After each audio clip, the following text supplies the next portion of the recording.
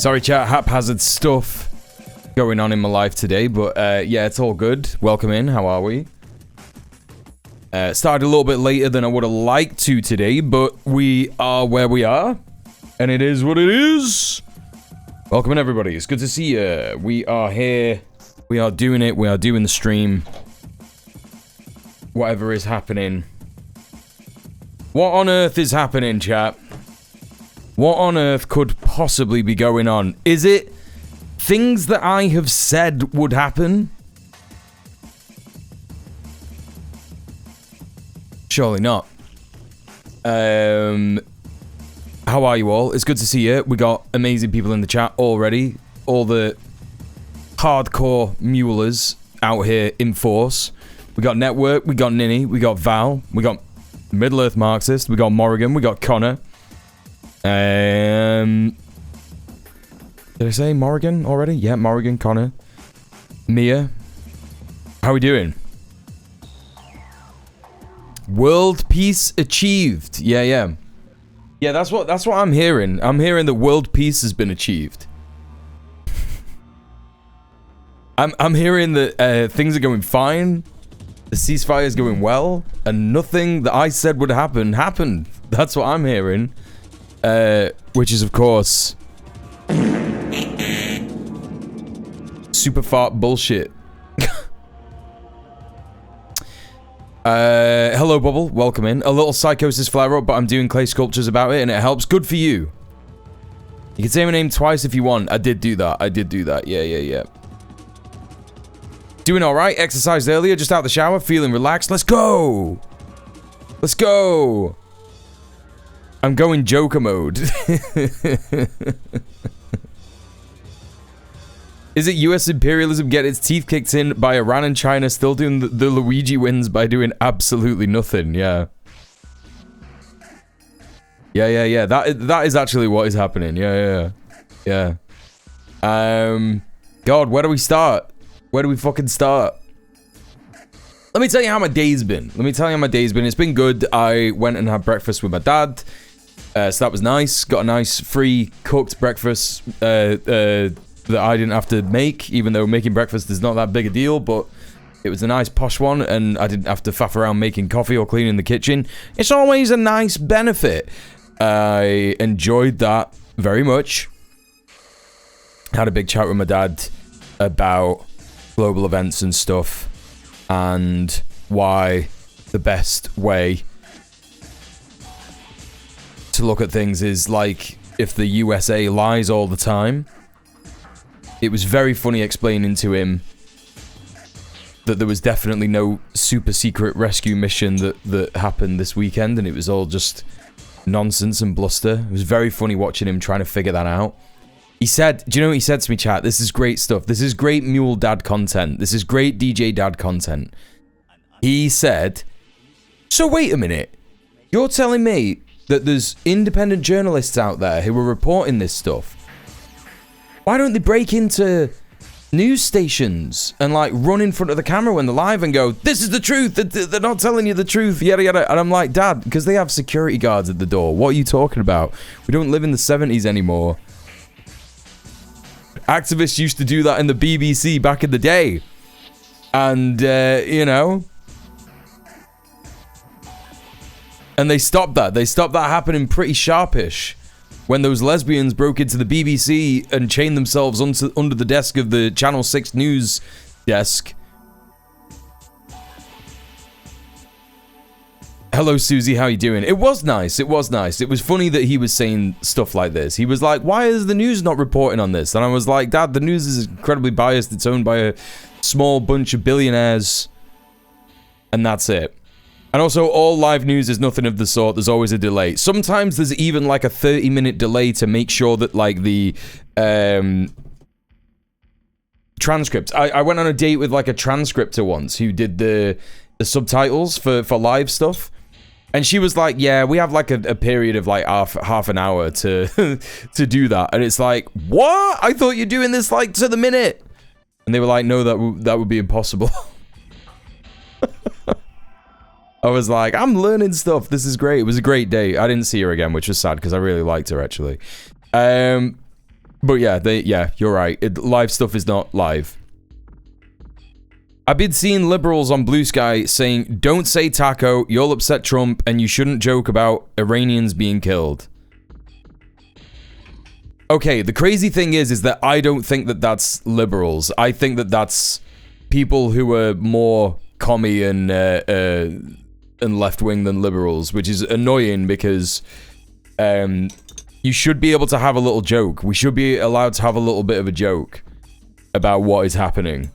I think that those people who are responding to that stuff are probably think that they're responding to a liberal.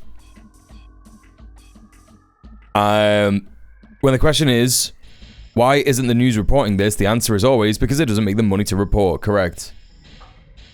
And also, it doesn't serve imperialist interests, the biased imperialist interests. Hello, Weirdo of Oz. What does TACO mean? It's just an acronym for Trump always chickens out. I'm sure Trump will be seeing your wee Blue Sky posts. Yeah, this is a joke thing. It's like, what do you mean, mate? I hate it when people say shit like that. Yeah, shock horror. People who are more left-wing than liberals can also be annoying. Rebel Phoenix says, hey, so since Iran agreed to a ceasefire, does that mean that no one? What? What are you talking about? No. The gamble that we did yesterday was if Trump was going to extend the deadline of 8 p.m., which he did. That's what happened. It doesn't matter if there's a veil of a ceasefire or something like that. Also, by the way, I don't know if you've seen the title of the stream, but we're going to be talking today about how it's not a ceasefire and how nothing's been agreed, and Iran have already closed the Straits of Hormuz. Right? Chat, I don't want to be cruel, but can we please stop talking about slugs in the chat? I don't want to be cruel, but I don't want to hear people talking about slugs. I don't want to see people talking about slugs. Please, can we not do this? I'm sorry. I know that people like slugs. I can't handle it. Your streamer cannot handle it. Cannot handle thinking about slugs, especially fucking banana slugs or big slugs of that fucking nature, please. Please, please, please. Sorry. I'm sorry to be a weirdo about it. Hello, Wicked Trunks. Welcome in. Planet Mushy. No, it's okay. It doesn't matter. No, yeah, you don't know that I don't like him. It's all right. It's fine. It's not even that I don't like him. It's just that it just knocks me sick thinking about him. I think it was a cabbage in a past life.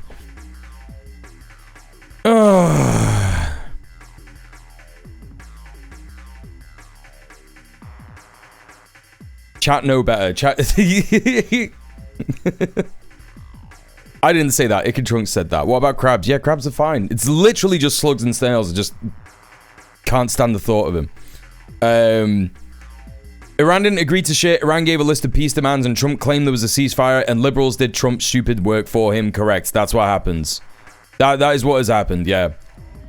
USA had war aims of destroying Iran. Iran had war aims of not letting that happen. You do the math of who won. You can also see who controls the Straits of Hormuz. Yeah. Yeah. That was me wagging my finger at chat. We've got an emote for that. You can even do the finger wag. I can't even remember what it is. Is it just like no? Wag? Finger? Nope. We have an emote for this. Wait, hang on. Oh, it's not. Oh, it's there. Yeah. Tisk. It's the Tisk one. Tisk. That one. There you go. Ricky Bickies, how you doing? Welcome in. Welcome in. Yeah, I guess that's it. I guess that's what we're doing. We're just going straight into it, hey? What if we first had a look at some fun and hilarious stuff?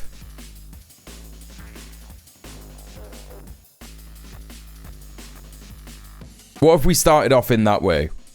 What then?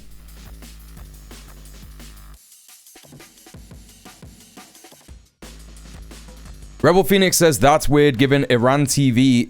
Iran TV? What the fuck are you talking about, Iran TV? Do you mean Iranian TV? Which news source are you talking about? Oh, come on, please, let's Let's be serious when we talk about this. Iran TV is a crazy thing to say. It's weird given Iran TV said the ceasefire was an absolute victory for them last night.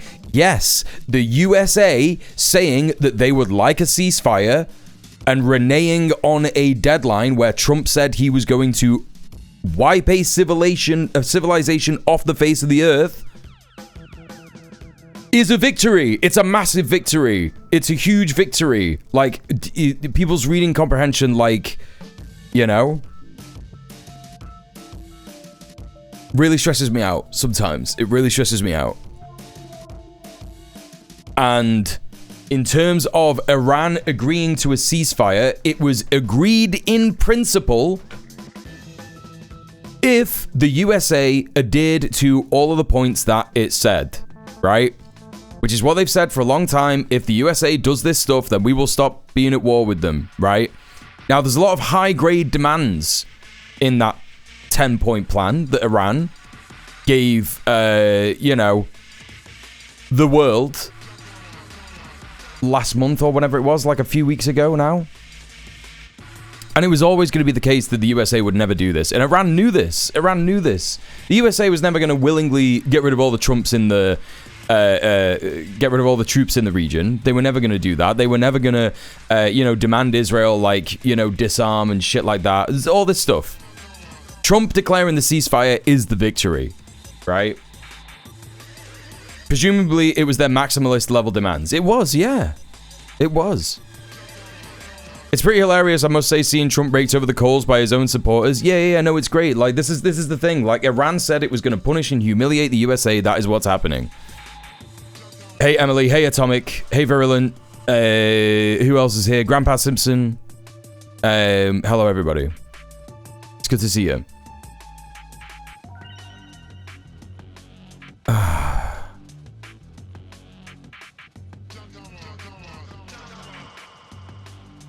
always figured that Trump would literally just declare victory and stop at his base and say, "Hell yeah, brother, we totally won." I mean, you know, this news is not gonna. I don't think it's contained. I think that Carolyn Levitt has just done a press release where they're talking about the fact that Iran has closed the Straits of Hormuz again, and she's been like, if they do this, we're gonna punish them.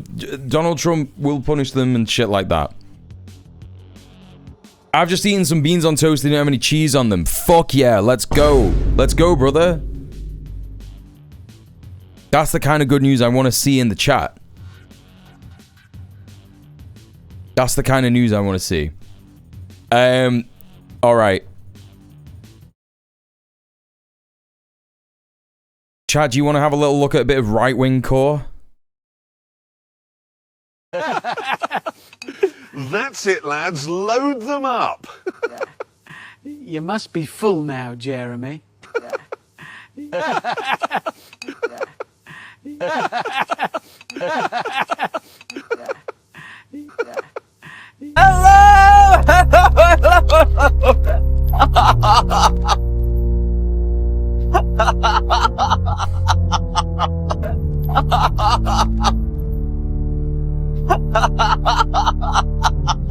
Hi, Rob.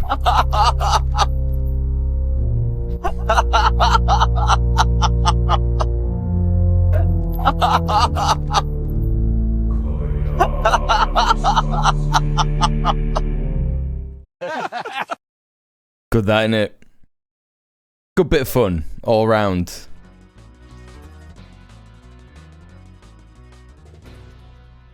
More like bottom gear, innit, mate? It's more like bottom gear. It was Koyani Katsi music. Hey, Sally, what's up?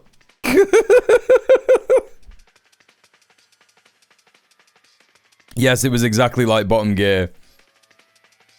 Hello, Sweet Beat. How you doing, everybody? Please go show some love to Sweet Beat. How you doing, Queen? It's good to see you. That was horrifying. Thanks. I didn't know it existed. Well, look. Now you do. That's the end of it, isn't it? What else do we have? There is some funny and interesting news that isn't related to Iran that we're going to have a quick look at. I think that Abu Ghazale's plan of arming Taiwan to the teeth and trying to take China by force isn't going to work, chat. What's that you say? It's not because of any... It's not because of any kind of lack of plan, lack of planning or strategy, or the fact that this is like a totally far-right opinion that even Henry Kissinger didn't have, that this isn't going to work. It's not because of that. No, yeah, it's not because of that. It's because the Taiwan opposition literally just, like, pledged allegiance to reconciliation with China. That's why. That's why, chat. Here we go. This is a Singapore news channel reporting on the Taiwan opposition leader pledging reconciliation at the Sun Yat-sen Memorial during a visit to China.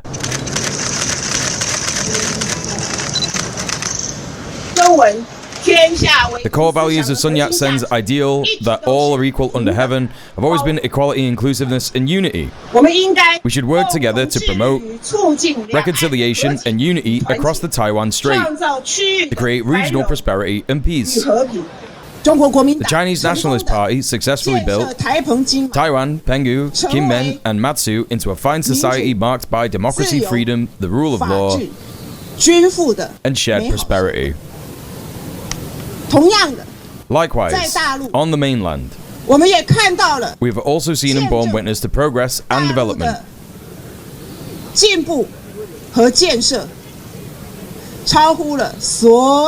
that have exceeded everyone's expectations and imagination. Damn, dude, that's crazy. I thought that everyone in Taiwan wanted to kill Chinese people every day as a hobby. That's so weird, dude. Wow, she just must be like an aberration. She just must be a total aberration. Don't look into the numbers of how many people would support Taiwan being reconciled with China. What else do we got? So this is the news, apparently. This is, I don't know what the fuck UAE Exotic Falconry and Finance is all about. I don't know what this fucking account is. But apparently, an unhappy employee started this fire at the Kimberly-Clark warehouse. Is Ontario a real place in Canada? I thought Ontario was a Canada place. California, Canada? Is this real? I don't know if this is actually real, but it's fucking mad. This fire is crazy.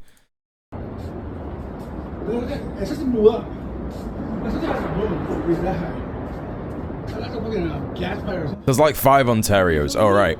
Yeah. I live in Ontario. It's real? Oh, that's crazy, Sweet Beat. No, we already called the cops. That is a fucking hench fire. It's a Koch brothers core? A Koch brothers corp. Damn, dude. Utterly mad. Utterly mad. And yeah, there was, like, apparently a bit of proof shared about this. Twitter's not going to work, and it's not going to take me to the video. There was video of the guy literally setting fire with, to, like, random things in the fucking warehouse. Like, fucking filmed himself doing it. It's utterly mad. Utterly mad. Anyway. There you go. There's a little bit of interesting and fun news before we get into the... No, yeah, starting a fire in California is insane. It can turn into something awful. Yeah, absolutely. To be clear, I don't support people setting shit like that on fire. I would much rather people do collective action and union action to seize their workplace and turn it into a worker-owned cooperative. That's what I would much prefer. If you don't like the job that you're in, don't set fire to the warehouse. That's, you could take that to the bank. That's another djmuel opinion that you'll... It's a huge investment. You know? Exactly, Alyssa. Hello, welcome in. So... Alright, here we are with the news. What's going on, chat? What's going on? Is it things that I said would happen? It's crazy. It's crazy that there's just more things happening that I said would happen. But let's take a little look at some extra little bits of news that happened in between the Taco Tuesday thing, and now. This is a little report from Dropsite. Interesting stuff. Hello, RTE Clearance. I will hydrate. Thank you very much.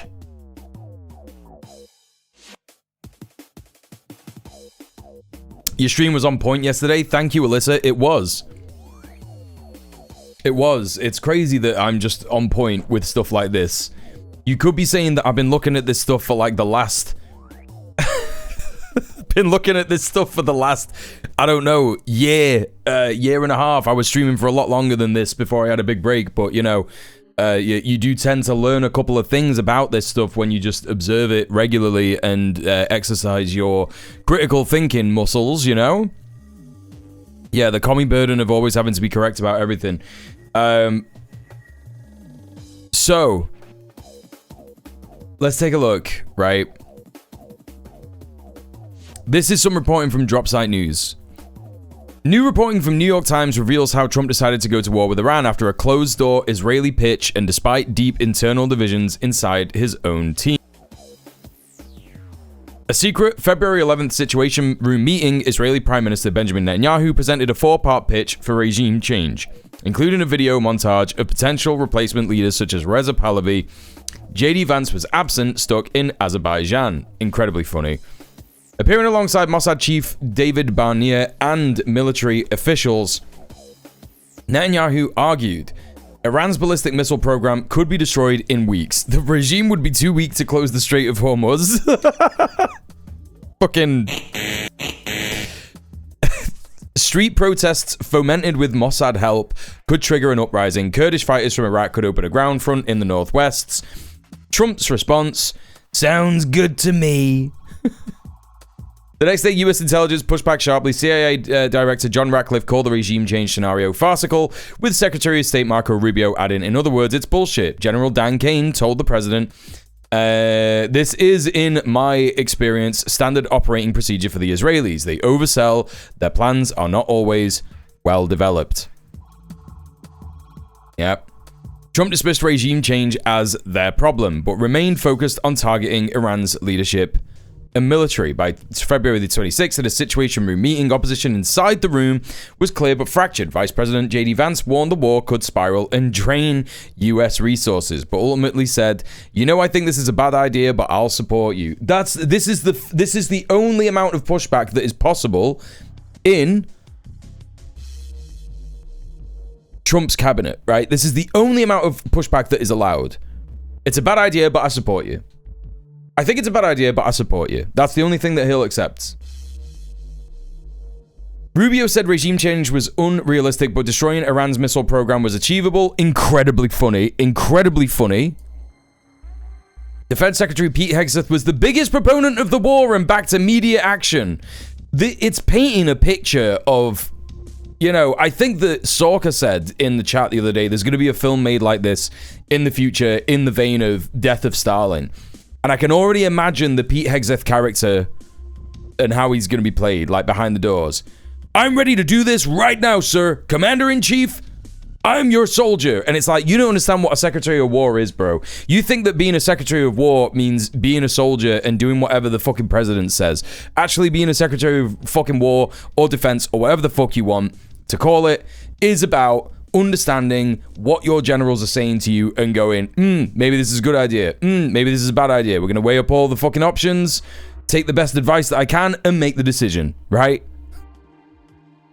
You know how stupid an idea has to be for JD Vance to not want to do it? Yes.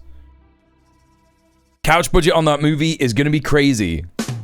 Very true. Very true. I've just bought a battery and a solar panel, so I'm taking this all very well. I think that that's all fine. I think it's good to do that. I think that making steps to have a degree of agency in terms of how we heat ourselves and warm ourselves and shit like that. I think that anything that encourages us to think about that stuff is a good thing. You know, I wouldn't feel bad about doing that stuff, honestly. He has zero leadership skills, and I think alcoholism is he thinks alcoholism is a replacement for a personality. Yes, very correct. Yeah, why even bother having a defense secretary if they're just going to agree with anything the president says? It doesn't make any sense. Yes, it doesn't make any sense. The president chooses the members of staff to be in his or her cabinet in order to do the jobs that they are supposed to do, because the president, wow, funnily enough, can't do everything. You know? But obviously Trump just, he just chose yes men. And even some of his yes men are like, this is a bad idea. Anyway, key officials responsible for managing the fallout, like the Treasury Secretary and DNI Gabbard, were notably absent. Trump went around the table asking advisors for their views, and then made the call. I think we need to do it. That's so fucking funny, bro. It's so fucking funny that this is how this went down. They were thinking about doing it, and then Netanyahu was like, here's my 11-point plan or whatever. Here's these flashcards that we're gonna give you to make you think that this is a good idea. Yeah, you could take the missile defense out in weeks. Nuts, absolutely nuts. Like, this is what I mean when I say that, like, unfortunately, some people will read this as Israel telling, being in control of the United States. Trump had the final say at the end of the day. He always wanted to do this. He wanted to do this for the various reasons that we've discussed before many times on the stream. He wanted to make money for a bunch of people. He wanted to, just do American imperialism because that's what he likes to do. All that Netanyahu did was grease the wheels. That's all that happened. He presented this, like, fake idea of how good it's going to be and how easy it's going to be. We know this, sir, because we're in the region. We know how to do this because we're in the region. Right? That's how he would have said it. We know the Iranians. We've had Mossad on the ground for years in there.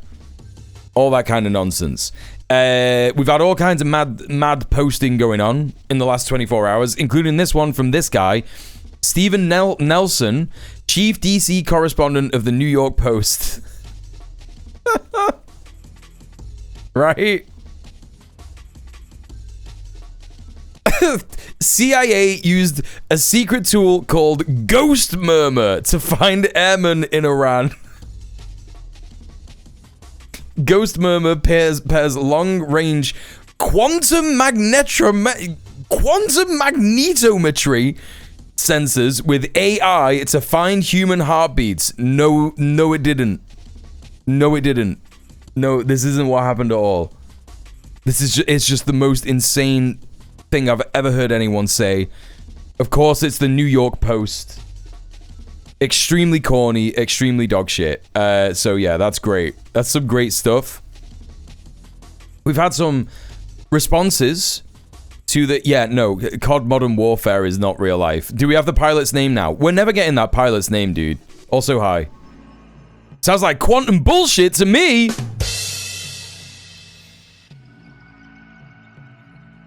I assure you, some asshole called what he heard on the radio a ghost murmur, and that's the shit this dropkick glommed onto 1,000%. I always like to ask how Batboy and the Jersey Devil are doing whenever I see the New York Post. Yeah, exactly. Something dilithium crystals. Yeah, it's like that kind of shit. It's so mad. It's so weird. Anyway, Some leaders around the world have been responding to this. Ceasefires are always good news, especially if they lead to a just and lasting peace, but this momentary relief cannot make us forget the chaos and the destruction and the lives lost. The government of Spain will not applaud those who set the world on fire just because they show up with a bucket. What's needed now is diplomacy, international legality, and peace. Hell yeah, Pedro. That sounds really good, and I'm sure that that's what will continue to be the case. Then we had this news that the US will give sanctions and tariff relief to Iran. Right? Let's have a look at this, what Al Jazeera was saying. So this was 6 hours ago, 11 in the morning UK time. Trump has also said in his latest Truth Social that tariff and sanctions relief will be given to Iran. He added that many of the 15 points the US had proposed to end the war had already been agreed to. Iran has not responded yet to Trump's latest comments and claims. Chat, do you think that this is true? Do you think that this is true? I guess we'll find out. Then we heard the news. Whoa, what's this? Whoa, whoa! Drop site reporting. Blasts tore through an oil refinery on Iran's Lavan Island, south of the Iranian mainland, around 10 a.m. Wednesday, igniting a massive fire and sending thick black smoke into the air, Iranian officials said. No casualties were reported. The facility processes roughly 55,000 barrels per day and supports exports of Iran's high-quality Lavan blend crude. The island also serves as a command center for offshore fields like Salman and Resalat, making it critical to Iran's oil and gas flow. The strike came hours after a US-Iran ceasefire announcement, casting doubt on its enforcement. Iran later claimed retaliatory attacks on targets in the UAE, Bahrain, and Kuwait. Chad, do you remember, I seem to remember saying something last night along the lines of they are still going to attack Iran, they are still going to attack oil refinery, they are still going to... I seem to remember saying something like that. Chat, and again, really important that I say this out loud. My analysis is not like some special, I'm not like some savant, I'm not a psychic. You could just observe the way that these things, happen and notice a pattern. It's just pattern recognition. Rob probably says the exact same thing. So does Leaping Larry. So does Rawi. So does, Hassan. Like, all of these people probably say these, similar things. I don't have any kind of, special gift. It's not that.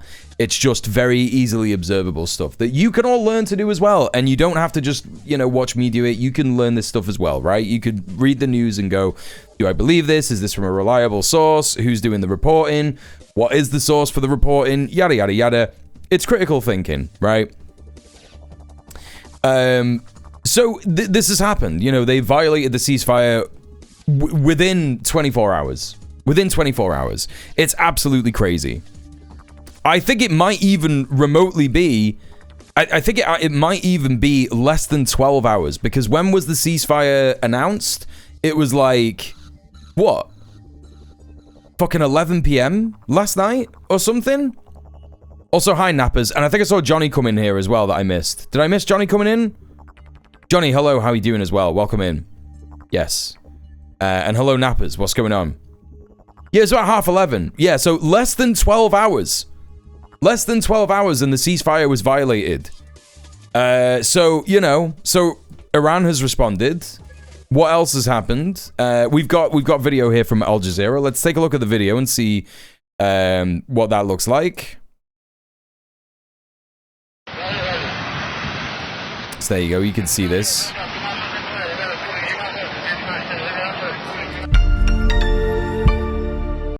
All right. So there's that. Now, I wanted to show this particular bizarre... I don't know who News 18 are. This is why I wanted to do this, because there are all kinds of weird news stories being spoken about with regards to Lavan Refinery and Lavan Island on the internet, right? Do you remember over the last few streams when I have been saying things like, hey, guess what? Karg Island is not some special oil refinery where they do all of their oil shit. They don't do all of their oil shit there. They just don't. Do you remember? Do you remember when I said that multiple times? Do you remember? Well, wow, guess what? They hit Lavan Island, and it's another fucking oil refinery / terminal where they process oil, and they don't just have one island that is like that in the Strait of Hormuz. That's crazy. It's crazy that a thing that I said is true. Anyway, subscribe to the DJ Mule broadcast. Give me money. Go to patreon.com. Subscribe on Patreon. Yada, yada, yada. You know what I'm saying. But I want to just talk about this headline because it's absolutely nutty. They're doing it again. They are actually doing it again. This is the same kind of shit that weird news slop outlets were saying about Karg Island. Tehran's Hidden Pearl Island explained. They're going to be saying this about all the other islands that get hit. Every single island that gets hit in an attack by the US or Israel or their allies is going to be called Tehran's Hidden Pearl Island. And there's going to be an article that gets shat out like this, where you know? Someone is like, hidden, the trophy island, the jewel in Iran's crown. You know, it's crazy making. Utterly crazy making. So, you know, there's this. What happened earlier today? Well, Pete Kegsbreath, he did a news conference, didn't he? We're going to take a little listen to that news conference while I eat me tea. Welcome into the stream, Hippie Marshmallow. I had a feeling that there wasn't going to be a ceasefire. That's crazy. Who could have predicted this? Not us. Not us in the djmuel chat, right? There's no way. And also, hello, Vord. It does indeed keep happening. Let's have a look at this address by Pete Kegsbreath earlier today. Let's have a little look.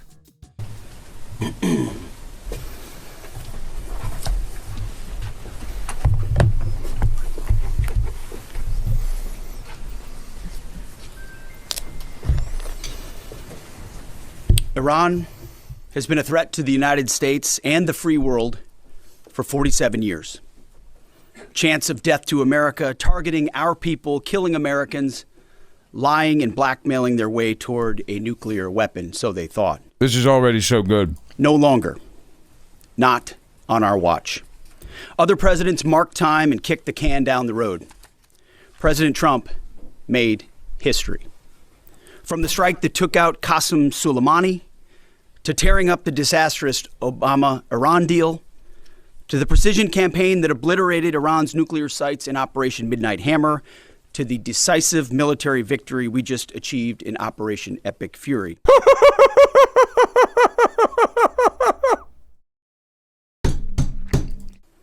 No other president has shown the courage and resolve of this commander-in-chief. President Trump forged this moment. Iran begged for this ceasefire, and we all know it. As the President Truth this morning, a big day for world peace. Iran wants it to happen. They've had enough. Operation Epic Fury was a historic and overwhelming victory on the battlefield. Just keep saying it. V military victory. By any measure, Epic Fury decimated Iran's military and rendered it combat ineffective for years to come. You see, in less than 40 days, one of our combatant commands, Central Command, CENTCOM, using less than 10% of America's total combat power, dismantled one of the world's largest militaries. The world's leading state sponsor of terrorism proved utterly incapable of defending itself, its people, or its territory. We untied just a fraction of our strength, and Iran suffered a devastating military defeat. Together with our Israeli partners, America's military achieved every single objective on plan, on schedule, exactly as laid out. This is so good.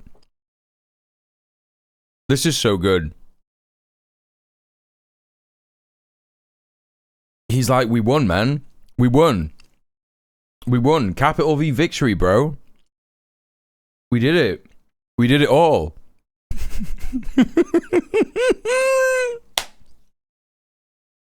It's so sick.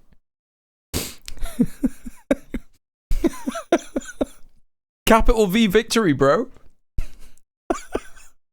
This is the most cope I've ever seen. Like, I don't think you could get more nuclear grade level cope. This is the highest grade, medical grade cope that you could possibly achieve. It's so insane how much of every politician's appearance on camera and broadcast media, any of these sorts of things, is just catered for the sole aim of pleasing the single audience of just Donald Trump. Like, this is what I mean. Who believes this? Here's something. Yes, nuclear dust level cope. Right? Now, let me tell you something, yeah? Let me tell you something. Do you remember when there was an overwhelming response to something that happened? Yes, that's right, so mission accomplished. Do you remember when there was an overwhelming response to something that happened at the weekend, and this administration were saying We did an amazing, heroic rescue of our pilot.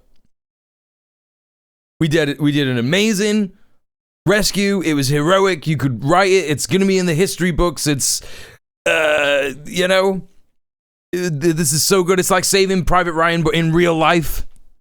Yeah, they did all that. They were like, it's so good. We just did this. And now there's just more and more evidence coming out that this was just like a botched operation. They were trying to steal the nuclear enrichment materials that Iran has been doing.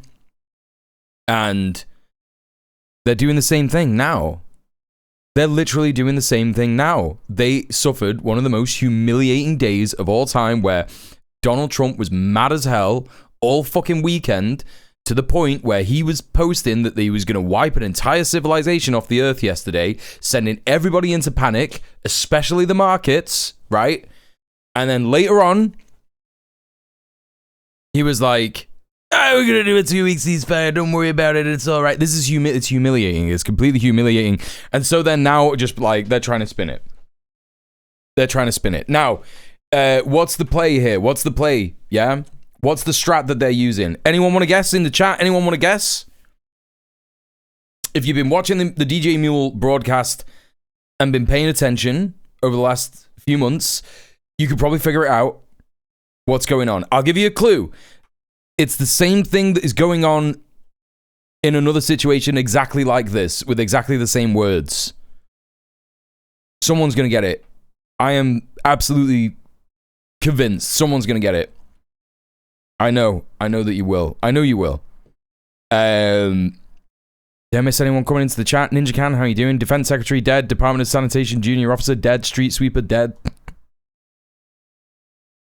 Donald is going to reward Pete one of those belts that gives to boxing champions. He can put on his winner's hat and t-shirt because he's a winner, yeah. Weirdo of Oz says, fascists believe this shit. No, actually. No, actually. The strat is lots of spit. Lots of spit, lots of spin. Okay, so, alright. Maybe someone won't get it because maybe I worded the question badly, so that's probably my bad, right? But let's think about it, chat, right? So they are like, there's a ceasefire happening. We're winning. We've done really good stuff. Everything's going to be great in Iran now. We're going to have great relations with Iran. The Strait of Hormuz is going to open up. Profits are going to be amazing. What does that sound like? It happened about September last year. Roughly about September last year. I'm not going to press anyone because I know that chat can't read my mind, and I'm starting to think now that I'm asking like a stupid question. Thank you, Mia. You got it. Absolutely. Fucking 10 points. 10 billion points. Yes. Emily got it as well. It's Gaza. It's Gaza. It's Gaza. Oh my god, did you post this link? Yes, yes, exactly. It's this shit. It's literally this shit. We have peace in the Middle East. We never thought it was possible. We never thought it was possible. We have peace in the Middle East 2,000 years. We never did it. We couldn't do it. It was impossible, but we did it. I am the president that did it. Right? And now they're doing the same thing. They're like, we have a ceasefire. We have a ceasefire with Iran. We won. We did it. We got the victory. We got the victory. And if Iran... Now, the difference between this situation and Gaza is that Al-Qassam were actually not in a position to try and push back, right? Militarily. Yeah? It's just the reality for them on the ground. It's the reality for Al-Qassam, and I think everybody just knew it. And you know me, chat. I have covered a bunch of stuff regarding the Al-Qassam resistance and how effective their resistance has been as guerrilla fighters against one of the most heavily armed by empire armies in the world. Yeah? But even I knew that. Well, even I was prepared to face the reality that Al-Qassam needed the break because, let's face it, chat, they're Palestinians. They weren't hoarding food like all the outlets were saying. They were starving just like the people in the strip that they were defending. So, the difference between Gaza and Iran is that Iran is not under the same material stress as Al-Qassam. So, if the US does things like, you know, what we looked at earlier, like hitting Lavin Island, like Israel continuing to bomb Lebanon, not honoring the ceasefire agreement, they can push back and they can resume the war whenever they like. So, even though this is the strat that they're trying to do, they're trying to be like, we've got a ceasefire, don't look at it, they are still going to get punished for reneging on the ceasefire. They're going to get punished in a way that no one has ever punished the Empire for reneging on a ceasefire before has suffered. Right? That's the strat. It's going to fail terribly, and we are going to see the ramifications of this. You know. But Nasli, I think you're also right. Welcome in, Nasli. Yeah, they are also like just trying to regroup. Like they're trying to use this as an opportunity. They think maybe Iran will honor the ceasefire, right? And Iran would have honored the ceasefire if Lavin Island hadn't been hit. Yeah. But let's continue. It's ultimately one of the funniest things I've ever seen in my life. I can't believe that Pete Hegseth is out here being like, he's just being like, yeah, man, we won. We won. We got peace in the Middle East again. We did it again. From day one. Iran's Navy. If Iran does start charging tankers to get through, the economic ramifications of that are going to be hard to sweep under the rug. Yeah, but that's not going to happen now because they closed the strait again. We're going to get into that in a minute. They've closed the strait. By the way, I'm not lying. They've closed the strait. This has happened, by the way. This is where we're at. I'm just assuming that everybody is on the same page as me and not just coming to me for the updates. But we're going to get into that in a bit. The straits are closed again. The ceasefire is off. It's off. It's off. Okay, let's crack on. Is at the bottom of the sea. Whether it's the Soleimani class, their frigate class, their prized drone aircraft carriers, submarines, mine layers. Prized drone aircraft carriers? What the fuck are you talking about, dude? Iran's Air Force has been wiped out. Iran no longer has an air defense, any sort of a comprehensive air defense system. We own their skies. Their missile program is functionally destroyed. Launchers, production facilities, and existing stockpiles depleted and decimated. And almost completely ineffective. Iran shot hundreds and hundreds of missiles and one-way attack drones at our aircraft carrier. They were obsessed with it, and they never got even close. Every single one of those shots easily shot down miles and miles away from the Abe Lincoln. They were blowing ammo into Fantasyland. Contrast that with... All of this is projection. All of this is projection, man. He's actually talking about Iran, but what he means is the USA. This is a great pause face. Hey, Beanie Gaby. Most significantly, in last night's wave of more than 800 strikes, we finished completely destroying Iran's defense industrial base. Wait a minute. Last night? Wasn't there a ceasefire last night?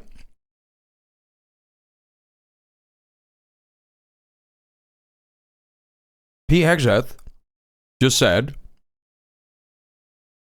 we completely destroyed Iran's defense industrial base last night. It's a lie. Yeah. But he's saying that they attacked Iran 800 times last night. And there was supposed to be a ceasefire starting. A core pillar of our mission objective. What little they have left buried in bunkers is all they will have. They can still shoot, we know that. Their command and control is so decimated they can't really talk and coordinate. So they still may shoot here and there, but that would be very, very unwise. But they can no longer build missiles, build rockets, build launchers, or build UAVs. Their factories have been razed to the ground, set back in historic fashion. You see, had Iran refused our terms... Sounds like he's talking about the USA again, isn't he? It's crazy that he's saying things that every other military analysis has said about the USA. Right? It's the exact same speech he prompted Grok to create so we could read to Trump. Absolutely. Yeah, he's a lie. This is the most lies that we've ever seen in like human history. Like this is like Guinness Book of World Records level of lying. He's gonna get the Guinness World Record for lying. Most amount of lies told in the shortest period of time. The next targets would have been their power plants, their bridges, and oil and energy infrastructure. Targets they could not defend and could not realistically rebuild. It would have taken them decades, and we were locked and loaded. They couldn't defend against it. President Trump had the power to cripple Iran's entire economy in minutes, but he chose mercy. He spared those targets because Iran accepted the ceasefire under overwhelming It's very cool to repeat war crime threats, yeah. The new Iranian regime understood that a deal was far better than the fate that awaited them. This new regime just happened to look at what happened to their predecessors. Their top leadership was systematically eliminated. The previous Iranian supreme leader, dead. The Supreme National Security Council Secretary, dead. The Supreme Leader Office Advisor, dead. The Supreme Leader Military Office Chief, dead. The Defense Minister, no longer with us. The IRGC Commander, dead. The Armed Forces General Staff Commander, dead. The Intelligence Minister, dead. The IRGC Navy Commander, no longer here. The IRGC Intel Chief, dead. I skipped over a bunch, and I could go on and on and on, to include the so-called new Supreme Leader wounded and disfigured. This new regime was out of options and out of time, so they cut a deal. They know this agreement means that they will never, ever possess a nuclear weapon. Under the terms, any nuclear material they should have will be removed. Any material, they should not have will be removed.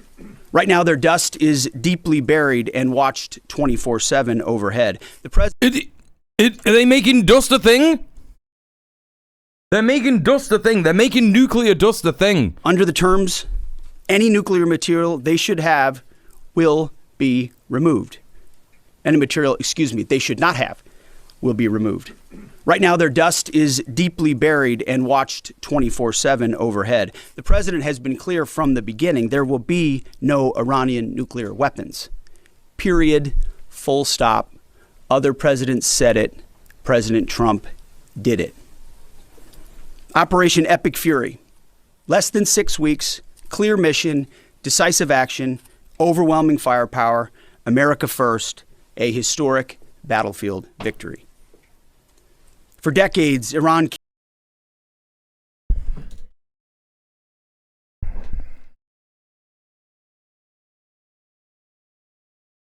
It's so unhinged. It's so fucking unhinged.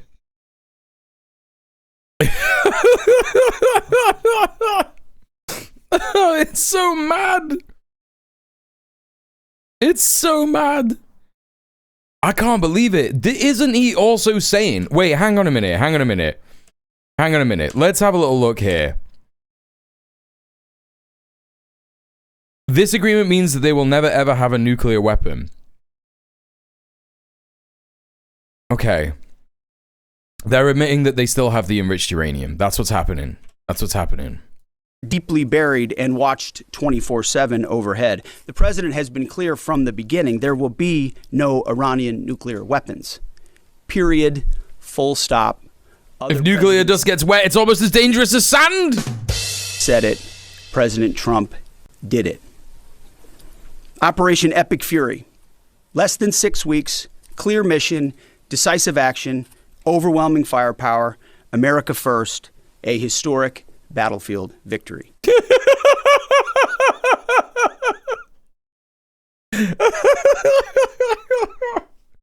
Someone needs to do the Keck W guy. You know, the Keck W guy. Right? Someone needs to do that bit where he's laughing, like the you know, he's doing the like he's laughing so much and he's doing the face and everything, and do the subtitles and just change the subtitles to be like about this, and you know, have the subtitles say stuff like, and then he said that Iran had no more missile production facilities. Someone needs, you know what I mean? Someone needs to do that. Hey, Crimson Tinted, I'm over here over my nuclear dust particles, firing my Havana syndrome, causing radar guns from Antifa HQ. It's the right way to do it, yeah. Hey, Virulent, thank you for the 20 consecutive stream and watch streak. For decades, Iran killed Americans with roadside bombs in Iraq, using cowardly proxies to do their dirty work while they hid safely in Tehran. They struck our embassies with car bombs and attacked from the shadows, never daring to face us toe-to-toe. They thought they could bleed America with impunity. Well, they did. They did do that. Learn the hard way what happens when you try to fight us directly. And even when they got lucky, one time in 40 days, and down 2 of our pilots, they couldn't hold them. In a daring 14-hour rescue operation, 7 hours in daylight and 7 hours of night, both pilots were recovered safely. Not once, but twice. A daylight thunder run right up the middle of their country. I heard that as I left. I heard it as I left.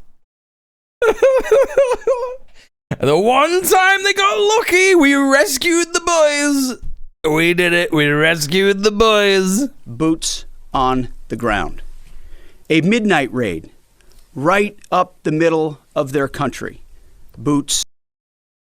This is going to be the worst market ping back yet because the ceasefire has immediately collapsed. And here's Pete insisting that they've permanently disabled Iran. So as the bombing resumes, it's going to be clear as day that the Department of War doesn't know what the fuck it's talking about. Yep. It's very good. It's very good stuff. It's incredibly, it is, I don't even have words at this point, chat. You already know what I've said about how this is going. About how it would go. And it is crazy. I told you last night, they're in it for the long run. They're going to try and do like a fucking ground invasion this weekend. There's going to be something that happens. I think that this is what's going to happen. I think that because the US and Israel are violating the ceasefire, and Iran is now responding, I think that they are going to be like, Iran dared to strike us back, so now it's time. We didn't want to do it. We're putting boots on the ground. We're going in. We're going in. Right? That's what's happening. And I think that... I just think that that's where it is. I think that's where it is. How far the West has fallen. It wasn't long ago that the US and Israel unleashed Stuxnet, the most prolific computer virus ever created, designed to target and hobble Iranian nuclear enrichment facilities. Fast forward to today, and this nonsense is all they're capable of. Yeah, exactly. Yeah, well, I mean, you know, Elon Musk stripped all the copper wire out of the empire during the Doge days. You know what I mean? Kensai, welcome back. How are you doing? 3 consecutive streams watched. Let's fucking go. Mudus dad, bro, do you support Trump? I love Donald Trump, Mudus. He's my favorite American president. I love him. I love him. I love Trump. I love Trump. He's my favorite American president. On the ground. 0 American casualties. The Iranians humiliated. Hey, Nuclear Slayer, how you doing? We control their fate. The Man in Nebula brain strategy here is trying to trick people into thinking that Iran defending themselves further is unprovoked violence. Absolutely, absolutely. That's what it's going to be, Not the other way They'll say that Iran violated the That's ceasefire, yeah. why they came to the table. Iran's defeat is America's retribution for every American lost to Iranian terror, especially those brave troops killed by Iranian-made roadside bombs in Iraq that my generation knows. This is exactly for Trump. You know that this is for Trump, the speech is for Trump, because he keeps talking about the roadside bombs. He keeps talking about the roadside bombs. And I think the reason that the roadside bombs get mentioned so much is because that's something that happened a lot under Biden. And Trump was clearly briefed on it when he got into the White House. They were like, Mr. President, here's the security brief for the situation in the Middle East. This is how many troops we lost during the last administration. And he went, 267 soldiers, can you believe it? Joseph Robinette Biden, Sleepy Joe, can you believe it? 267. All of those roadside bums. All of those roadside bums. That's why. That's why they're bringing that up. Did he say 0 American captives? Let's have a look. Terror. Iran's defeat is America's retribution for every American lost to Iranian terror, especially those brave troops killed by Iranian-made roadside bombs in Iraq that my generation knows so well. And for the suffering their regime has inflicted. I gotta go back a bit more. 0 American casualties. Whoa, whoa, whoa, whoa, whoa. The ground. Up the middle of their country. Boots on the ground. 0 American casualties. Oh, well, there it is, man.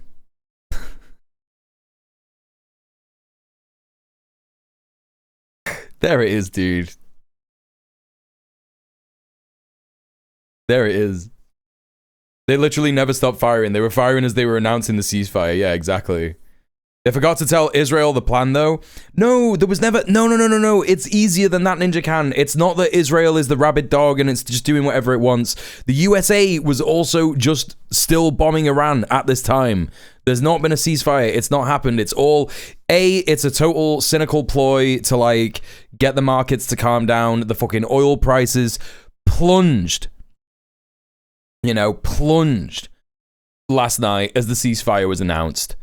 And it's literally, yeah, they're just doing an Israeli-style ceasefire, which is, of course, a USA-style ceasefire, because that's where they learned it. That's where they learned it. Muda's dad says, bro, Trump hit any civilian building? Yeah, sure, man. Yeah.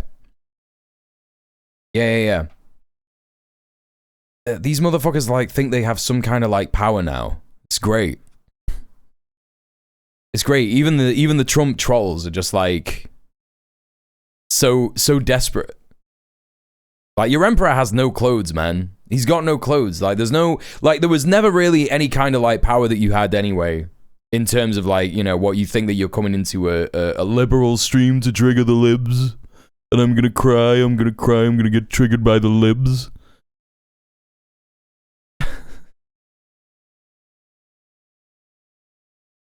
Like, there's nothing. You don't have anything anymore, man. you don't have anything anymore. No, this guy is just like a fucking... This guy's just like a Trump supporter. He's like Trump didn't hit any civilian buildings. Like, that's the argument he's making. That's what's happening. Unfortunately, I'm a fucking hog whisperer, right?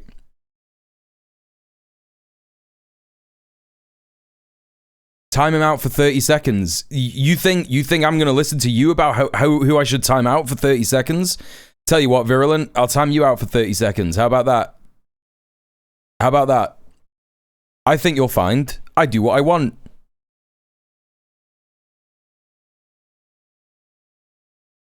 No, I want to hear what that chat says. I want to hear what that chat has to say. Hello, T-Minus, how you doing? And hello, Georgia Like the State, welcome in. Hello, Cussy as well. More and more people heading into the djmuel stream because they know that this is where they get the quality information. The quality information. I'm pretty sure they explained the plans to Israel, but Israel has no concept of the word ceasefire. No, please. I am telling you right now, there was never a ceasefire. They weren't ever going to do it. They weren't ever going to do any kind of honoring of that shit. Yeah, a whole ass girls' school the first day. Yep. Yesterday's news in 2 weeks. Listen, that's that flub mistake that I made last night is not going to continue. We're not continuing this narrative. Quality information and quality entertainment. PBP, thank you so much for the 8 months. Thank you so much for subscribing with Prime, you legend. Really appreciate you. Joyride free viewing in your remotes. The US's enemies got so good at bombing the deadliest job in the entire US military was truck driver. Yes, correct. Anyway. Iranians humiliated and demoralized. We control their fate. not the other way around. That's why they came to the table. Iran's defeat is America's retribution for every American lost to Iranian terror, especially those brave troops killed by Iranian-made roadside bombs in Iraq that my generation... Pre-consecutive watch streams, let's go! Well, and for the suffering their regime has inflicted around the world. Now we have a chance at real peace and a real deal. The War Department, for now, has done its part. We stand ready in the background to ensure Iran upholds every reasonable term. And as everyone knows, nobody makes a better deal than President Trump. Why is it not working? Why is the alert not working? What happened?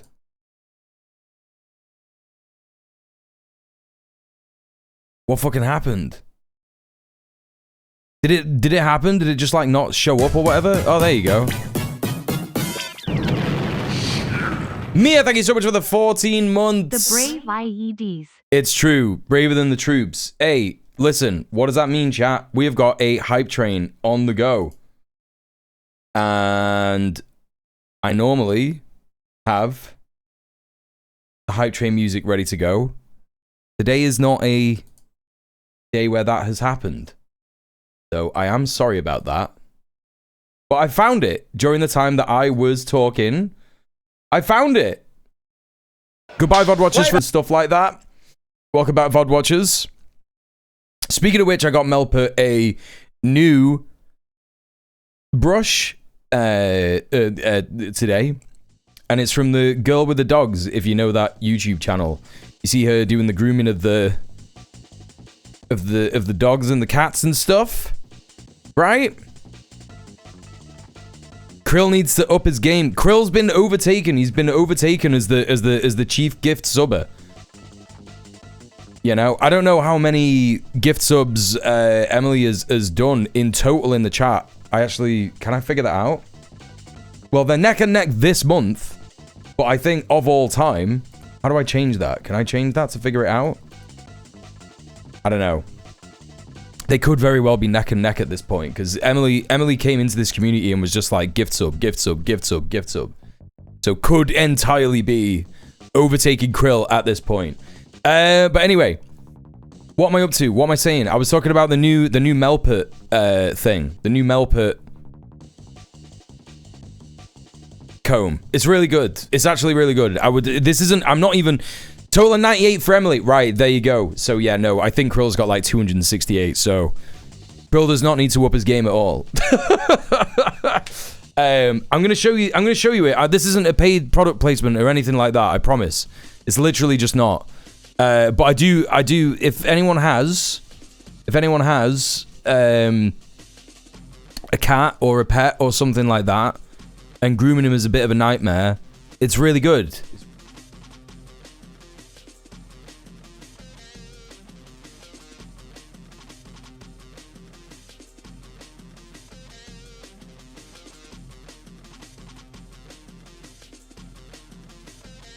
Like this. It's just like this. It's just that. And you can like get it from her shop or whatever, or I don't know, I think you could just go on the Equiguma website or whatever. It looks like it's got like a picture of a horse on it, so I suppose this is supposed to be for horses, but it does work really good for cats. Like, I can't begin to tell you how easy it was, and Melper actually prefers it so much more to his other comb. He was like really enjoying being groomed today. It was crazy, weren't you? Hey, do you want a bit more? He's like, don't fucking do that to me here. He's like, no, I'm gonna leave, bro. Okay, I'll put it down. I'm sorry. I won't do it. He doesn't like grooming in general, but he preferred it with that. Don't worry, there's no comb. I'm showing him my hands and he's lying back down. That's so funny. Anyway, yeah. He had enough grooming today, but there you go. Just thought I'd bring that. Yeah, he's like, we've already done that today. Please don't do it to me anymore. That's what that was. Oh wait, we got the Tom Cam unlocked. Anyway, right. How dare you, father, trying to steal all my fluff. Yeah, he doesn't understand. He just doesn't understand. Look, he's like, look, I could do it myself. That's what you were doing, weren't you? Do you want to do me? He's like, no, get fucked. You smell like curry. Right, okay. That was the hype train. Let's go back to the news. Hello, Garlo. How are you doing? Let's go back to the news. Here we are. To the warriors of Epic Fury, I say well done. You're the backbone of our country. Your skill, your bravery, and sheer guts and grit showed the world what America is all about. I'm proud of you. We're proud of you. It has been quite the day. It's proud of you. Job well done. But stay vigilant and stay ready. To the families of our fallen, your sacrifice was in service of a historic cause, and we will always remember your heroes, our heroes. We will continue to honor them. And to our Israeli allies, thank you for being a brave, capable, and willing ally on this battlefield. The rest of the world and the rest of our so-called allies saw what real capabilities look like. They should take some notes. Uh-huh. Our troops, our American warriors. Every single ally all over the world is going, wow, these guys aren't as strong as we thought they were. Deserve the credit for this day. But God deserves all the glory. Tens of thousands of sorties, refuelings, and strikes carried out under the protection of divine providence. A massive effort with miraculous protection. Dude 44 Bravo spoke for all of us. God is good. Dude 44 Bravo spoke for all of us. Yeah, man, that totally real guy. Chairman will now provide an even deeper military detail on the historic success of Operation Epic Fury. All right, here's Dan Thank you, Mr. Kane. Secretary, and good morning, ladies and gentlemen. Thanks for being here. I want to start this morning by honoring the 13 members of our American Joint Force who were killed in action thus far during this operation. Their sacrifice and that of their families is deeply important to us, and we are grateful for each of them, and will continue to mourn their loss. Their names and their bravery will never be forgotten. On February 28th, the President of the United States ordered the Joint Force to execute Operation Epic Fury with the direction to accomplish. They did say 0 casualties, yeah. They did say 0 casualties. It's really good, isn't it? It's really good when they just trip up over, like, the things that they're supposed to say. It's fascinating. It is, you know, when you take a step back, like, because obviously we're in it, and we're trying to do like professional, grown-up, adult geopolitics analysis and all that kind of business. But when you take a step back from it, and you look at this, it's like it is a massive disregard for OPSEC, which is hugely important in any kind of operation where you're trying to achieve something, right? Surprise is the best defense. The you know, in terms of like catching your opponent off guard is the best attack, like a surprise attack, right? And that's what OPSEC entirely is supposed to allow to happen when it comes to this kind of stuff. And I guess it's ego as well. It's ego and just knowing that the lie, because they don't have to tell people this stuff. They don't have to tell people this stuff. Mama B, hello. They meant in the daytime operation to save those 2 pilots. Yeah, maybe that's what he was referring to, yeah. If it turns out that Trump actually has been a genius this whole time and this has been a massive OPSEC misdirect, then bravo, sir, bravo. Yeah, imagine. Imagine. No, he isn't, and that isn't what this is. Hey, Echo Baz, long time no see. Why do I have a feeling that ChatGPT wrote these speeches? It's actually more unlikely that ChatGPT would have written this guy's speech. It's way more likely that Grok or ChatGPT would have done Hexeths, yeah. 3 distinct military objectives: destroy Iran's ballistic missile and drone capabilities, destroy the Iranian Navy, and destroy their defense industrial base to ensure that Iran cannot reconstitute the ability to project power outside their borders.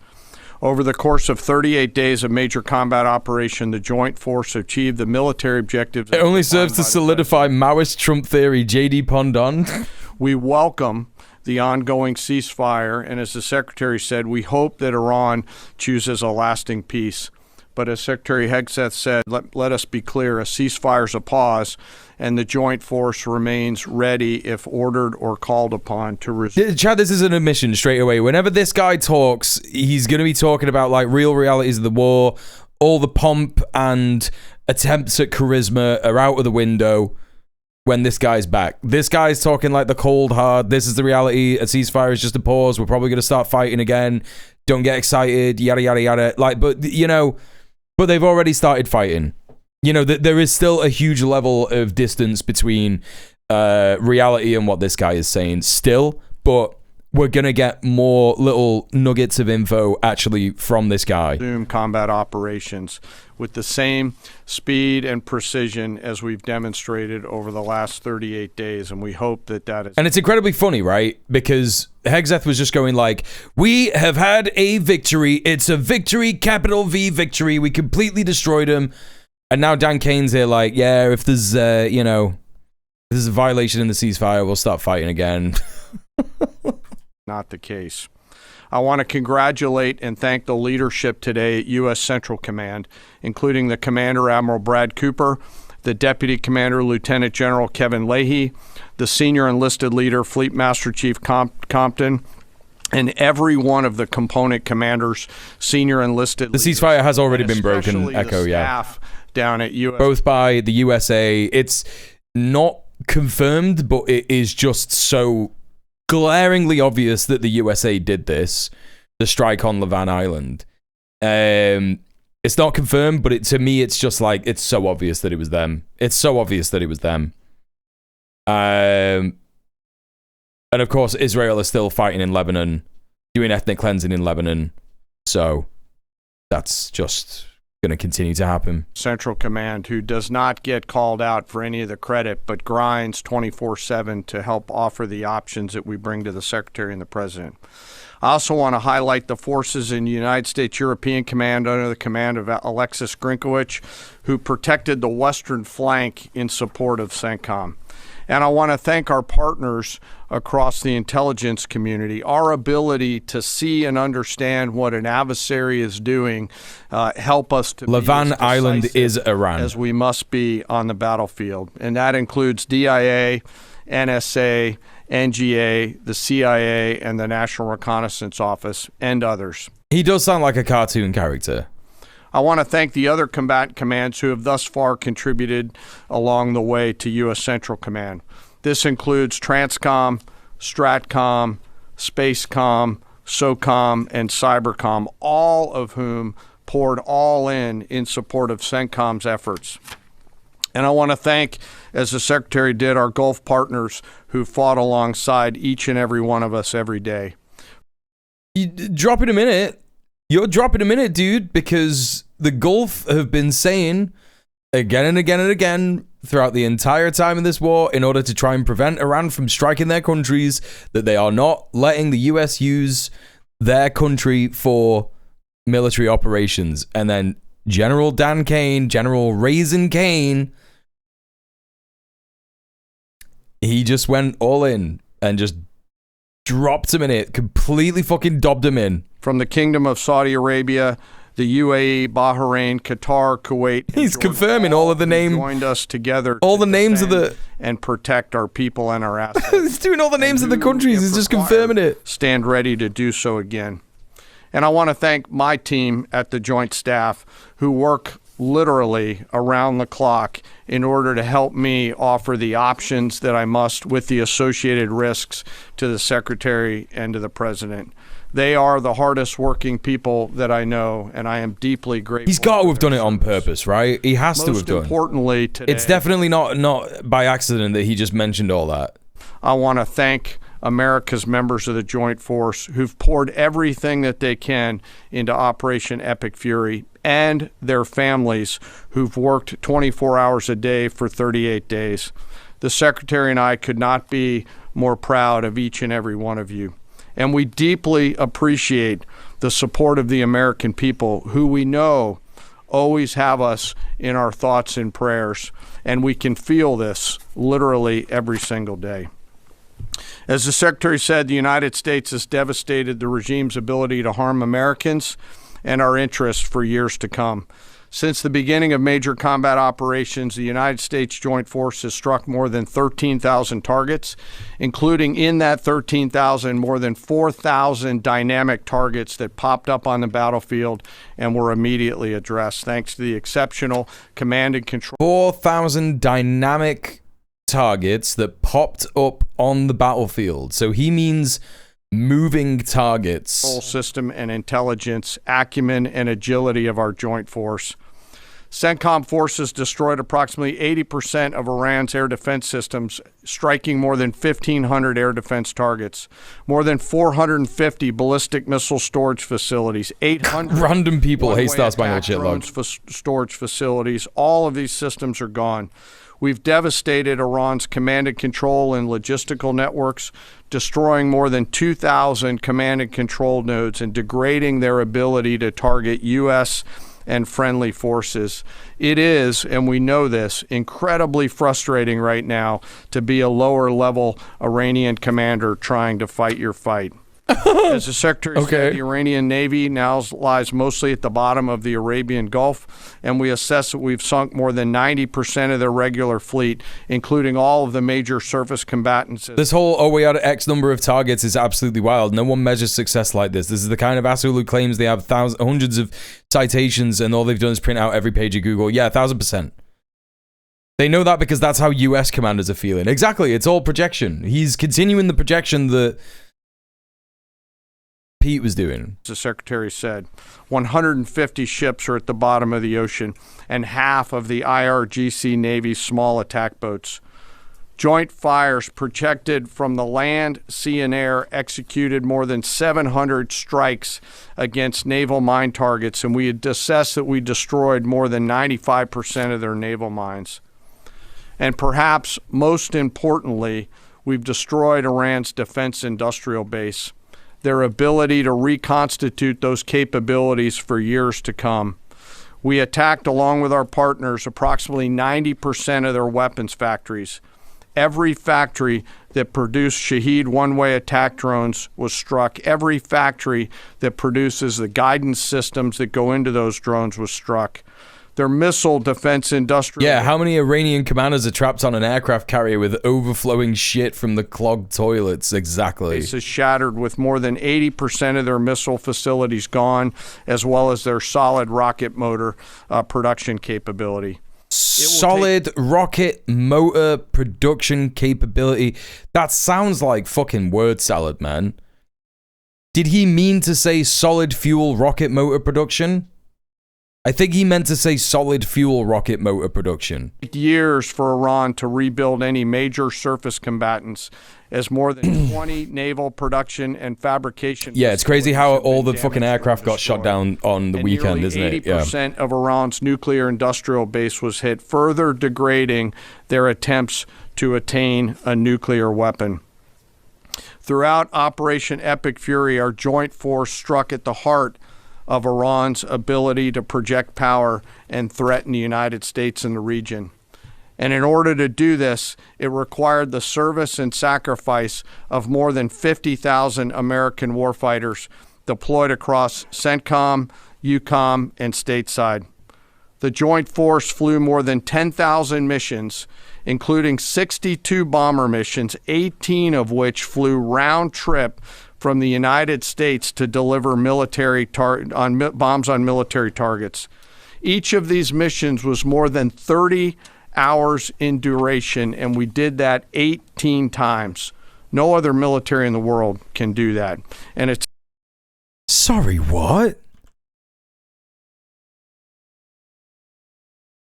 2 bomber missions, 18 of which flew round trip from the United States to deliver bombs on military targets. Each of these missions was more than 30 hours in duration, and we did that 18 times. No other military in the world can do that. I don't think that's something to like brag about.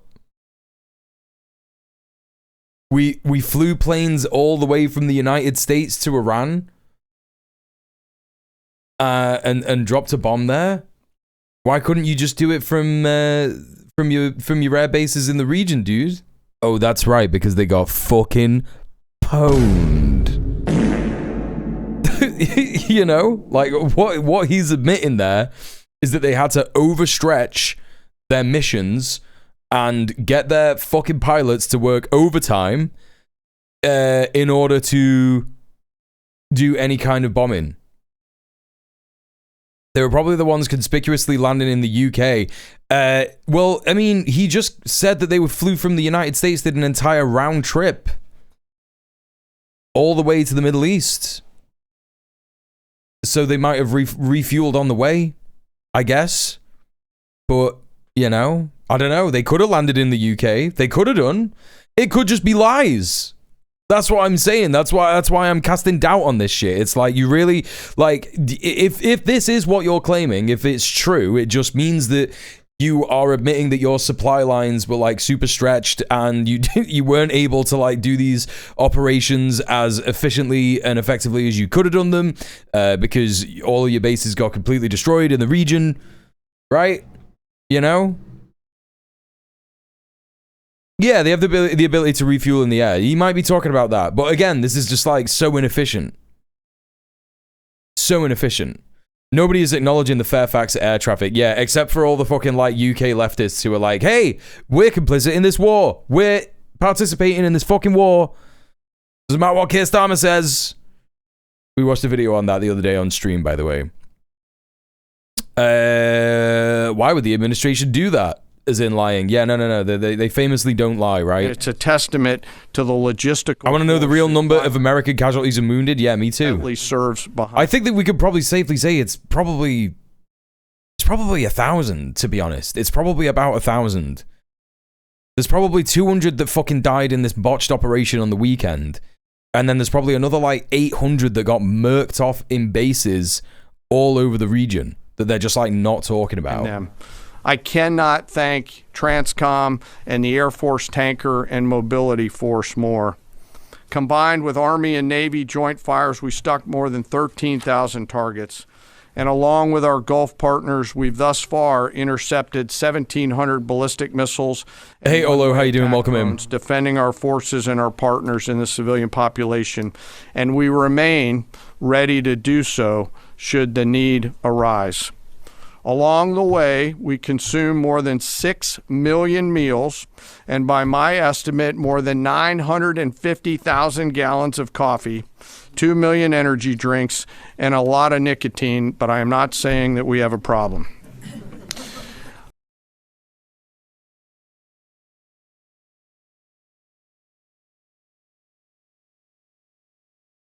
Just the fucking deadest patty you've ever heard in your entire life.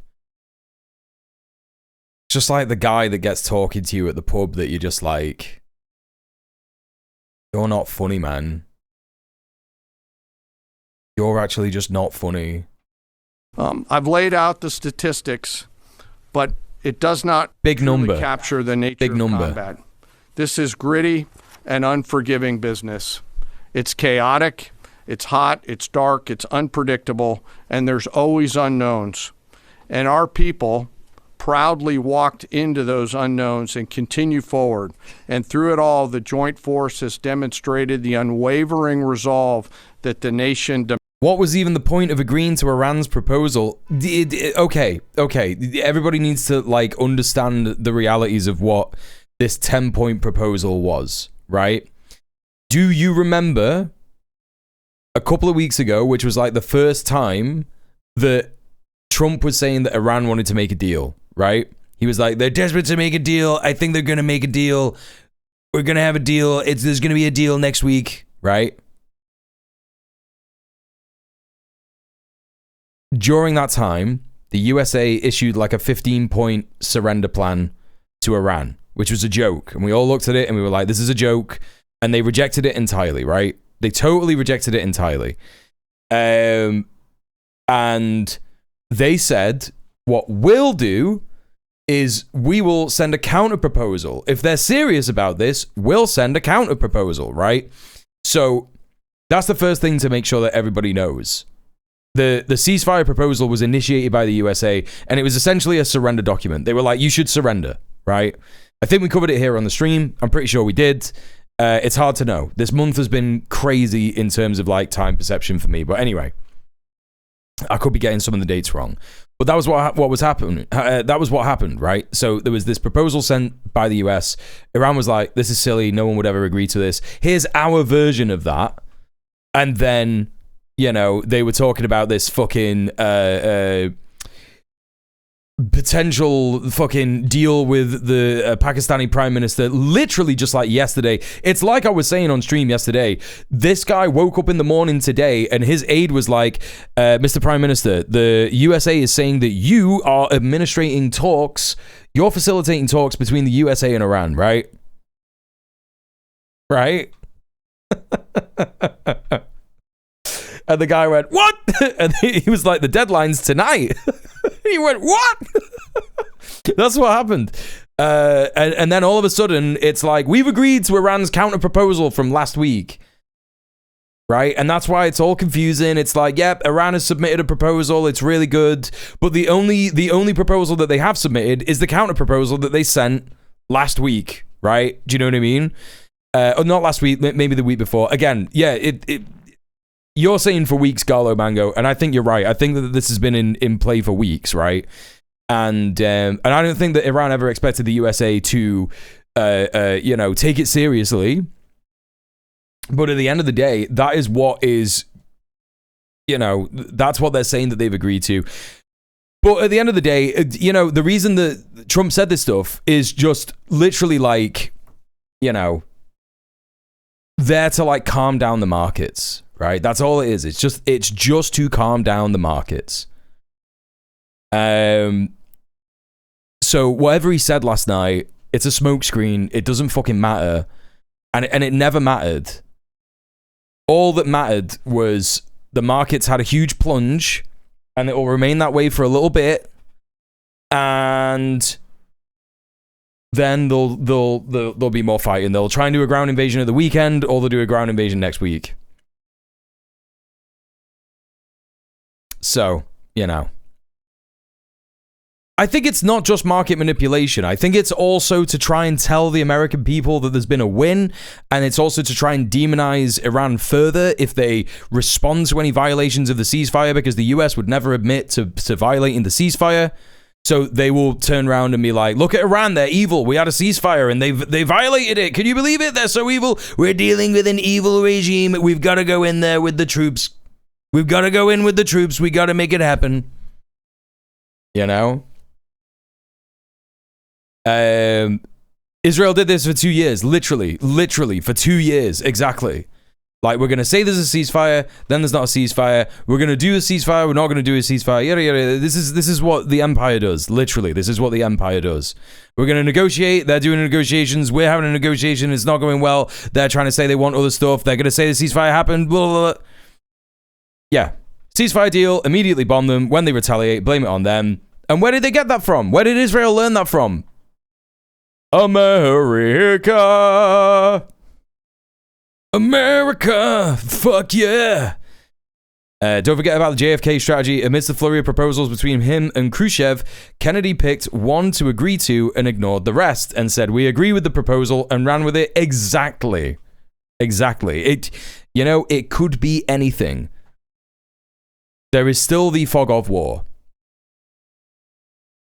The thing that's driving Trump is how fucked the markets are, not what people think is happening with the war. I disagree. I think that it's a bit of both. I think that he does want to try now and manufacture a bit of consent for doing a ground invasion, because I think that they were wobbled by how badly it went at the weekend. I think that that's what happened, Demands of us. We are a mission. Even if he got more focused force, approval and for the our war, they could still keep the straight clothes and he'll sweat. Yeah, sure. always is to create the Hey, conditions Joe, what's up? for peace, and today we have, while be ready should that peace break, which we hope it is not, and we remain ready. We remain. You see, they're doing it already, Chad. This meeting today was to manufacture consent to make people go, oh well, they're ready. If a ceasefire, gets violated, if the ceasefire gets violated, they're ready to go again. They're ready to fight again. And it's like they're trying to tell us. They're telling it us. They're saying it to us. They're preparing people for this eventuality. Before I turn it back to the Secretary, I also want to quickly revisit the rescue of the Air Force fighter crew over the weekend. To give you an update, we've had, the Secretary and I have had the profound honor of speaking directly with many of the warfighters on that mission, from the downed crew that were picked up to those forces that went and got The downed crew. The downed crew. Now, I don't know about you, chat, but do they call 2 fighter pilots in a plane a crew? Do they do that? them. Hearing these stories firsthand has only deepened Hello, Other our Val. appreciation for their tenacity, creativity, courage, and grit of the American Joint Force. This is a story that gets to the very heart and soul of who we are as a joint force, who we are as Americans. Selfless sacrifice in service of others. From the backseater, Dude 44 Bravo, whose pure and unadulterated joy at seeing those helicopters come into the valley to get his front seater in daylight because he knew the front seater did not have a jacket, and was so filled with heart-leaping joy at his front seater getting picked up, to the nighttime folks that went in and then got him, to the tanker. Wait, what? He's saying that Dude 44 Bravo, the backseat guy. This is what I'm always called, by the way. I'm often referred to as a backseat guy. He's saying that Dude 44 Bravo, the backseat guy,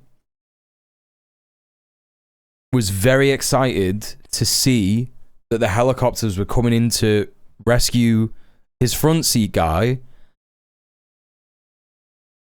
And then after that, the guys went in to rescue him. How did they know what his face looked like? What are you talking about? What are they referring to? Forces that did the things that they had to do to. Did he have like a GoPro on the whole time and he was like live streaming it to the... Do they have their own Pentagon version of Twitch where they're just like, hey, tune in to the Dude 44 Bravo live stream. Here I am stranded in the middle of Iran. You know? Like, what is he on about? What's he talking about? Their own gas away to the support packages. And like the guy's like, whoa, guys, whoa! I can see in the distance they're picking up Dude 44 Alpha. Yeah, let's go, let's fucking go. Like, what are they saying happened, man? To those that went into the desert landing site, not once, not twice, but 3 times, as we fought through multiple contingencies. This was and is a joint force that has the guts to try, that does not quit, and who each and every day does the things that we must to dare to win. No lives were lost. We succeeded because the joint force is always at the ready. They trust each other, they trust their leaders, and they trust their training. And they remember first, foremost, and always that we do these things so that others may live, and we will never leave anyone behind. Oh, it's fucking so evil, man, because not only are they just lying about this shit, but it's also just like... They just condition these fucking hogs in the military to be like, your life is expendable, bro. You die so that others can live. And it's like, no. You're dying so that other people could die. That's literally all that it is. People would continue to live if you weren't in the military. If the US military stopped doing anything tomorrow, literally all the things that it does tomorrow, people would live. Loads more people would live than would die. What do you mean, dude?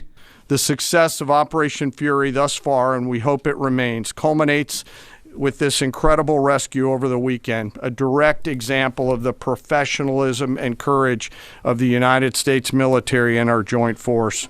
It's the service members on the front lines, our partners in the region, our teammates in the intelligence community, our civilian leaders in the OSW side of the house, the American workers who build the tools and weapons that we use. Did he just call it Operation Fury? Back us up that help us to go do these things.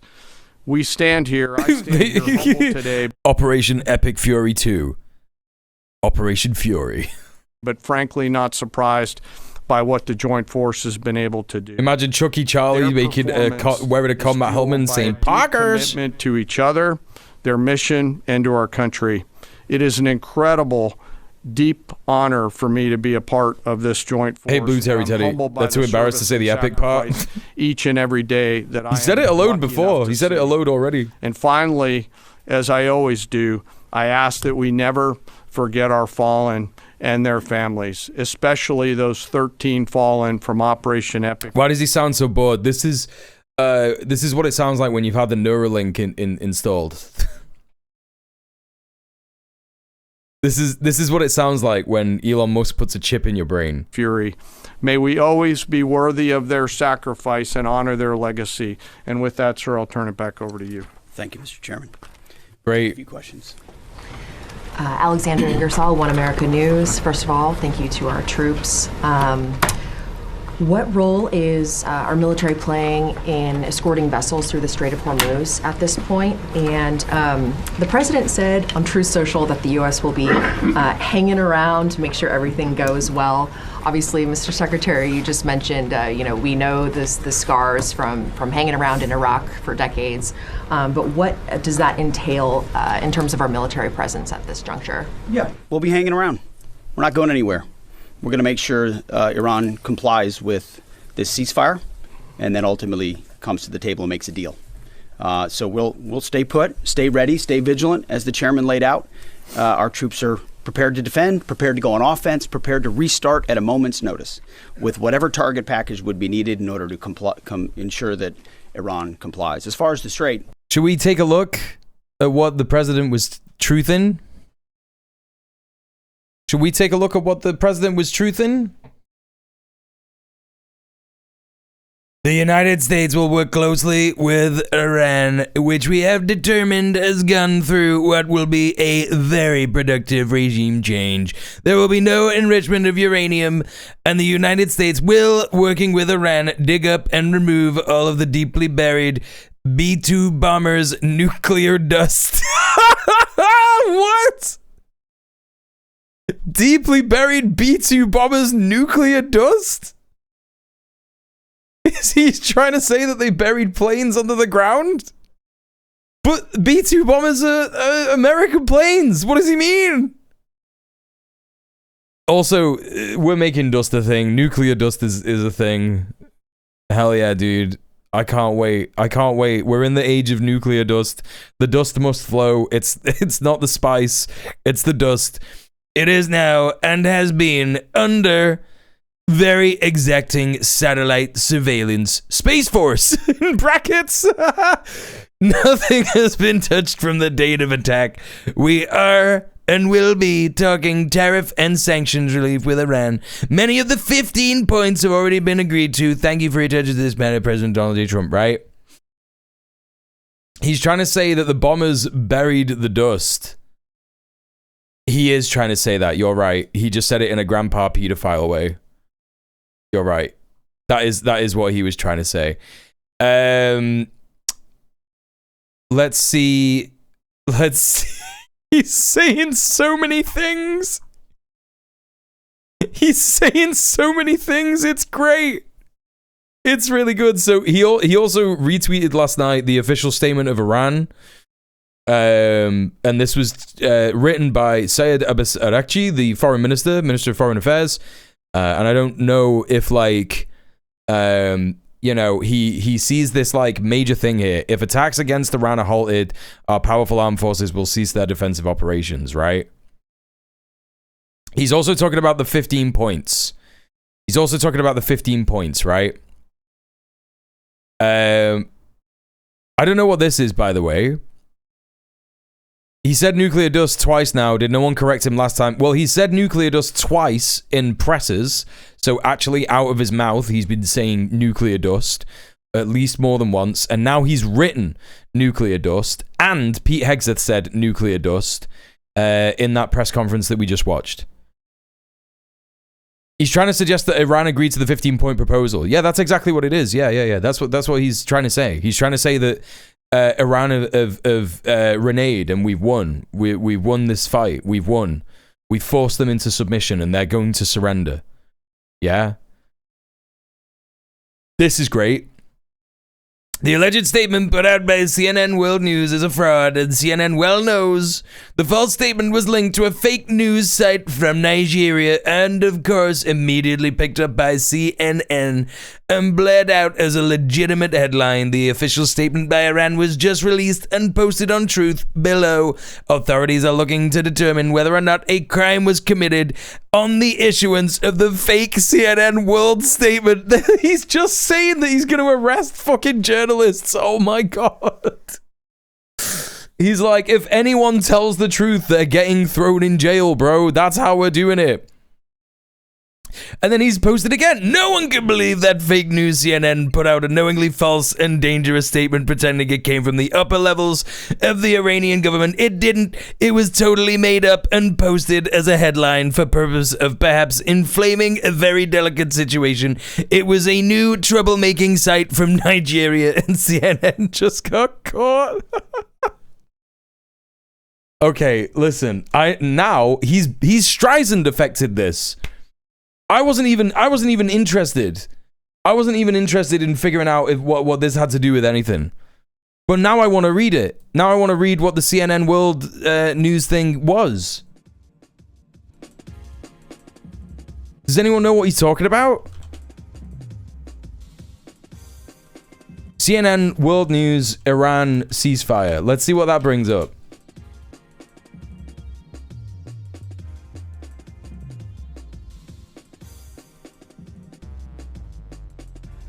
He doesn't know what he's talking about.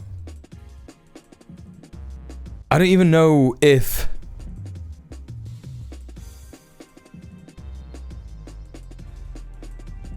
CNN reported that the US had agreed to Iran's 10-point proposal.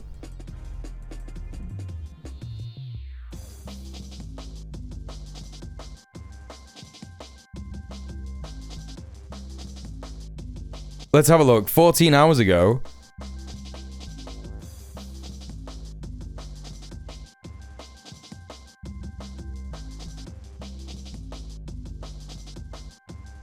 The nuclear dust stuff is like when Trump shot himself and the staffers started shouting and forcing press out the room.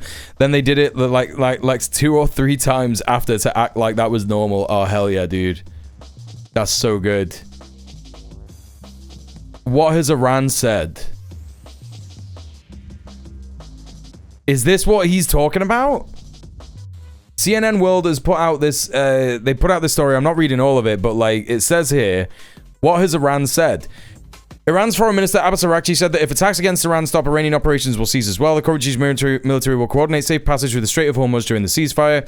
Iran's semi-official Tasnim news agency reported that Iran and Oman plan to charge transit fees for vessels passing through the strait during the ceasefire with the funds earmarked for reconstruction. CNN has asked Oman's foreign ministry for comment. Iran's Supreme National Security Council, the country's top security body, had a more fiery statement saying it had forced the US to accept its 10-point plan. This is what he's upset about. This is what he's upset about.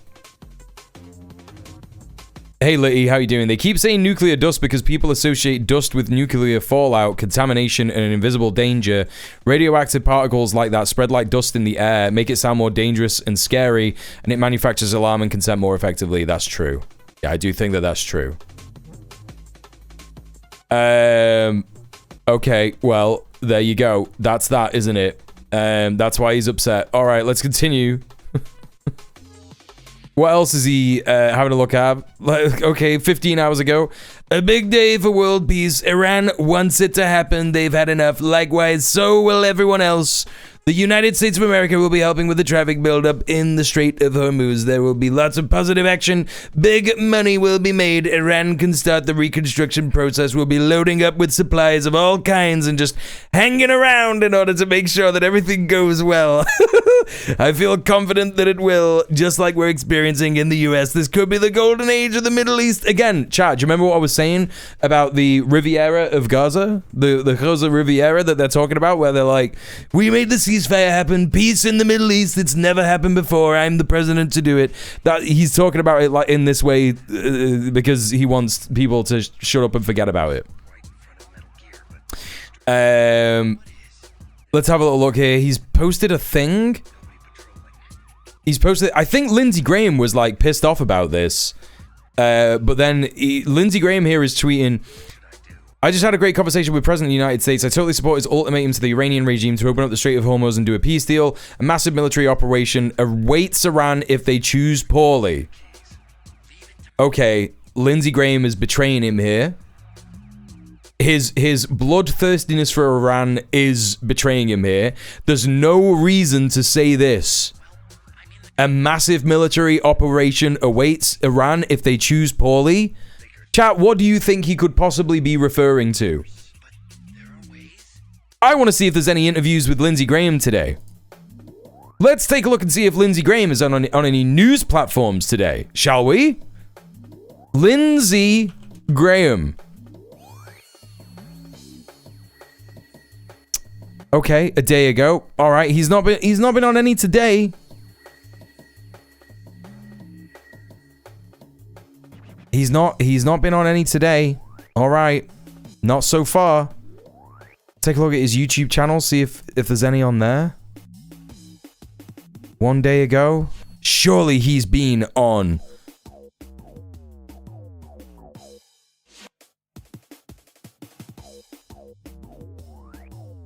I feel like he would have been on Hannity. Has he not been on Hannity or anything? No, nothing coming up. Nothing coming up. Maybe he's been barred from doing media appearances.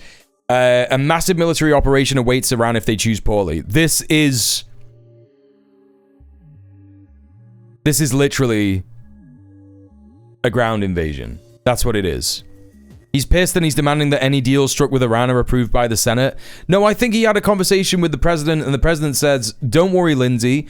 This is a pretend ceasefire, and we're going to keep attacking them, and that means they're going to be forced to respond. They're going to close the Strait of Hormuz, and that means that we get to do a ground invasion. Everyone will have to be fine with it, and it doesn't matter how many American people die. It doesn't matter how many troops die. That's exactly that. There's no reason why Lindsey Graham would have in this fucking statement here about, like, I'm so happy that there has been a ceasefire. I'm happy with what the president said. I support his ultimatum and to do a peace deal. And then follow it up with a massive military operation awaits Iran if they choose poorly. The regime has been severely crippled through Operation Epic Fury. The reign of terror against the region and the world needs to come to an end, hopefully through a peace deal. After speaking with President Trump this morning, I'm completely convinced he will use overwhelming military force against the regime if they continue to impede the Strait of Hormuz and refuse the diplomatic solution to achieve our military objectives. It's not clear to Iran and others by now that President Trump means what he says, then I don't know when it will be. Choose wisely.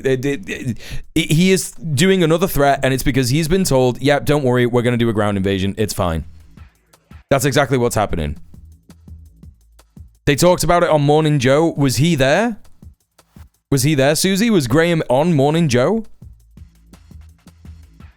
Hey, Krill, how are you doing? Welcome in.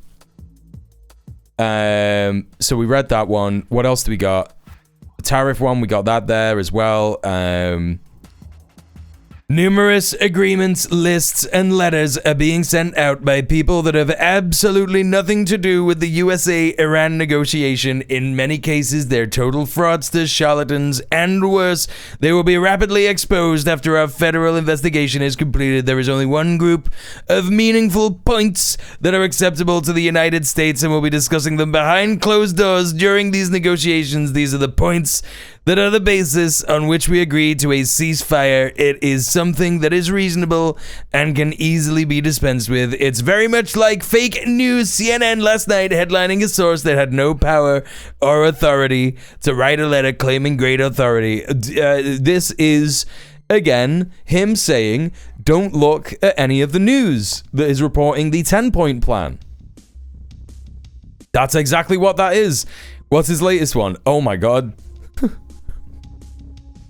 Marjorie Trader Brown. Green turns to brown under stress.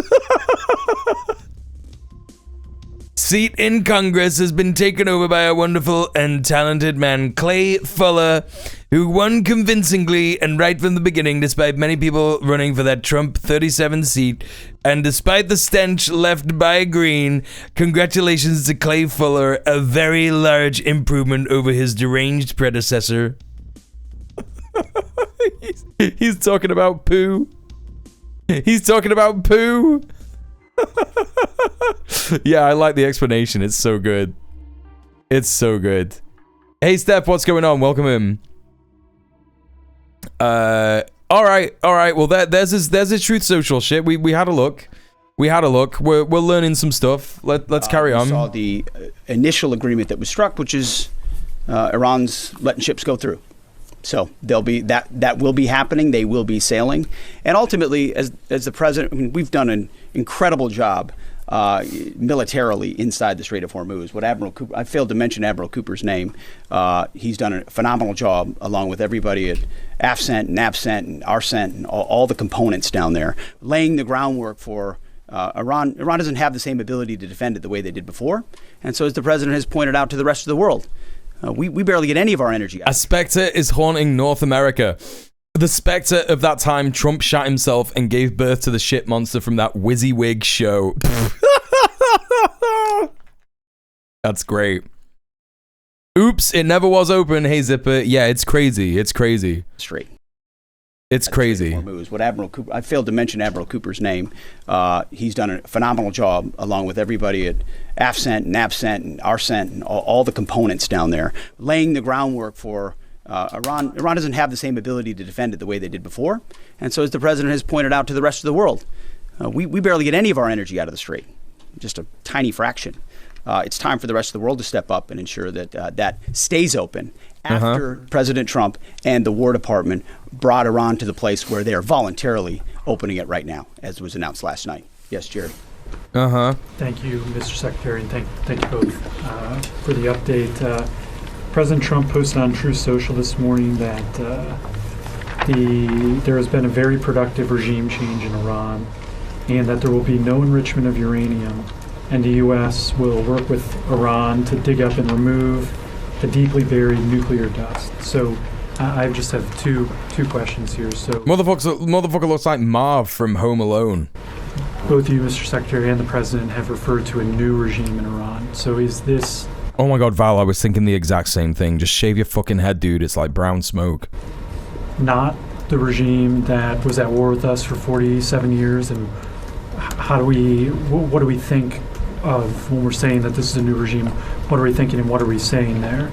And then my second question is, with any future deal with Iran, is their handing over of all of their the wet reporter uranium, and they're promising not to enrich any future uranium, a non-negotiable for the U.S.? Well, it's always been non-negotiable that they won't have nuclear capabilities, and so right now it's buried, and we're watching. He had way more hair before he had to work in the press office. True. And they know that, and they will either give it to us, which the president grow a skullet. That's a great idea, actually. They'll give it to us voluntarily. We'll get it. We'll take it. We'll take it out. Chat, maybe I should grow a skullet.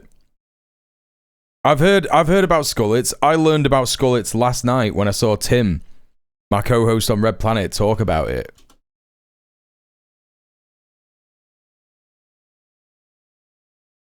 Because I probably could grow a bit of a skullet. A skullet is when you grow like just the back of your head and shave the rest of your head.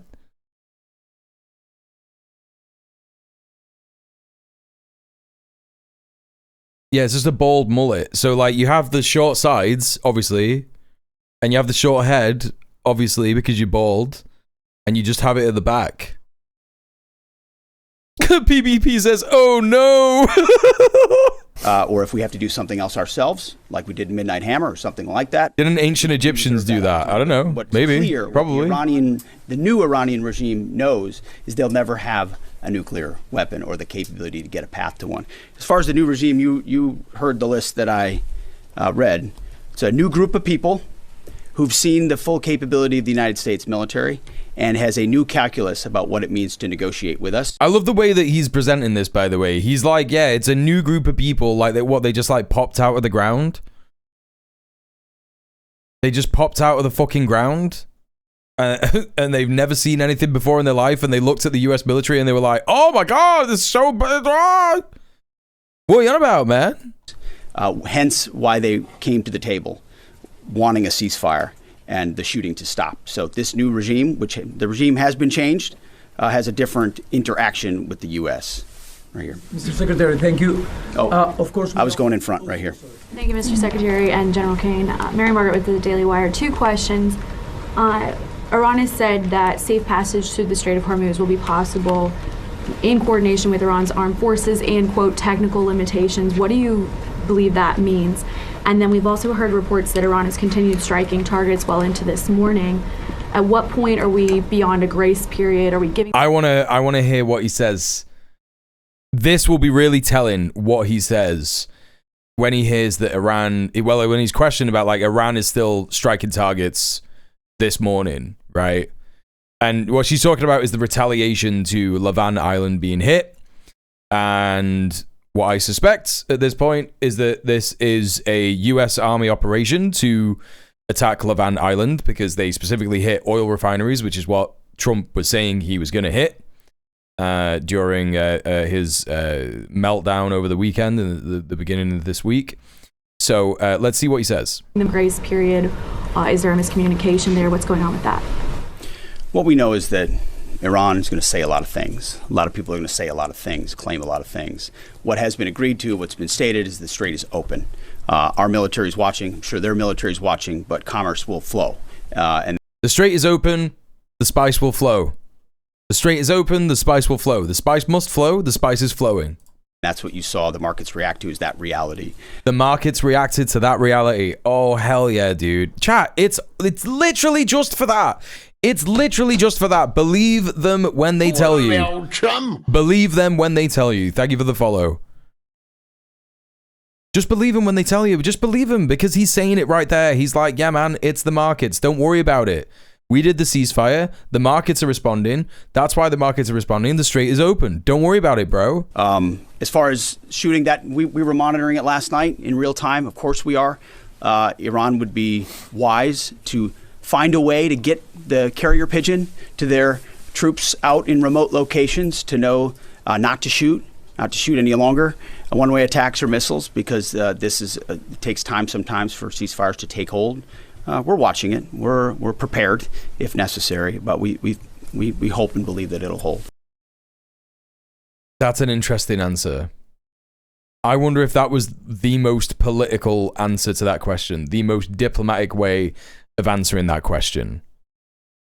Because the only other thing about that, the only other way that that could be read, is that he is letting Iran get away with doing a ceasefire, which makes them look weak. They are not in the business of making themselves look weak. We know this. So why would he admit that this is weak and that that they're willing to let Iran make these mistakes? If not to prepare everybody for the eventuality that they are going to strike back. Hey, ik ben dead. Why would they need to be notified when the fighting has only occurred in Iran? Wait, what? Yes. Thank you, Secretary. Sorry. Thank you. Excuse me. Why are you so rude? Just wait. I'm calling on people.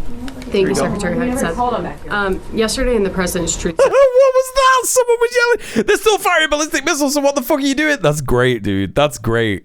That's fucking great. He threatened to wipe out. I gotta hear that again. That reporter was like, I am losing my mind. You are lying. That's what that response was about, right? Just listen to the fury in this fucking voice. This is like a journalist who actually cares about journalism, you know? Necessary, but we hope and believe that it'll hold.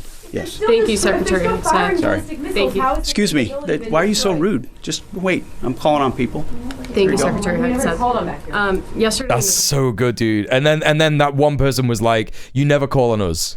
You never call on us." One of the few real reporters in the room. It's so fucking good. Like, holy shit, man. President's Truth Social, he threatened to wipe out a civilization. That statement elicited a huge response in America. If Iran did not come to the table and make a deal yesterday by the deadline, was the president really prepared to wipe out Iran entirely? Like I said, we had a target set locked and loaded of infrastructure, bridges, power plants. Remember, this is a terror regime. The military regime used all of these things for dual use to fund their military, to fund their terror campaigns. We had a lot of legitimate targets. They knew exactly the scope of what we were capable Vintage of. J. Crew sweater. We had some military targets on Karg, which is a bit of a signal. They can't. Yeah, she did have a great sweater. And so Iran ultimately understood their ability, their future, to produce, to generate power, to fuel their terrorist regime was in our hands. It was in President Trump's hands. That's why they came to the table.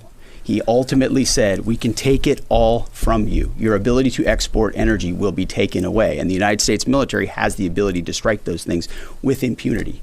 That type of threat Bellatrix, what's is up? what brought them to the place where they effectively said, hey, okay, we want to cut this deal. Yes, right here. Yeah, right. Okay, so that's how they're playing it. Like, this really scared them, and so they made a deal. It's so embarrassing, man. Good morning, Mr. Secretary, Mr. Chairman. David Zier, Real America's That's the first time we've ever heard the administration say that. It's the first time that they've ever said anything like that. Like, what do you mean?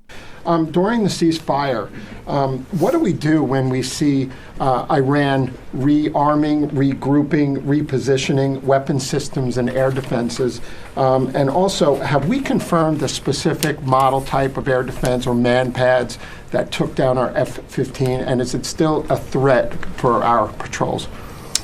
We're still working through the specific details around that particular shoot down. And the crews, when they normally return, go through a debriefing process along with the other members of that flight that were out there. And they'll go back, as they always do, and forensically look at what are the tactical lessons learned. Did we sense? So this is a no. You could just say no. Sorry, we don't know yet. Yeah. Or see something. Could we have done something different? We do that, as I mentioned in a prior press conference, every single time we take any loss like that, so that we become a quick learning organization. On the other, so that we become a quick learning organization, brother. This guy chisels crayons into his brain. Part of your question around the movement of he's like fucking Homer Simpson in that one episode of The Simpsons where he's like, oh, getting too smart, dung dung dung. U.S. CENTCOM will continue to monitor that. Like, they remove the crayon from his brain and he becomes smarter or whatever, and then but this guy just fucking smacks him up there for a laugh. They will continue to have a series of response options, and if need be, will come to the Secretary and to the President for guidance and be prepared to do the things that they're ordered to do so against valid military targets in accordance with the normal procedures that we have. I would just note that was a nothing answer. It's a good question. The more Iran moves forces, the more they emplace forces, the more easily targetable they are for us right now. Remember, we're able to look, we're able to see, we're able to sense. We know so if they try to preposition, they're just creating riper military targets for us to strike should they make the wrong decision. If they're rearming, they're doing us a favor, really. It's good that they're rearming. We want them to rearm. Anyone that said that I said that they didn't want them to rearm is a liar.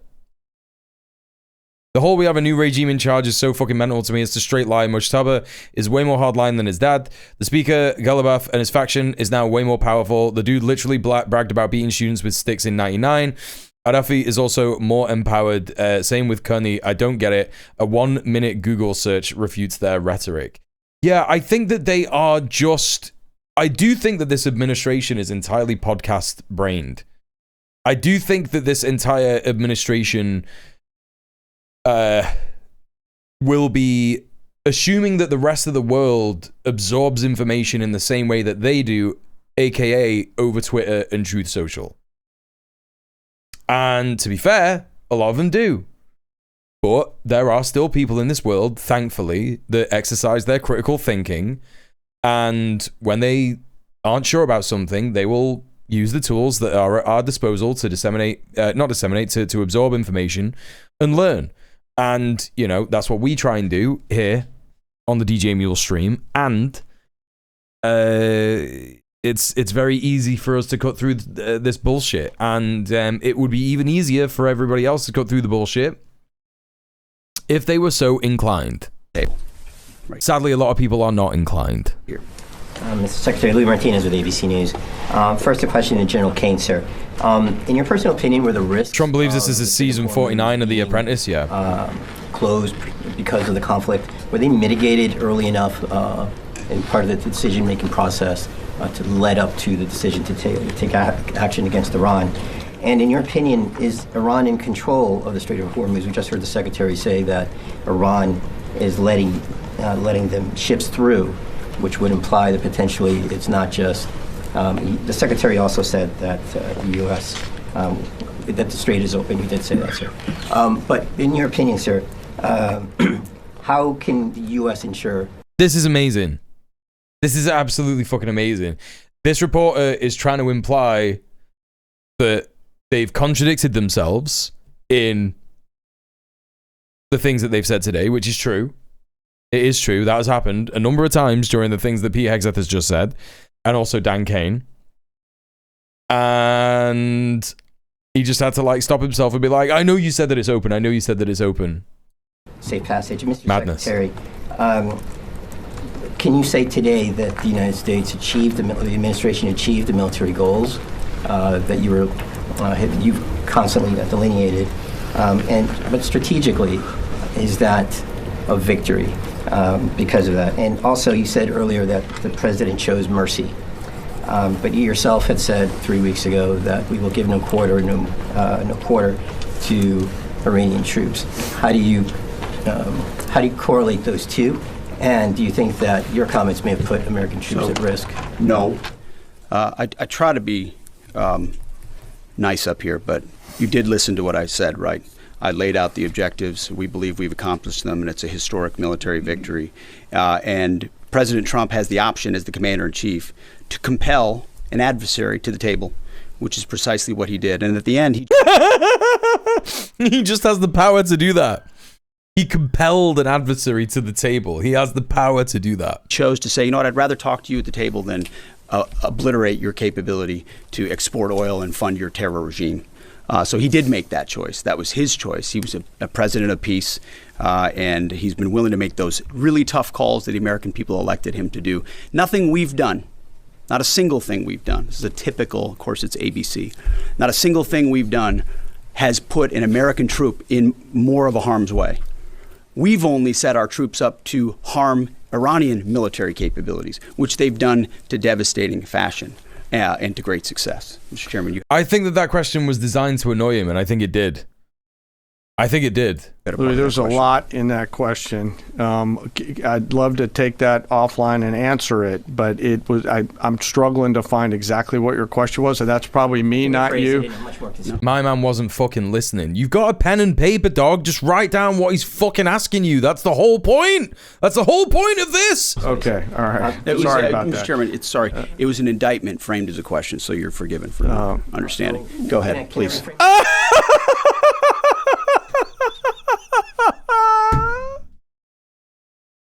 Brother, that's so good. That's so good. He was wanting to answer the question. And then Pete Hegseth was like, "Nope, you next question." No, you've had your chance. Go ahead, sir. Open right now. Thank you very much. I believe so, based on the diplomatic negotiation. So I believe so. It is I always believe nice so. to see you. Yeah, sorry. He's wanting to answer the question. This is nuts, dude. It did. The question wound him the fuck up. Kurd or Rahim Rashidi from Kurdistan. I'm Representative Kurdistan. The question asked designed not to ask him anything inflammatory, but it pointed out an incongruity in his logic and reasoning, so Pete went nuclear. Yeah, maybe, I'm thinking too hard into it, but like it definitely made him wound up, 1000%. I think the guy was trying really hard not to wind him up, but it did wind him up. And Kurdistan 24 today. I have 2 questions. Mr. Secretary, will your forces stay in the region and continue to defend and protect your allies and take the responsibility for their security? Second question is, as you mentioned many times, that you have full control of Iran airspace. Do you still have this control or not? Well, thank you for the question. The chairman mentioned the UAE and Bahrain and Qatar, Saudi Arabia, Kuwait, who have fought shoulder to shoulder with us, especially in defense of our facilities, of our people, of their facilities, and we appreciate that. So that coordination, of course, will continue. And then when it comes to... By the way, his hair is looking fucking crazy today, mate. Like, absolutely fucking insane. I don't know what is going on here, but he looks like fucking, like... He looks like a Fallout character, you know, like the tunnel snakes or whatever. I know that they're based on like 50s kids, like 50s, you know, street gangs or whatever. But that is kind of what he's doing. He's kind of got the fucking 50s street gang look going on. It just looks mad. Year 7 disco hair gel. That's what I'm saying. He looks like a kid. He looks like a teenager. Or whatever, man. To disguise over Iran, I would point to Exhibit A and Exhibit B. Yeah, proper greaser mode. 7 hours in the day, 7 hours at night. If any foreign adversary had attempted to do the same over our soil, they would have no ability to do so. Will they have a system here or there? Maybe. Do they have a network, a system? He peaked in college, yeah. Defending their skies? No, they don't. It's as the he didn't have time to shower. That's true. Dismantled, degraded, and destroyed. So it's a slight distinction, but an important one. No, he's disgusting, Mama B. He is. General George in the middle of a war. Excuse me. You got a question? Go ahead. Yes. Yep. Yes. Whoa! What did that one person say? It's a slight distinction, but an important one. Yes, right here. Iran Go ahead. General George in the middle of a war. Excuse me. You got a question? Go ahead. Yes. I don't know what that person was yelling. 2 questions actually for you. So during this time, is the president are you still encouraging civilians to rise up against the regime, or are they satisfied with this new regime change, or they? Great question. Great fucking question, dude. Or is this two-week period to kind of see where that leads? Also, talked about the enriched uranium going in there. Something about firing a general. Yes, that is what she said. Fire, because they fire generals in the middle of a war. Yes, you're right. Why did you fire a general, George, during the middle of a war? Yes, that's correct. That's what she said. Thank you, chat, for having better ears than me. That requires special forces or other military, our service members. Who would be basically going in there and trusted to going in there to get that uranium out? Mm-hmm. Again, on the uranium, we're watching it. We know what they have, and they will give it up, and we'll get it, and we'll take it. If we have to, we can do it in any means necessary. So that's something the president... If we have to, we can do it any means necessary. They're saying that they're going to go in there and get it with a ground war, Chad. That's what they're doing. It's going to solve for. We already have. With Midnight Hammer, with the place we put them in, and the reason it's in the situation where it is. The second one was about the people. Listen, I would love to see the Iranian people take advantage of this opportunity. They have been oppressed by the previous regime, and they'll have a new opportunity with this regime that remains to be seen. That was not our objective in this effort. But it was. They're brave people. It was your objective. Done to them by the previous regime. Tens of thousands targeted and killed and assassinated in a way the government never should. And we wish them the best. Absolutely. Thank you all very much. Appreciate it. All right. Well, that's the end of that. That's the end of that, chat. That was good, wasn't it? That was very good. Let's take a look at this. This is the news about hundreds of Lebanese people being killed in the south of Lebanon today, reported by Al Jazeera. Let's have a look at this 7-minute report. To Beirut now, where Israel says Lebanon is not included in the 2-week truce between the US and Iran. Well, Pakistan had announced that the...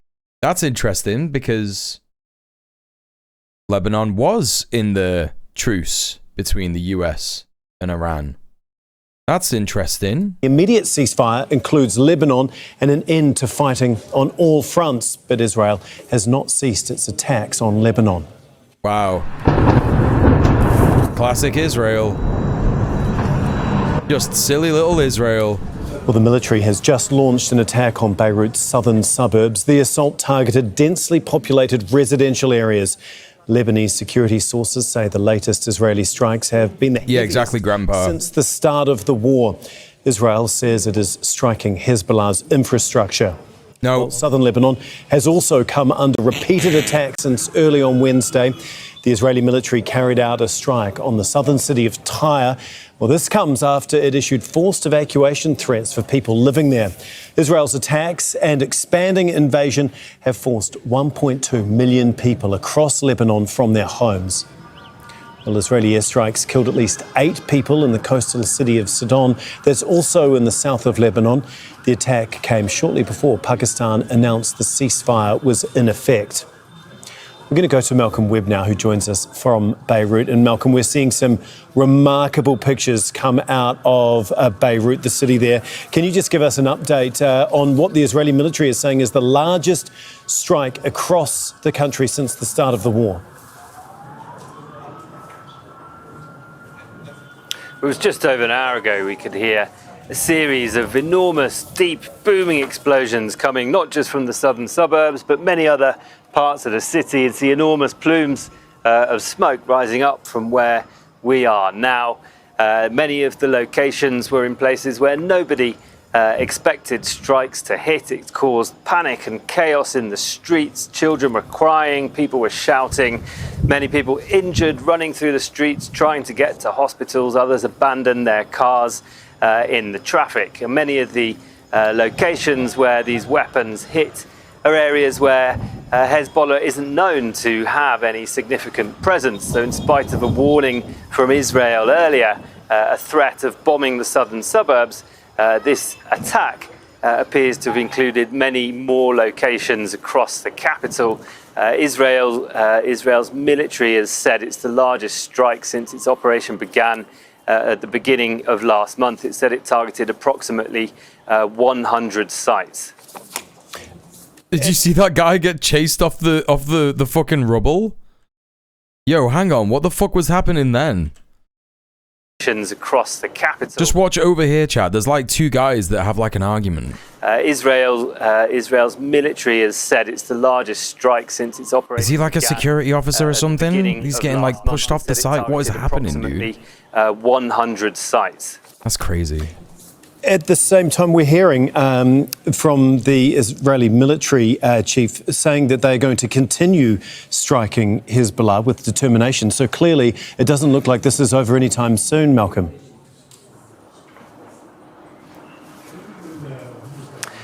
Well, Iran was clear that a ceasefire was conditional on it being applied across the region. Pakistan explicitly said that it had to include Lebanon. Israel subsequently said that it did not include Lebanon.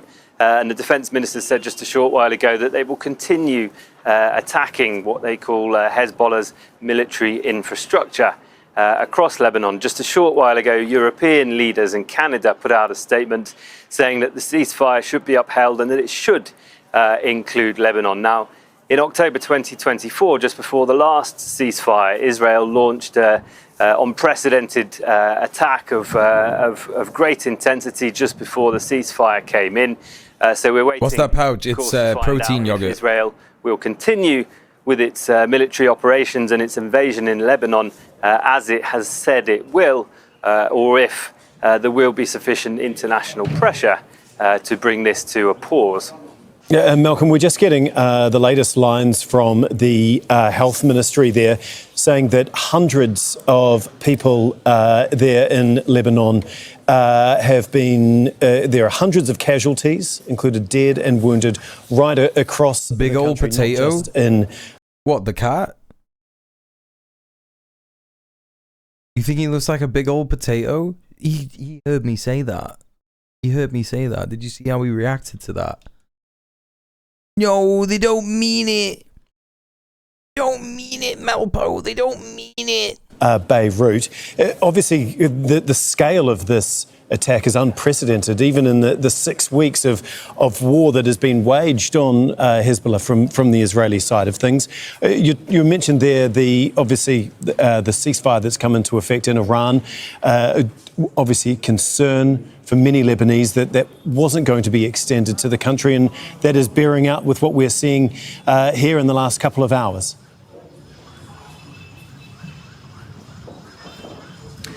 The Lebanese Red Cross has said they're expecting very high numbers of deaths and injuries, but we don't have any numbers yet. I mean, it's panic and chaos out in the streets.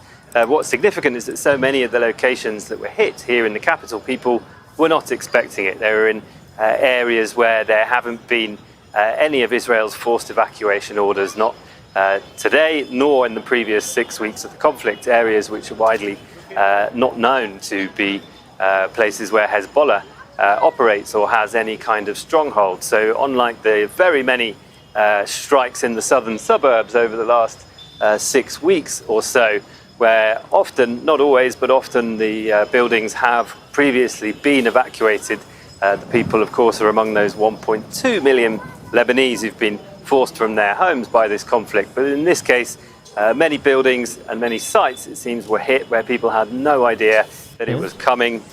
Sites in commercial areas, residential areas, where Israel says Hezbollah has military infrastructure, but doesn't present evidence of that.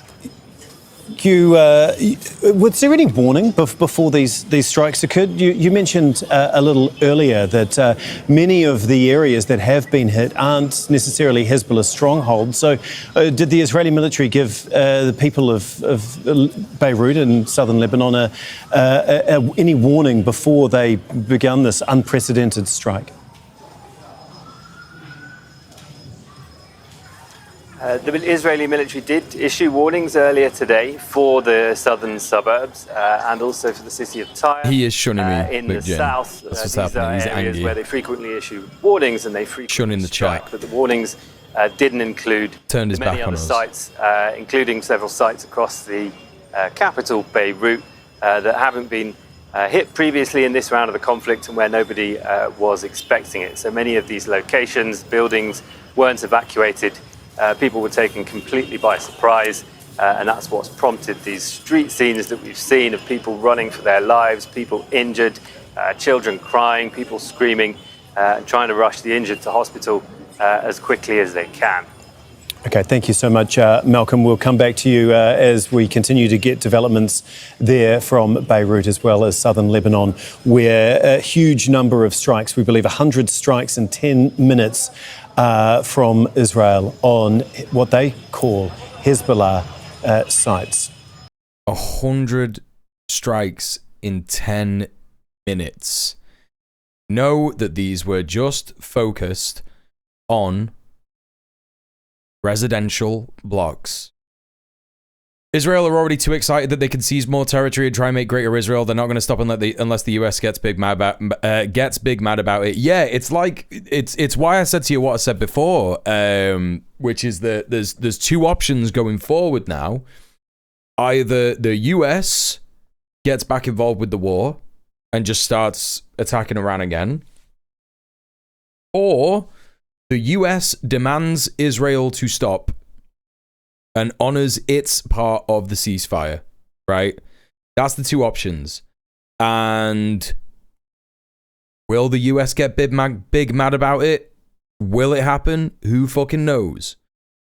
I'm not certain that Donald Trump's psychology at the moment is doing very well. I think that,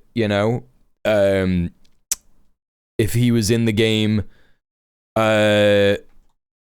Darkest Dungeon, he would have the big spikes with a circle halo. Does anyone know that reference? Is that too much? Sorry. You know what I mean? If he had an insanity meter, it would be like negative, yeah? Or like a sanity meter. His sanity meter is negative right now. Like it's in the minus numbers. If Israel decides to... Thank you, Joe. Thank you, Johnny. McGinn gets it. Okay, there's some people in the chat who get it, but just to, make sure I'm driving my point home to people who've never played video games before and maybe haven't played the video game Darkest Dungeon. I think that anything could trigger a volatile response from him. He knows that the USA got its ass handed to it over the weekend. He knows that the truth is getting out about the agreement to the 10-point ceasefire plan. He's getting mad about that. He doesn't want anyone to talk about it. And if Israel decides to not listen to him, if he does decide to say, Netanyahu's a crazy dog, he's got to stop. I was on the phone to him. I told him to stop and he wouldn't do it. And then they carry on, and he's, if he says something like, you must stop now, and they carry on, he could pull funding from Israel. I don't know, man. Some mad shit could happen.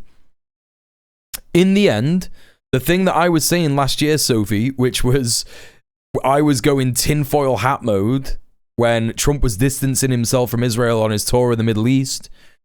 And I was saying, I think that Trump's going to be the president to say free Palestine, and he's going to say, fuck Israel, they suck. It could end up being true. I don't know. Like the way that things might go. Who fucking knows? Who fucking knows? But anyway, that's my take. I don't know. The chaos could conceivably break the right way by accident. It's conceivable. That's the thing. Like, all bets are off. All bets are fucking off at this point. Anything could happen. I think the one safe bet is literally just like, Israel is going to keep attacking Lebanon, and the USA is probably going to keep keep attacking Iran, and Iran has already responded, and they're going to be like, well, they didn't open the Strait of Hormuz. Looks like they want more war. We're going to do a ground invasion. I think that that's the safest bet. I do think that that's what's going to happen. I don't think that like the USA is going to go, Israel, you mad dogs. Why do we give them money? We give them so much money. What could Israel do that would be a red line for US allegiance? Become so much of a liability to capital that they would, they would just get dropped by every nation. They've already become a massive liability to capital, to be fair. He was promised a Trump Tower to be built on the graveyard of Gaza. I mean, he's been promised all kinds of things by Israel. He's been given hundreds of millions of dollars by Miriam Adelson from Sheldon Adelson's estate. It would be so funny if Trump actually got mad. It would, yeah. Yeah. He has got an irrational affliction, yeah. Early on in his administration, he did say he believed in a free Palestine. He was calling the PLO good friends and that we could do a deal. That's crazy, man. I think that that's why Miriam Adelson gave him so much money. I think that's why Sheldon Adelson was like demanding to get into the White House so much. Anyway, let's carry on. Oh, that's the end of that report. What do we got here? So, this is so good. We got the BBC reporting on this.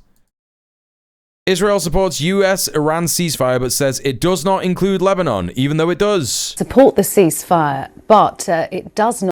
Now, Israel says it does support the ceasefire, but it does not say that it includes Lebanon. Let's speak to Daniel De Simone, who's in Jerusalem. What's Israel saying, Daniel, about this? There's been a statement this morning from the office of Prime Minister Benjamin Netanyahu. Its tone is notably less triumphal than the statements we've seen from President Trump and from Iran. It notes only that this ceasefire... Joy Jake Enjoyer says, if you guys could vote, would, did you vote for Kamala? Are you just like that same guy from before? Your account was created 1 hour, 55 minutes, and 42 seconds ago, brother.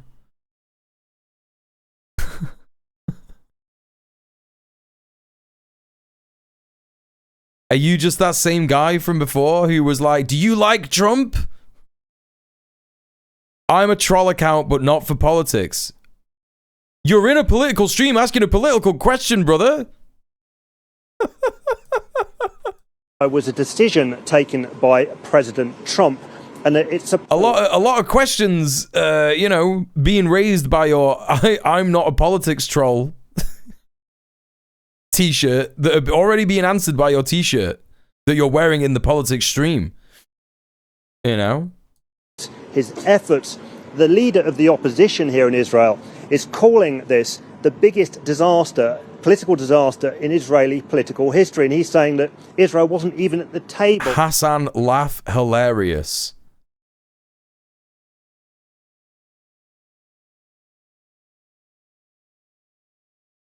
You fucking what, pal? What you fucking on about, you? What you on about? Hassan laugh.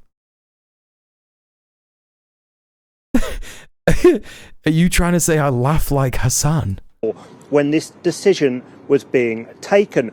In truth, you look back at the objectives that were set by Prime Minister Netanyahu at the start of this war on the 28th of February. He was I'm a troll account, but not for politics.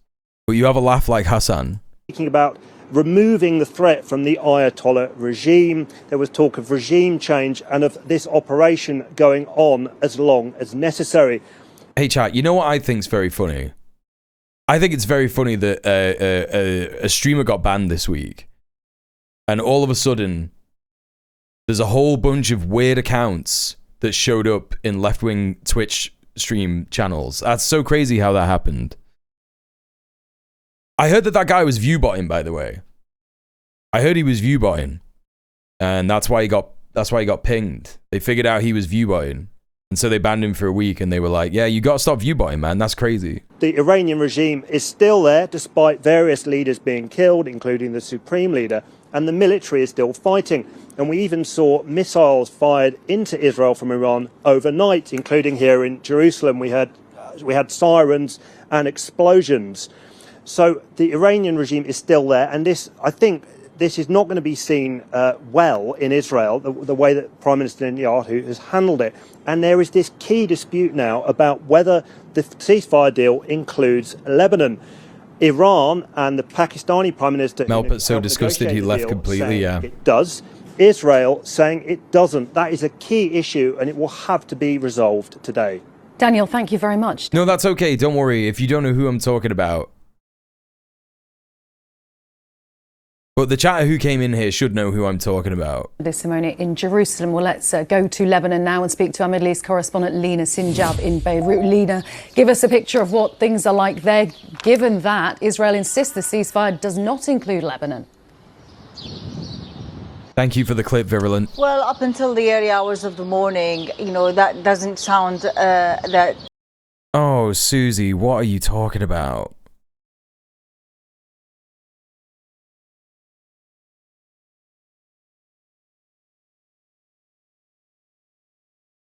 That's crazy that you think that. You've been in this stream for so long, and you really think that none of this would be happening if Kamala was in charge.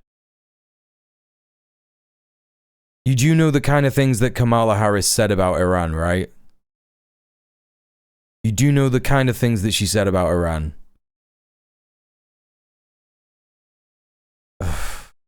Lebanon will be included in this deal. The drones were flying over the city of Beirut, and the city was awake, waiting to see if there will be any strike in Sidon. There was a strike at a car near a cafe, killed 8 people and injured more than 22. And in fact, if you look over the course of the past 4 weeks of the war here in Lebanon, Israel was determined with its objective to say that they are wanting to eliminate any threats coming from... Kamala Harris said that Iran was like the biggest threat to peace in the entire world.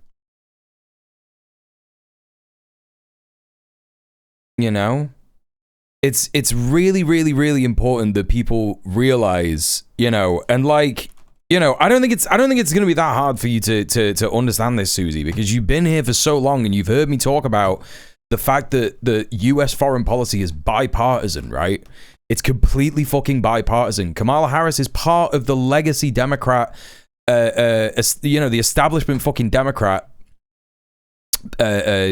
contingent that would absolutely have fucked with Iran.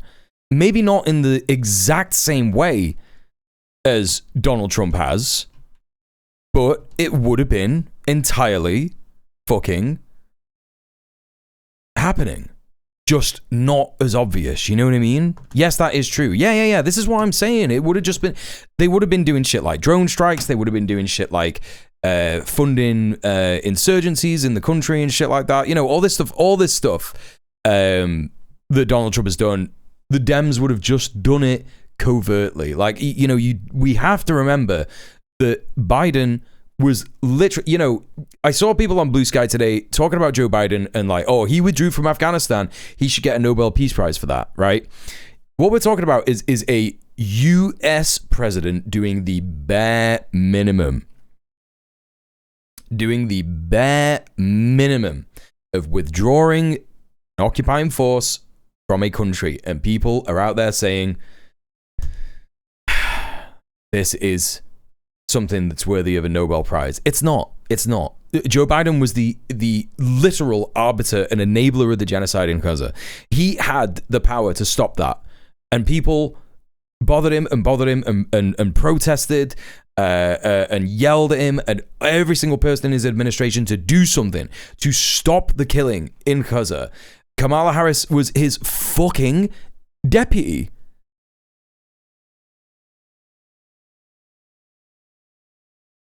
Literally.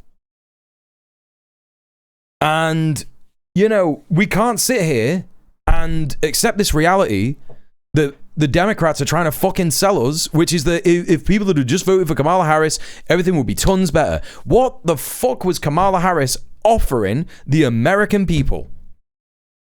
What was she offering? Some like vague medical shit, some vague Medicare reforms that would have amounted to what? Like what would they would have amounted to? You know what I mean?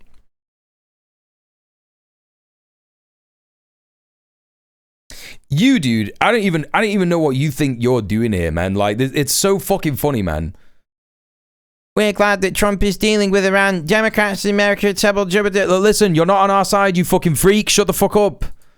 You don't have any power here. Your emperor has no clothes. It's over, bro. Your fucking boy has destroyed the empire. Your boy has destroyed whatever power America had in this fucking planet. You're getting cumstered. You're getting dumpstered. Yeah, that's what I'm doing, man. I'm the one that's crying. I'm the one that's crying. I'm the one that's going into random fucking Twitch chats, random left-wing Twitch chats and going, we're glad that Trump is dealing with Iran. You're smoking crack. You are smoking the most high-grade crack of all time. If you think that the USA has not been utterly humiliated, utterly defeated, completely fucking destroyed, and your life in America is going to get deathly worse. Far more worse. Yeah, drink that Kool-Aid. Keep fucking projecting, bro. Keep fucking projecting. You don't have any fucking power here. There's no libs to trigger, dude. You're the only one getting fucking triggered.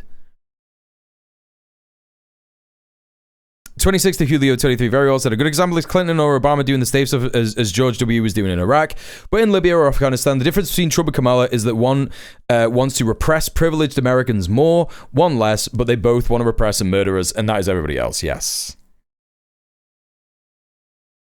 Some random nobody on Twitch with no credibility. Yeah, dude. Keep whatever helps you sleep at night, dude. Whatever helps you sleep at night, dog. Hezbollah. They even said it before. Even if there was a deal with Iran, that will not include Lebanon. So it's not surprising at all that melted snowflakes. Yeah. That's what's happening, dog. That's what's happening. Lebanon from the battle. The Israelis are expanding their ground operation in the south, in preparation for what they describe as a buffer security zone. That they are also expanding in its space day after day. The warnings that came to many villages over the course of the past 24 or 48 hours included areas that are northern of Litani River, which is, not included in Israel, is what they describe as their buffer zone. So it's really, for the Lebanese, the Israeli intention in Lebanon is not only eliminate Hezbollah, but actually take control over big swathe of lands in the south. Lena, thank you very much. Lena Sinjab in Beirut. Yeah. So it's really good. Israel is just committing genocide in Lebanon. And it could potentially be the thing that makes the ceasefire actually fall apart. I think that... Salome! Oh my god. Salome! Salome! Salome! Salome! Salome! Salome! Salome! Well, thank you so much for the £36. Thank you so much for subbing off Twitch. Thank you so much for supporting the stream. Chat, you too could support the stream by giving me money and ensuring that I can pay rent and eat. Yada, yada, yada. You know the score. Exclamation point tip. Thank you so much for... Thank you for subbing off Twitch. Appreciate you, man. I'll probably forget in a while and do it again. You don't have to do that. You don't have to do that. I appreciate the support. Trump is action, you're all talk. Yeah, man. It's so good when the pedophile emperor of the dying empire says, hold my drink, I'm going to attack Iran, and then has to sit down 5 fucking seconds later and go, damn, Iran's got hands.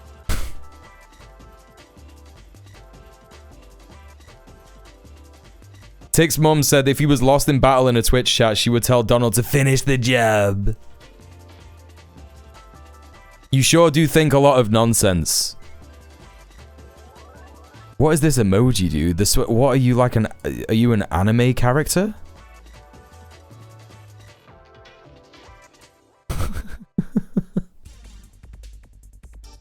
Putting Iran into a stronger position than before attacking it, winning. Yeah. Yeah, it's so good. I love it when my commander-in-chief, like, walks over to the table, shits his pants, says an incoherent sentence, and then destroys the empire through his own hubris. Hell yeah, dude. Reality is gonna hit y'all hard. That's crazy, dude. We say the same thing about you. I guess the far right is the same as the far left. I guess we are the same.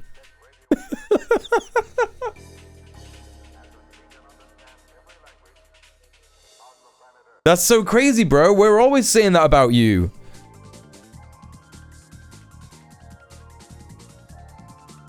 Why don't you go and do something you enjoy instead of being annoying? No. He's doing something he enjoys. Let him do it. Let him trigger the libs. We're all obviously so triggered, chat. So let him let him trigger the libs. Y'all never do anything, just cry on Twitch. Yeah, you're right, dude. You're right. Yeah. You're right. Anyway, so let's take a look at this. Hey, Eridanus, how you doing? Welcome in.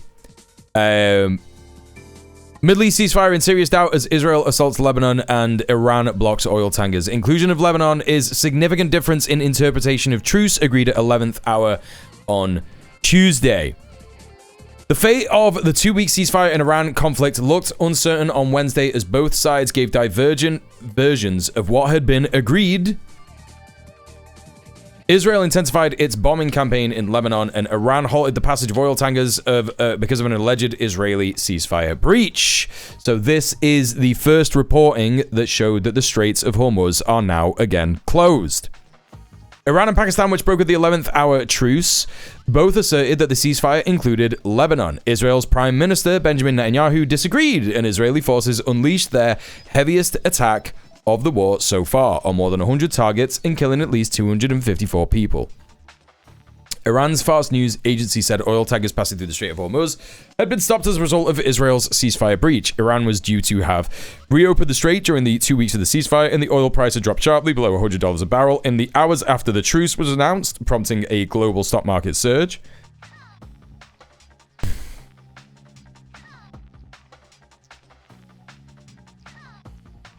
The news did not bring any immediate relief for the hundreds of laden tankers trapped in the Gulf by the conflict, which were awaiting approval from insurers before beginning to move, and reported continued interference with their satellite navigation systems.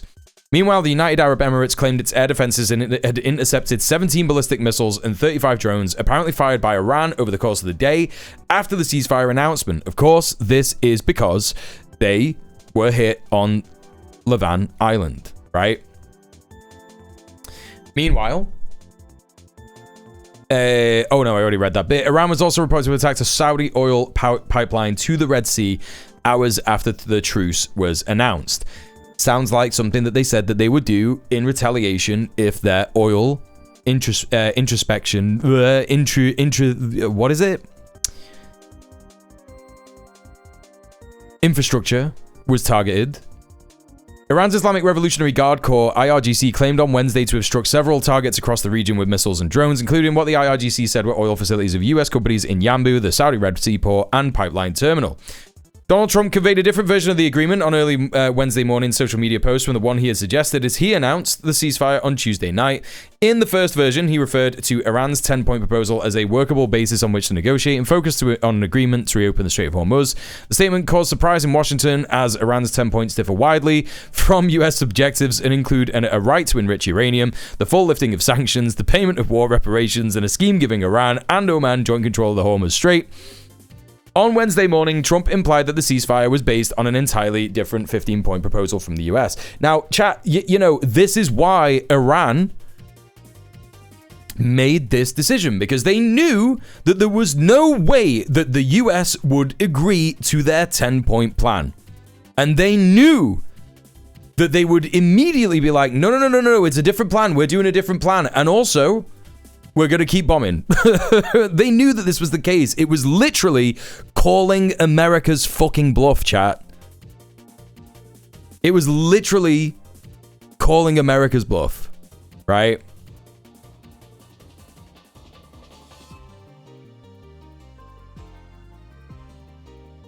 On Wednesday morning, we already got this. He insisted that there would be no enrichment of uranium, and the US and Iran would work together to unearth the Iranian stockpile of 440 kilos of highly enriched uranium, which Trump called nuclear dust, enough fissile material for a dozen nuclear warheads.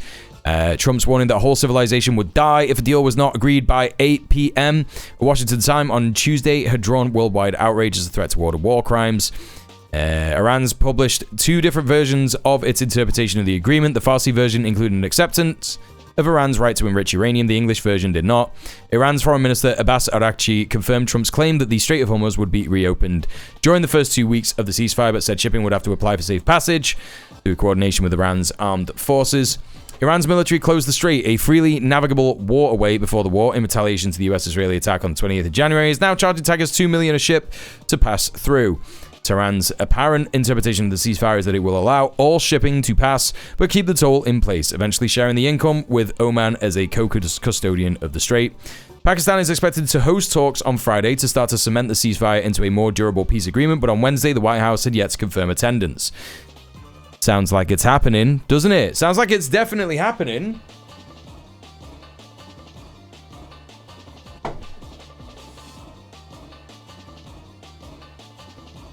Definitely real.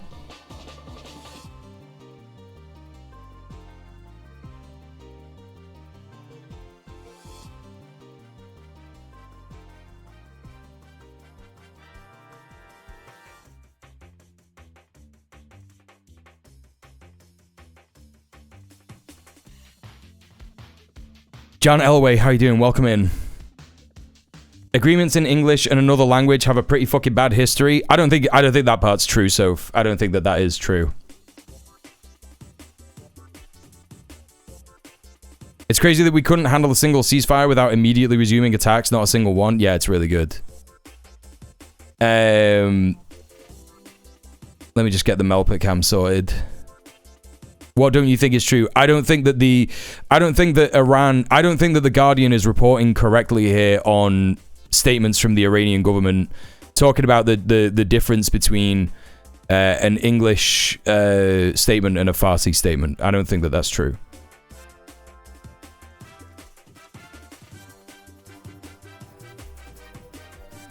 How do I get the fucking camera sorted? Like this?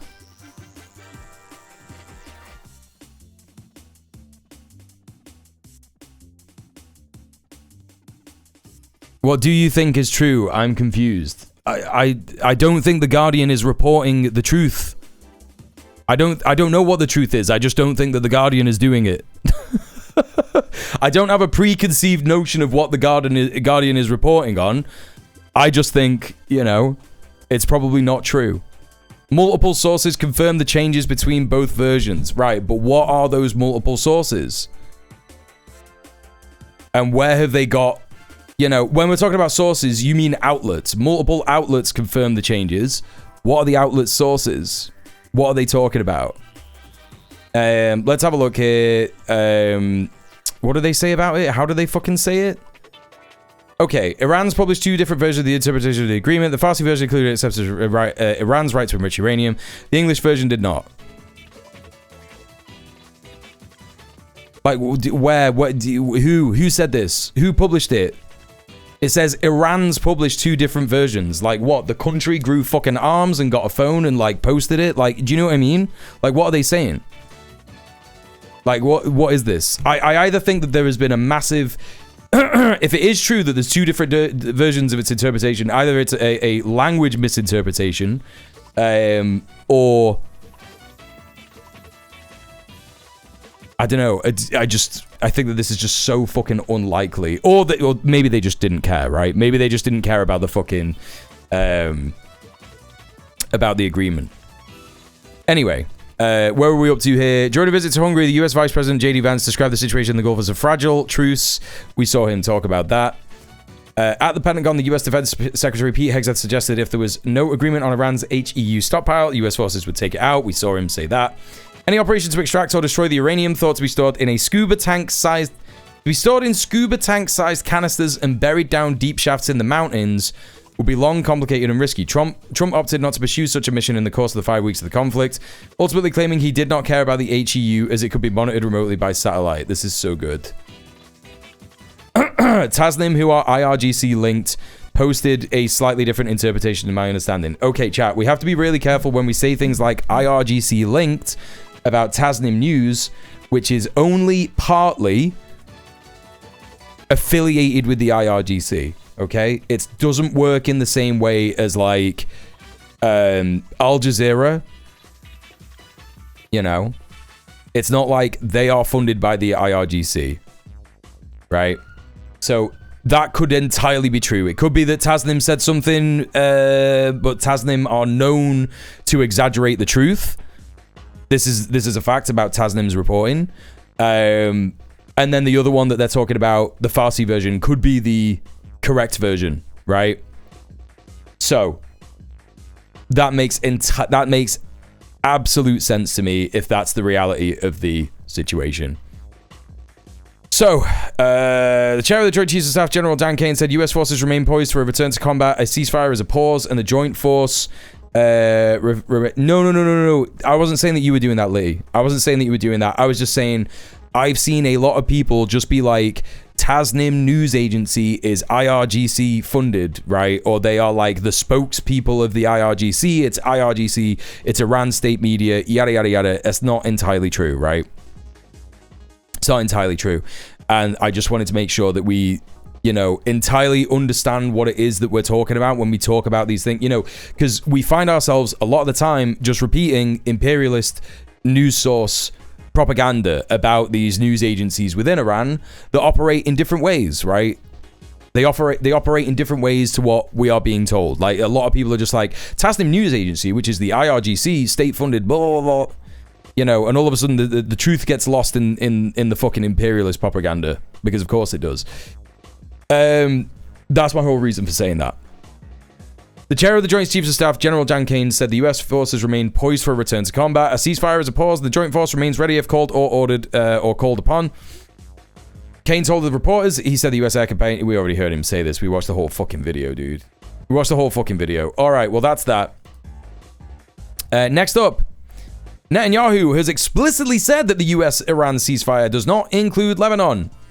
Israeli Prime Minister's office welcomes US decision to suspend attacks on Iran, but says the 2-week truce does not apply to Lebanon. Israeli Prime Minister Benjamin Netanyahu's office has expressed support for the United States decision to suspend strikes on Iran.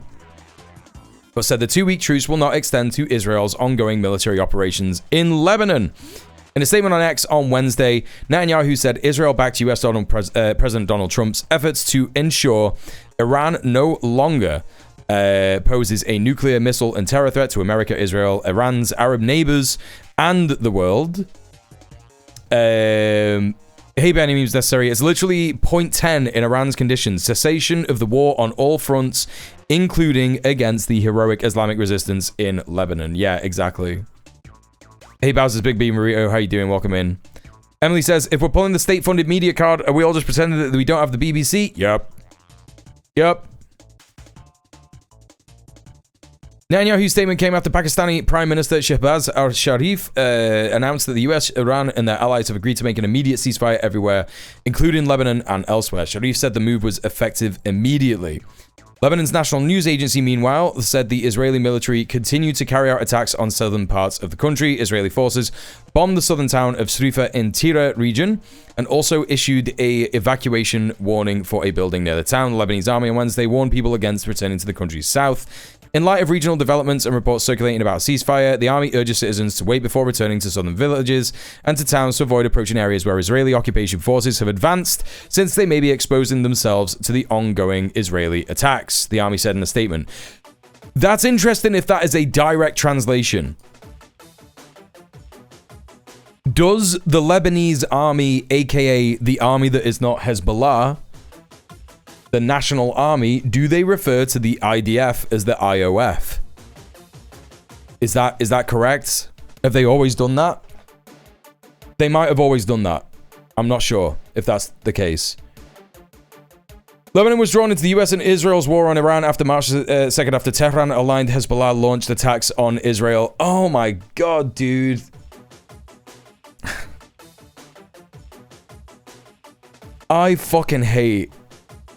I hate Al Jazeera on Iran, man. They are just so fucking annoying. You will be reading some, like, incredibly good reporting, and then all of a sudden you will just have the fucking Qatari Emirati rot just permeate the fucking article, and you're just like, yeah, mate, sick. Lebanon was dragged into the war by fucking Hezbollah, dude. Yeah, man.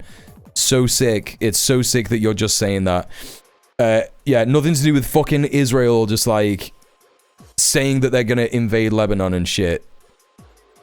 Hezbollah said the attacks were in retaliation for Israel's killing of Iran's supreme leader Ayatollah Ali Khamenei on the first day of the war on February 28th, as well as Israel's near-daily violations of a ceasefire agreed to Lebanon in November 2024. Yeah, also we're forgetting about this. We're also forgetting about this. You know?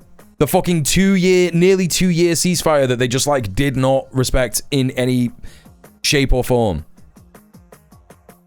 That truce was agreed after more than a year of cross-border fire between Israeli forces and Hezbollah fighter following Israel's launch of its genocidal war on Gaza in October 2023. According to Lebanese authorities, Israeli attacks on Lebanon have killed more than 1,500 people. We know this. Zinia Khudr, reporting from the Lebanese capital Beirut, said Hezbollah's entry into the US-Israel war in Iran expanded the conflict and bogged Israel down on multiple fronts. LOL!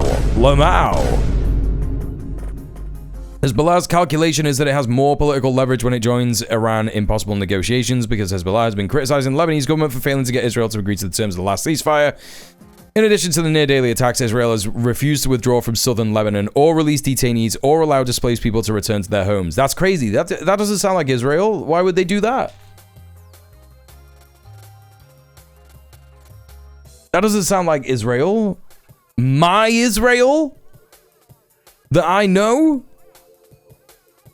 You're just telling me this now.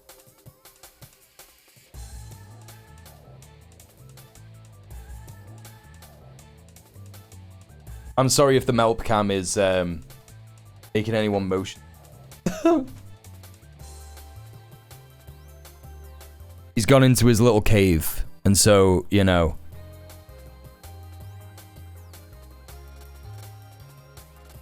I'm trying to get the good angle on him. Okay, I'm going to be able to figure that out in a second. Okay, there we go. What else do we got here? So here is a CCTV camera capturing the moment of a Israeli airstrike on Beirut. Let's take a little look at this. I think there's probably going to be a huge bang in this, so just be mindful, chat.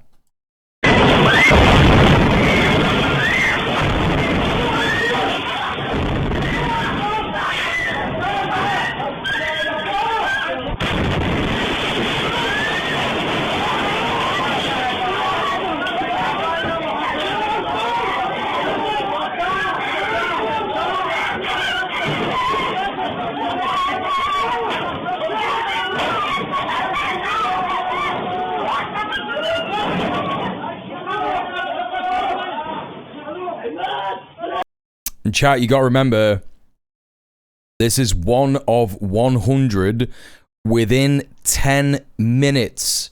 Within 10 minutes, they struck 100 fucking places.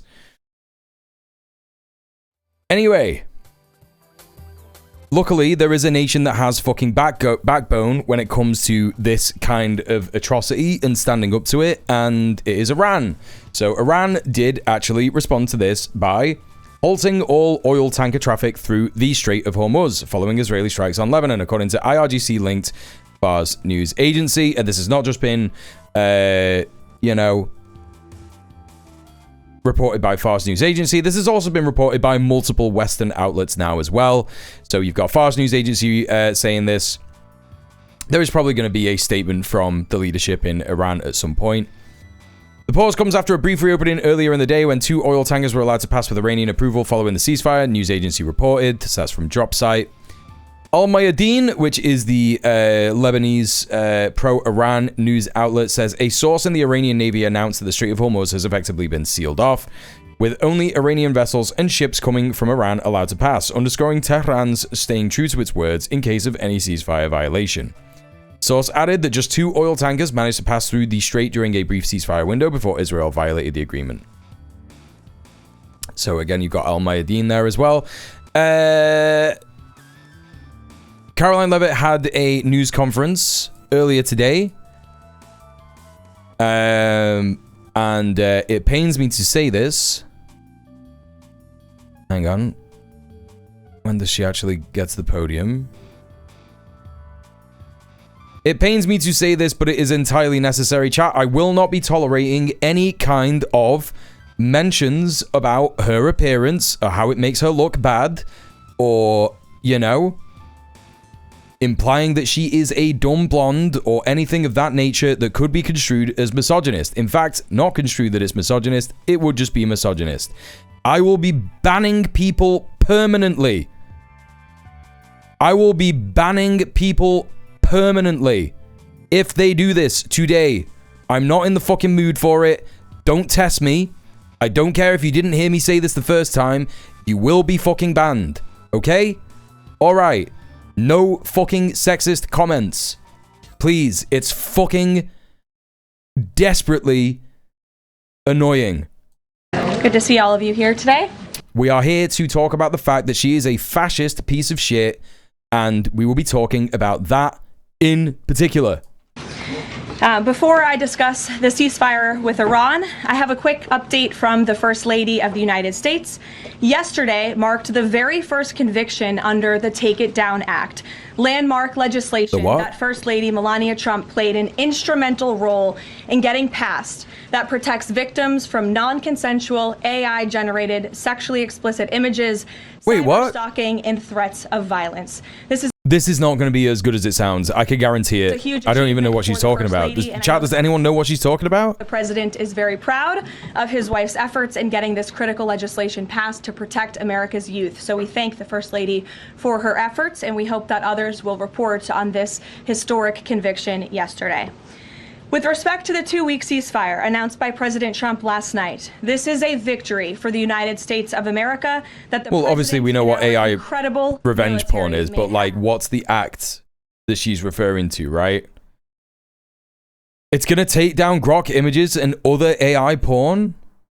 It will protect Elon in order to allow Grok to keep doing it. I'm getting conflicting messages in chat, literally one after the other. One chatter saying it does nothing, and another chatter saying it does the opposite of that.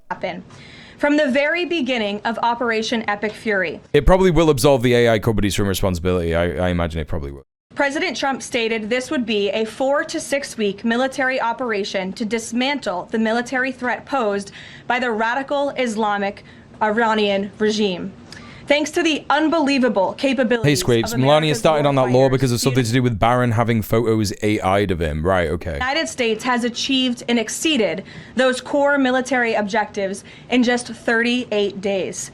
The U.S. military destroyed Iran's defense industrial base, crushing the regime's ability to manufacture weapons that they and their proxies use to maim and kill Americans and terrorize the world. It's the greatest Iran's hits. ability She's to doing the build greatest and hits. Stockpile ballistic missiles and long-range drones has also been set back by years. Capital V compared to victory. where it was 6 weeks ago, prior to the launch of Operation Epic Fury.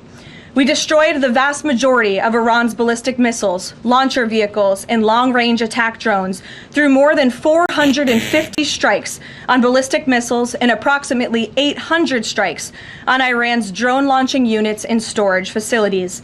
In total, more than 13,000 targets across Iran were struck. Again, this is in the matter of just 30. The way that she was building that up, it sounded like she was going to say in total and then do the maths of adding those two numbers together. She was like 800 strikes and then 350 strikes, which would be like what? 1,150 strikes, right? But then no, she just went straight to the 13,000 targets, 13,000 targets. Meanwhile, the Iranian Navy was completely annihilated. The United States destroyed more than 150 naval vessels in total, including 16 entire classes of Iranian warships.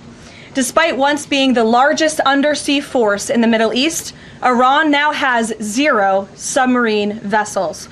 Wait, this is a new one. Of Iranian warships. Despite once being the largest undersea force in the Middle East, Iran now has 0 submarine vessels. I've not heard that one before. 97%. This is new. That's new, right? Of Iran's once massive inventory of more than 5,000 naval mines has also been targeted and destroyed. Iran's air forces are functionally and operationally irrelevant at this point, after the United States maintained total air dominance over their country for weeks on end. To underscore the significance of this, before Operation Epic Fury, We should make a bingo card for this stuff. the Iranian Air Force would fly between 30 to 100 flights per day. Today, that number is 0. Iran's ability to fund and support its terrorist proxies has been greatly reduced. At this point, Iran can no longer distribute weapons to its proxies in the region. And most importantly, Iran will not be able to acquire nuclear weapons. Prior to the start of this successful operation, Iran was aggressively expanding its short-range ballistic missile arsenal. Through these weapons and its navy, Iran was attempting to build a military buildup around their country that would pose an imminent and existential threat to the United States military assets in the Middle East, our allies in the region, and ultimately the free world. Iran was pursuing this dangerous and aggressive strategy for one reason: to hold the entire world hostage to its terrorist ambitions. The Iranians aim to use their expanded military capabilities as a shield around their country to continue achieving their ultimate goal internally, building nuclear bombs. But their murderous and evil plans have been blown up, quite literally and figuratively, along with their military, their nuclear program, and most of their senior leadership, including the former Supreme Leader, Ayatollah Ali Khamenei. It's just exactly the same stuff that Hexeth was saying. It's just the Hexeth speech, but just again. This time it's by Levitt. I love how they have to judge them on how USA projects its power because the reality is Iran has shown that they can hold out. Yeah. Why are they still wanting the straight open if all the stuff is destroyed? Yeah, exactly. Their command and control structures were also She massively butchered Khamenei's name. after being Many such cases. struck more than 2,000 times.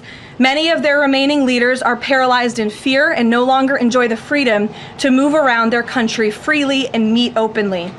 Thanks to the unmatched excellence of our warriors, Is Iran an alphabet organization? the world has just witnessed a historically swift and successful military triumph. You can keep saying this stuff. It's not gonna make me believe it. I'm sorry. It's just not gonna. It's not gonna make me believe it. Oh my god, chat. Okay, so listen. On Rowie's stream, we watched this guy. Rowie describes him as a hog that is turning into an IRGC Iranian state supporter. He's called Daniel Davis. He does the Daniel Davis deep dive. I've watched a bunch of his videos. He has been becoming more and more woke with regards to US foreign policy over the last like 2 or 3 weeks. It must be 2 or 3 weeks at this point. And he has just done a video called Iran's Nuclear Dust. And he's got a guest here, Pepe Escobar. I don't know who that is, but Iran's Nuclear Dust. And in the thumbnail, it says, Trump undermines himself. Hell yeah, dude. I think we might watch that in a bit. We actually just might watch that in a bit. Operation Epic Fury with strategic military objectives, and the United States has clearly achieved them. As we mark this progress, we also remember and honor the 13 American heroes who laid down their lives in this noble effort. I know President Trump and our grateful nation honors their ultimate sacrifice, and we will never forget them. May God bless their families. The valiant efforts of all of our... So far, she's played every single beat that Hexeth said this morning. It's almost like, chat, the Pentagon briefing was just a propaganda line that they are now deciding to try and stick to a lot harder than they already have. I mean, Levitt has been doing these presses like almost every day for like the last month anyway, and saying pretty much the similar things, and so is Hexeth and so is Trump, right? They've all been saying the same things, yeah? So I reckon, you know, they're just trying to refine the line and keep it going, but it is so fascinating how she is absolutely pretty much hit beat for beat. You know, Iran's been decimated, the military's been destroyed, they can't do anything. They're going to open the Strait of Hormuz. You know, we're having a ceasefire. She did admit that casualties happened, but they have admitted that casualties happened because they do admit that 13 troops have died, right? But sometimes that number does change. And she's also talking about nuclear weapons. Iran's never going to be able to have a nuclear weapon. She's also talking about... Wait, did she mention that? I can't remember if she mentioned that, but she did just mention that... She mentioned the Navy. She mentioned the troops that died, honoring the troops. You know? Have they mentioned spooky Iranian sea mines? Yeah, all gone. All gone. All the Navy's gone. Everything's gone. Incredible service members created maximum leverage for the President of the United States, allowing he and his leadership team to engage in tough negotiations over the past couple of weeks that have now created an opening for a diplomatic solution in long-term peace in the Middle East. Well done, Mr. President. You did it. And the leverage created by the success of Operation Epic Fury led to the Iranian regime asking for and ultimately agreeing to a ceasefire proposal with the United States. Iran could no longer tolerate being bombed or taking the gamble of what was to come following President Trump's 8 p.m. deadline last night. Iran has agreed to open the Strait of Hormuz, and as the president... This is just the line. Trump had no cards to play at 8 o'clock, so he simply said, oh wow, Iran have agreed to a ceasefire. That's so good, actually. That's all that happened here, and it's so crazy. That's why I'm laughing, by the way. I'm just laughing because every time this is mentioned, it's just like, I just know that this is not true. It's utterly, utterly nutty. Said we have received a proposal from the Iranians that has been determined to be a workable basis on which to negotiate. I've seen a lot of inaccurate coverage today from the media about these negotiations. Oh, here we go. Already. Here we go. So I mean, the proposal that you got from Iran is the 10-point proposal that is literally like, get out, we get to enrich uranium, etc., etc. You give us everything. You give us everything that we want, and that's the one that that's what they're all saying is workable. So I don't know how hard it's going to be. I don't know how easy it's going to be for them to spin this. Be clear and correct the record. The Iranians originally put forward a 10-point plan that was fundamentally unserious, unacceptable, and completely discarded. It was... Okay, so the Iranians are just going to hear this and go, oh look, the USA lied. What else do they think is going to happen if they do this?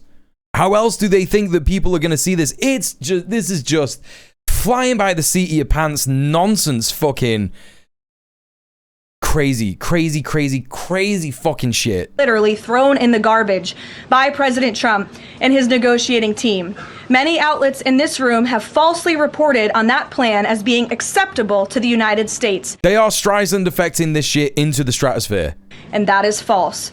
With the president's deadline fast approaching and the United States military completely decimating Iran with each passing hour, the regime acknowledged reality to the negotiating. Well, again, yeah, this is the entire reality by any means necessary. Iran knows full well that the Americans are what the Russians pitilessly call nedogovorospodobnost, agreement incapable. Just ask the Native Americans. The invasive Americans' only principle is greed, and constant aggression is their creed. So Iran has spoken to them in the only language they understand, military supremacy. Yes. They put forward a more reasonable and entirely different and condensed plan to the president and his team. President Trump and the team determined the new modified plan was a workable basis on which to negotiate and to align it with our own 15-point proposal.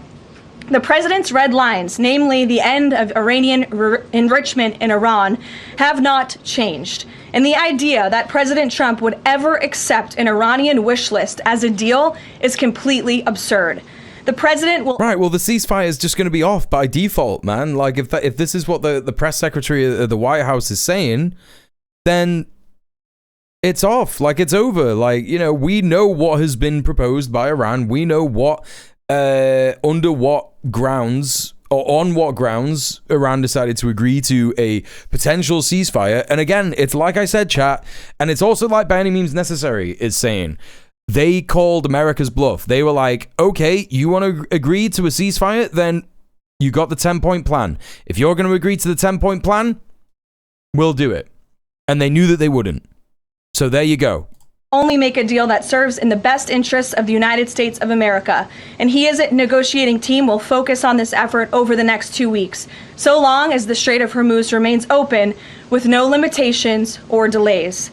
These extraordinarily sensitive and complex negotiations will take place behind closed doors over the course of the next 2 weeks.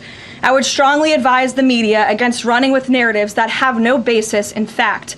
What Iran says publicly or feeds to all of you in the press is much different than what they communicate to the United States, the president, and his team privately. Okay, so we're just supposed to believe that? we're just supposed to believe that? Underestimate President Trump's ability to successfully advance America's interests and broker peace.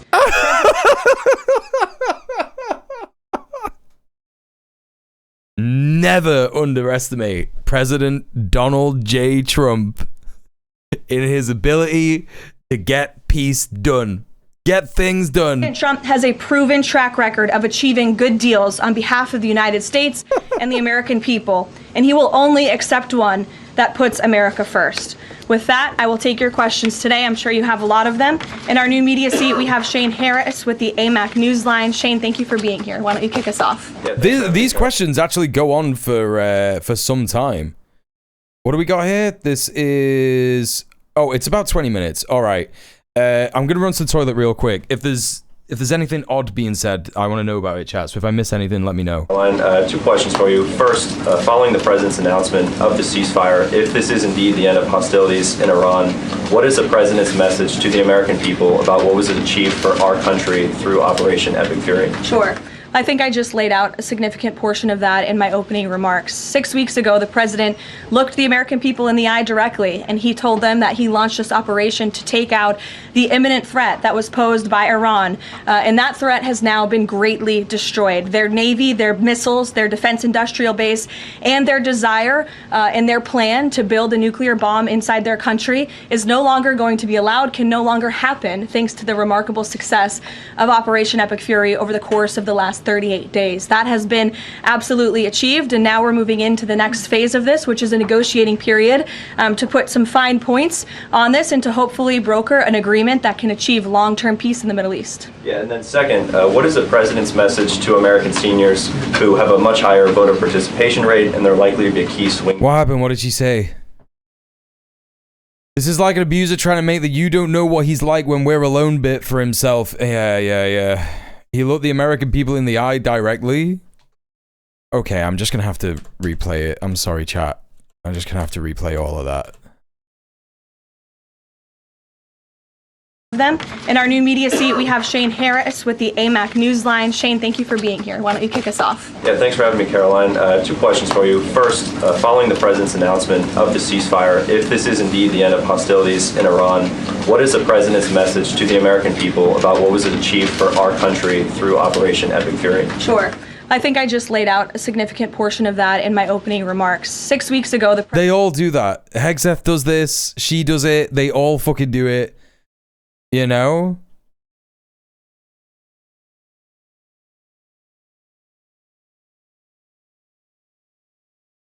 Oh, what are you doing, Jan? What is happening?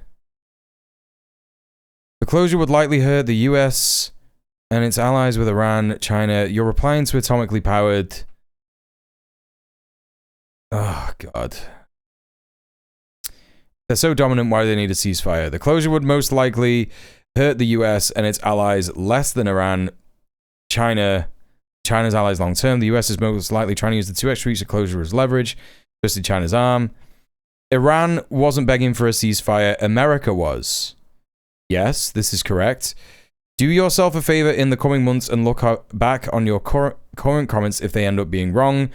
Right or wrong, this is just good advice, so I hope you don't take offense. For now, I'd suggest researching how the closure hurts the US far less than it hurts China and China's allies. You don't have to agree, Mule. No, I'm sorry. It's not about whether I agree.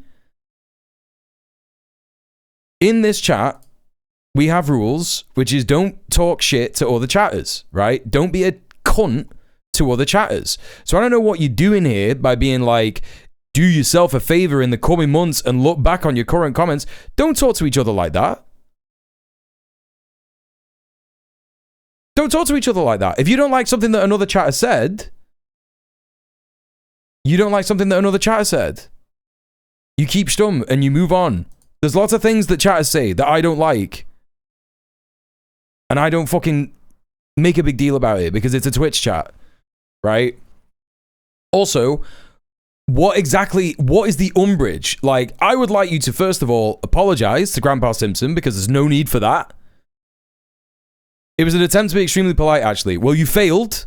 You failed. Okay, that's what I'm telling you. It's, you know. You just disagree with me, so you called me a cunt. No, I called you a cunt because you're being a cunt!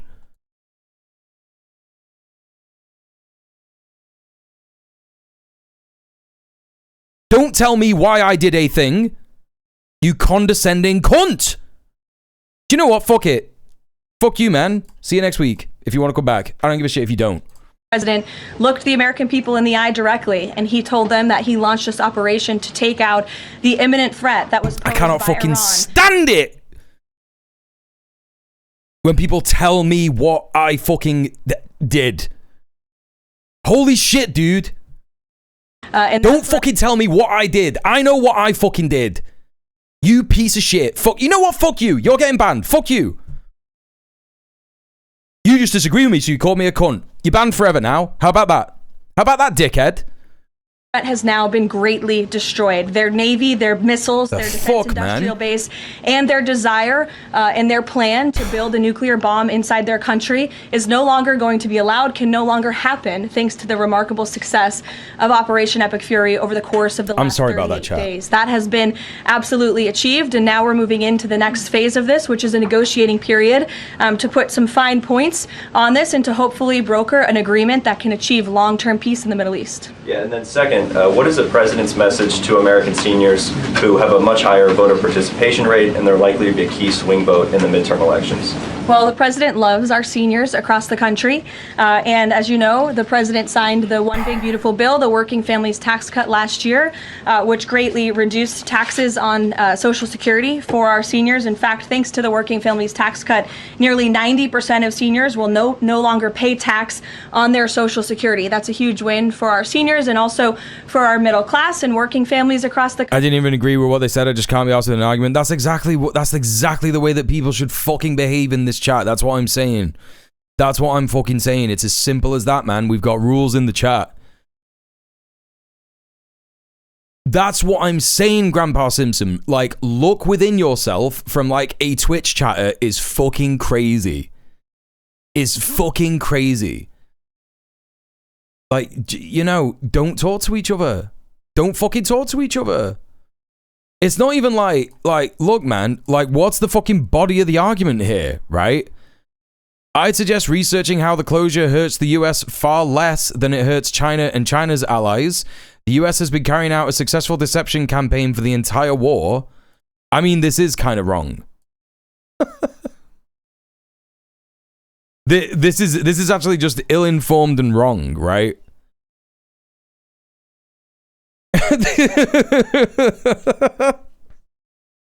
Like, what is this? I don't understand. Like, every 11 seconds a Twitch chatter fails the be normal test. Chad, do you think that this happened because I said don't be sexist? Iran's oil was getting through the strait. Iran was sending oil through the strait to China. It's crazy to say that. Yeah, no worries, Grandpa Simpson. Thanks for hanging out. Yeah, just be nice, man. Yeah, there's literally none of this fucking 4D chess going on. Like, what is happening here at all? Like, what is happening here at all? Successful deception campaign where, like, people on the ground are reporting the facts. And, like, what? Like, those people are just wrong? I don't understand, man. Nutty shit. Fucking nutty shit. With the no tax on tips provision and the no tax on overtime. Next week is tax week. You'll hear a lot from the president about how his policies have benefited the American people, and I'm proud to report that the president will be traveling next week to the great states of Nevada and Arizona to tout this historic accomplishment over the course of the next week. Thank you for being here, Shane. Gabe. Thank you, Caroline. Iranian state media is saying that Iran has now closed off the Strait of Hormuz today in response to Israeli attacks on Lebanon. What's the White House response to that? And you just listed many military successes. I understand that. But strategically, how is the administration arguing that Iran does not have more economic leverage than it did before the start of the war? Sure. Well, with respect to the first reporting out of Iranian state media, the president was made aware of those reports before I came to the podium. That is completely unacceptable. And again, this is a case of what they're saying publicly is different privately. We have seen an uptick of traffic in the strait today, and I will reiterate. Two boats. Two boats. Two boats.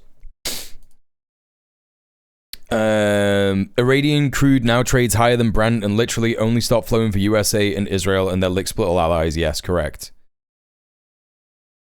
The only 4D chess that Trump is playing is delusion, drivel, despotism, and dumbassery. Very good.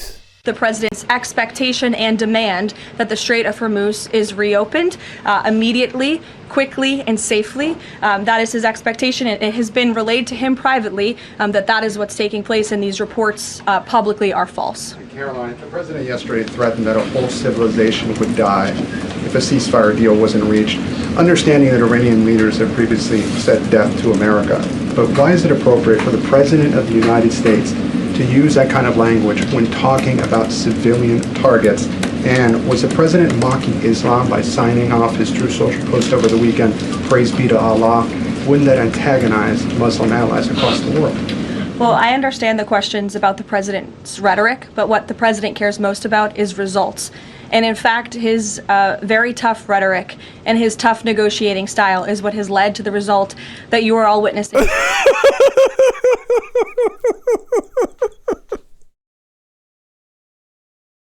You see, it was just like, you know, Again, 4D chess. Like, they're saying that he's playing 4D chess. This is why anyone who says that Trump is playing 4D chess is just utterly delusional. There is no 4D chess that's happening. There's no 4D chess that's happening at all. Today, Iran publicly acknowledged he looks like a loser that they have agreed or that they wanted this ceasefire with the United States because they no longer could tolerate being bombed by our very powerful and lethal military, and that they have committed to the reopening of the Strait of Hormuz. It's 70 underwater backgammon. Accountable for reverse backgammon, hyper backgammon. Closely monitoring in real time. Can't disagree that Trump's negotiation led us to where we are. Yeah, exactly. Hey, magic dealer. Not take his word seriously? The world should take his word very seriously in understanding that the president is always most interested in results. And it was the Iranians who backed down, not President Trump. He said that they would face very grave consequences, as you just laid out, by the 8 p.m. deadline if they did not agree to reopening the Strait of Hormuz. And what did they do last night? They agreed to reopen the Strait of Hormuz. Danny. Thanks, Caroline. Would President Trump like to see Lebanon included in this peace deal? As you know, there have been increased Israeli strikes on Lebanon today with dozens of casualties there. Sure. Lebanon is not part of the ceasefire. That is. So now they're just saying that Lebanon is not part of the ceasefire. That's crazy, bro. That's absolutely crazy. Chat, it's just more and more evidence that supports what I was saying before, that they were never serious about a ceasefire. They said that there was a ceasefire so that when they continued to attack Iran and Iran responded, that they could then say, Iran is evil, it's not upholding the ceasefire. Has he posted yet? Has he done a post of the new posts? No, just the last one about Marjorie Traitor Brown. Okay, well, we'll have to see what they're saying tomorrow. I imagine tomorrow there's going to be some kind of like, here's the pattern, right, chat? The markets close on a Friday. Trump attacks Iran. The markets reopen on a Monday. We had an amazing success. We've completely decapitated the regime. It's really, really good. Everything's fantastic. Week goes by. Everything's good. Don't worry about it. It's really good. We're doing really well. We're winning. We keep winning. Get to the fucking weekend. Operations escalate. You know, it's a cycle at this point. It's every week. Every week. It's supposed to be the first war ever conducted entirely on the weekend. Yes. And that's what's going to happen. Like, it's Thursday tomorrow. You know, we are going to see a slowly escalating rhetoric. There are going to be tomorrow warnings. It's going to be like, we told Iran not to fight back. They're fighting back and they're doing it. I can't believe it. They would think wisely to stop this. They would be wise to stop these flagrant violations of the ceasefire that signed President Donald Trump. It's going to be that, right? It's going to be that. And then at the weekend, they're going to do something insane. They're going to be like, we've resumed attacks on Iran. We can't help them do that. We can't stop them from violating the ceasefire. They've forced us back into the war. Nasrallah said in 2020, when the coffins of American soldiers and officers begin to be transported, when they came in vertically and return horizontally, it's then that the Trump administration will realize that they've lost the region and they will lose the elections. If we achieve this goal, the liberation of Al-Quds will be a stone's throw away. And when the US leaves our region, the Zionists will pack up and leave. We might not even have to fight a battle against Israel. Nasrallah will be vindicated. I am certain of it. I am certain of it. You know? Been relayed to all parties involved in the ceasefire. As you know, Prime Minister Netanyahu put out a statement last night in support of the ceasefire, in support of the United States' efforts, and he's also assured the president they'll continue to be a helpful partner throughout the course of the next 2 weeks. Is there any? I hope those chatters who are not based in the UK are enjoying that Imgur link, because as we all know, Keir Starmer made looking at Imgur illegal. I hope you're all enjoying that. I hope you can all relate to me what that image is and how good it is. He thought, though, that the president... I'm going to guess. Is it Nasrallah doing this? Imgur is banned in the UK because they refused to take part in the invasive face verification, age verification stuff that the UK government signed into law, like, last year. It's BB saying if you don't get in the box, you're anti-Semitic. Okay. Might like to see Lebanon included in a future date, given that it seems to be causing or potentially undermining the Iran ceasefire. Again, this will continue to be discussed, I am sure, between the President and Prime Minister Netanyahu, the United States and Israel, and all of the parties involved. But at this point in time, they're not included in a ceasefire deal. Jeff. Thank you. That's nuts. Will That's the US nuts. take part in talks with Iran in Islamabad on Friday? I can announce that the President is dispatching his negotiating team, led by the Vice President of the United States, J.D. Vance, Special Envoy Witkoff, and Mr. It's not going to happen. to Islamabad for talks this weekend. The first round of those talks will take place on Saturday morning local time, and we look forward to those in-person meetings. What role does the President see for the U.S. in monitoring or helping with the Strait of Hormuz going forward? I think the President commented on that this morning. We're going to continue to monitor it very, very closely. Wait, what? Of the United States, J.D. Vance, Special Envoy Witkoff, and Mr. Kushner to Islamabad for talks this weekend. The first round of those talks will take place on Saturday morning local time, and we look forward to those in-person meetings. It's convenient that the meeting is going to happen at the weekend, isn't it, Chad? That's so crazy. What role does the President see for the U.S. in monitoring or helping with the Strait of Hormuz going forward? I think the President commented on that this morning. We're going to continue to monitor it very, very closely. We will be helpful in any way that we can, but we fully expect Iran to do this, and the President has made that quite clear as well. It's, again, as his statement said last night, this ceasefire is subject to the safe reopening of the Strait of Hormuz. Again, this was just determined last night. We understand things take time, but that's the President's expectation, and he will hold everyone to it.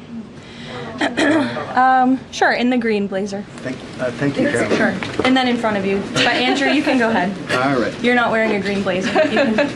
I am actually wearing a green blazer. It's a little brown to me, but go ahead. There.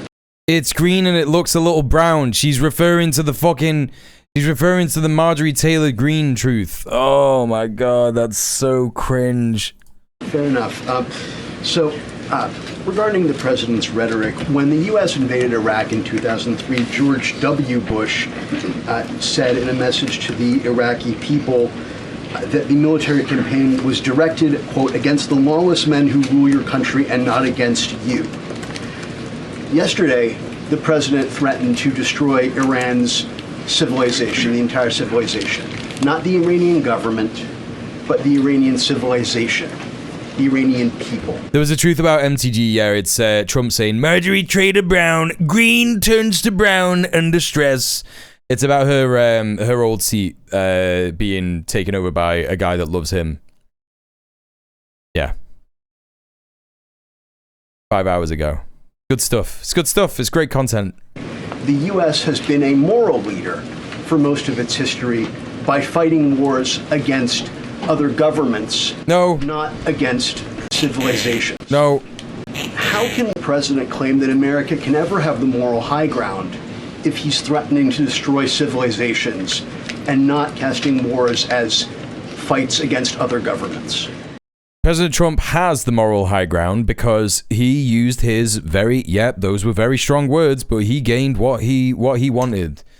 He gained what he wanted, and he got what he wanted, and that it was worth it in the end. It doesn't matter if he said every slur in the book. It doesn't matter if he was sat, as Sophie said to me the other day, on the Hitler toilet saying every single slur in the world. It was worth it to get what we want.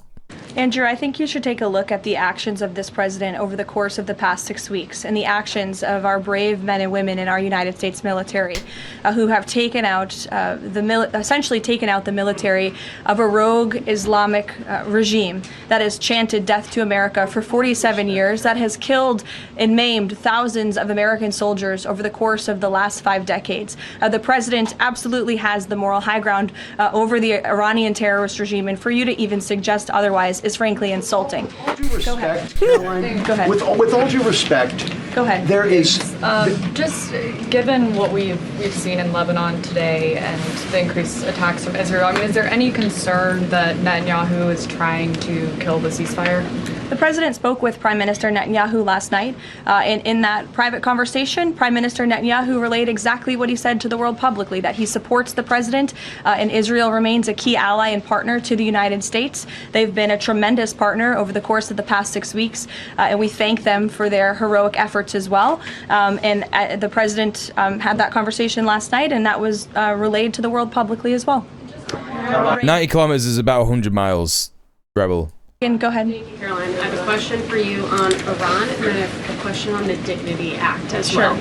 On Iran, it's been reported that the ceasefire was struck after the involvement of two unlikely factors, J.D. Vance and China. What role did those parties play in striking a deal? Oh, okay, Rebel, President sorry. Vance has played a very significant and a key role in this since the very beginning. Of course, he's the president's right-hand man. He is the vice president of the United States. He's been involved in all of these discussions, and as I just announced, he'll be leading this new phase of negotiations in Islamabad later this week. With respect to China, there were conversations that took place between top levels of our government and China's government. The president has great respect for President Xi and a great working relationship with him and with that country, and he looks forward to visiting China in just a few weeks. And on the Dignity Act, it's getting a fresh push through Congress. It would give some illegal immigrants in the country a path to citizenship. What's the White House's position on this legislation, and would the president sign it if it made it to his desk? Honestly, Reagan, I was going to say, Johnny, the president about the legislation, but I will have that conversation, and we'll get you our formal position on it as soon as we can. You're welcome. Go ahead. The president suggested in an interview this morning that he would support a joint U.S.-Iran venture. The charge. When he visits, he'll never have the same aura as Keir Starmer. Oh, I really want to watch. I really want to watch some Keir Starmer aura posts. That's where I'm at right now. After all the fucking stress of this, like, back and forth and, like, knowing that the ceasefire is fake and getting fucking mad about it and, like, I want to watch some Keir Starmer aura posts.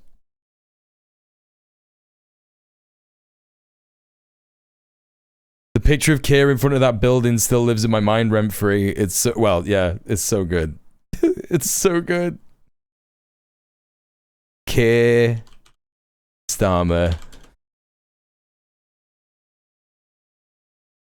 Hell yeah, dude. Wait, what do you mean something went wrong? Did they ban his account? Why can't I get on any of his videos? Oh, here we go.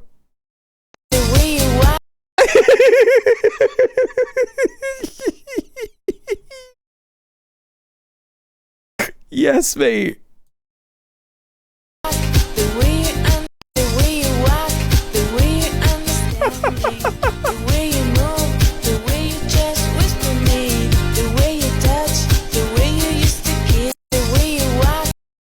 Chat, if this guy was at my school, we would all be calling him a fucking bod, a fucking nerd, a dork, you fucking loser.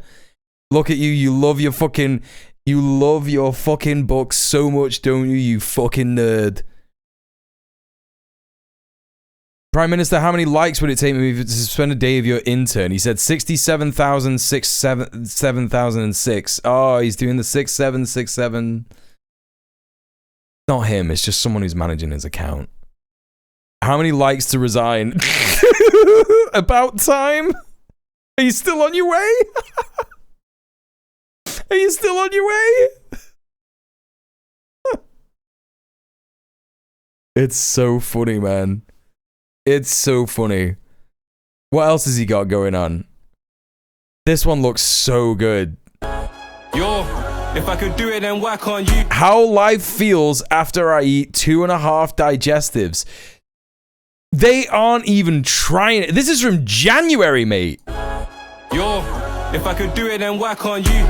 Get up and make it work. Ain't no way that I'm sitting around. This now or never, I'm picking it first. You can't tell me that I won't make it. Knew that I had this gift since birth. Grinding, came out the mud like Roddy. I had no body, I came from dirt. That's him going to Akrotiri, by the way, to be like, don't worry, we all know that you're participating in the genocide of Gaza. Oh my god, the most hated PM in modern history. This is so good. Our tax money's going on Keir Starmer edits, bro. Governing by cringe. Just one more. Why can't I get his latest videos? Oh, there you go. Now we can. Is it because he just uploaded some? What's this?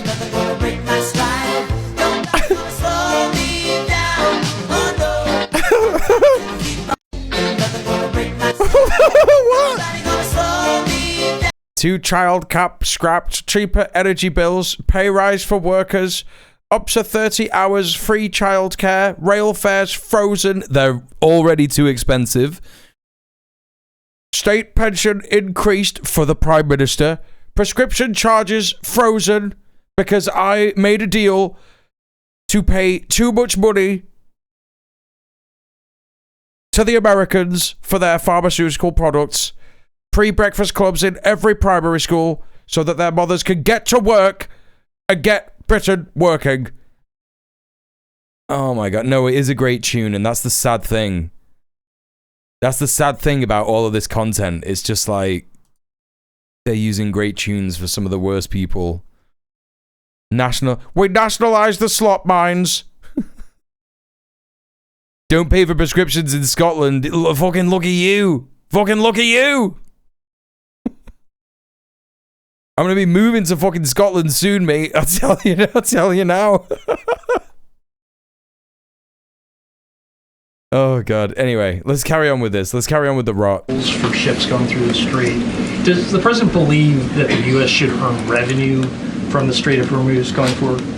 It's an idea the president has floated, as you know, and it's something that's allowed on UK internet, but Imgur is banned. Joke Nation, literally. The immediate priority of the president is the reopening of the strait without any limitation. Hey, waking up Thursday, did you miss the chud from the PBD podcast singing that song? Wait, what? Whether in the form of link it. What is it? On the highly enriched uranium, has Iran given He was singing "Ain't Body Gonna Break My Stride." The administration any indication that it would simply turn over the enriched uranium, or is this an expectation that the president has that he would have to send in ground troops? If you move to Scotland, I'll move This to is Ireland. on the top of the priority list for the president and his negotiating team Cool. as they head into this next round of discussions. And as I said, It's glorious. that is a red line that the president is not going to back away from.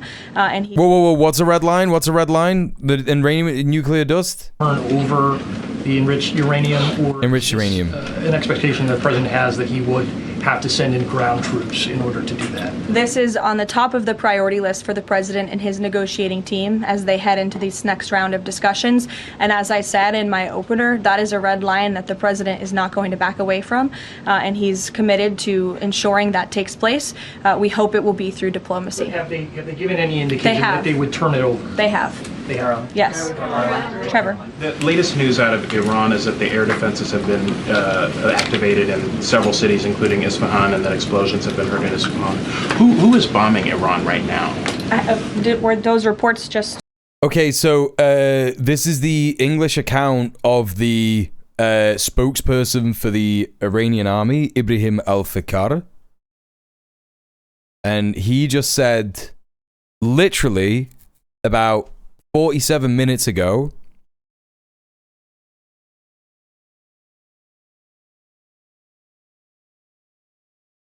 US airstrikes taking place against Tehran, the capital of Iran. The 2-week ceasefire lasted 12 hours. So they've confirmed that there have been US airstrikes taking place. Let's see if there's any more reporting on this at the moment. We're just going off that one Twitter account for the time being. That is apparently verified.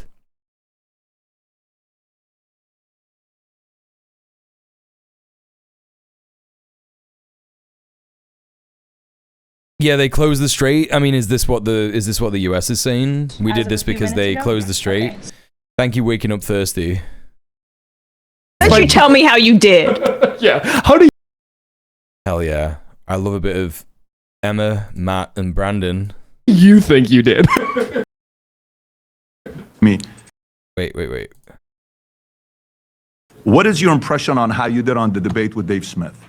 Well, despite what you think, I haven't listened or watched any of the internet comments. Zero. I don't go onto Twitter. I don't check the comments. It's just not something that I do.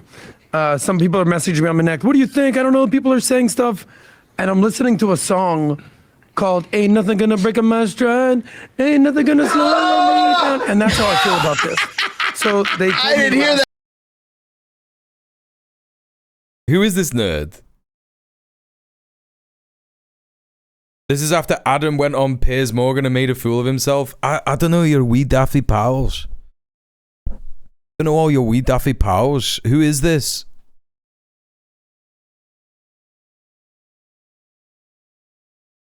I know that this is that PBD podcast, but I don't know the guys on it. I don't know what.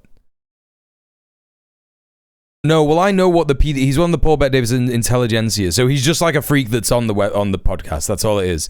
He's one of PB's toadies, right? Okay, fair enough.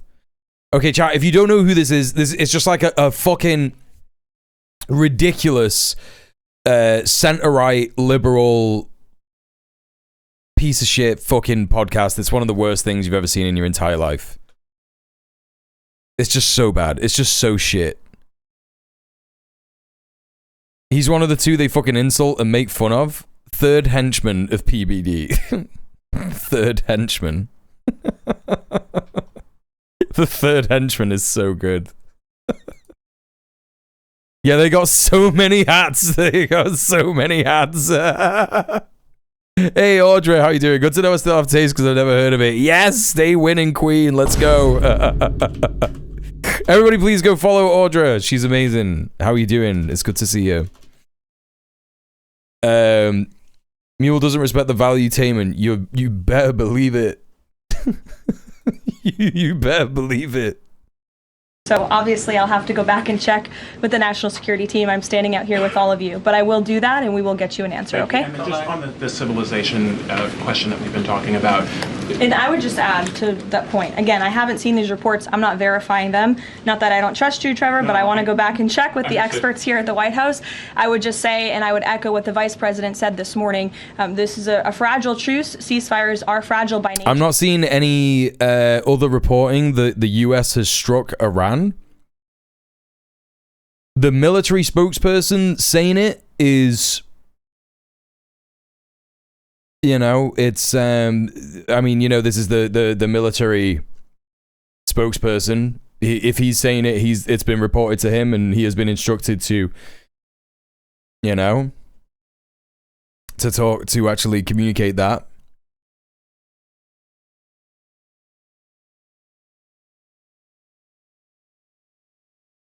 Not seeing anything else. So.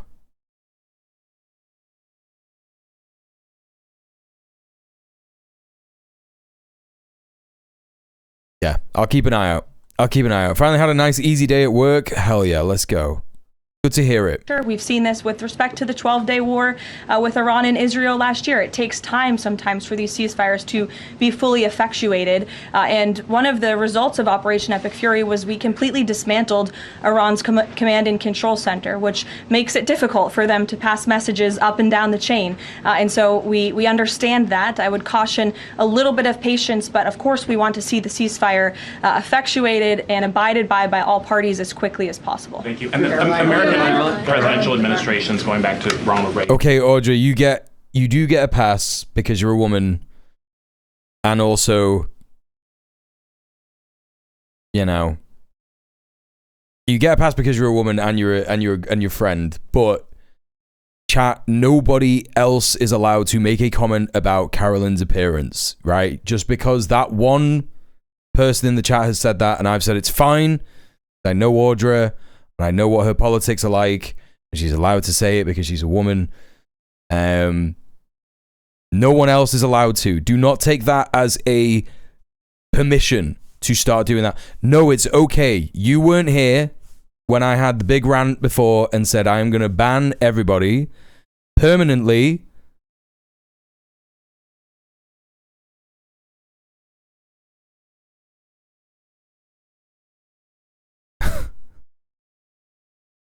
I gotta get so much misogyny out. I gotta get the misogyny out. I just have to be a misogynist. I have to do it. I have to do it.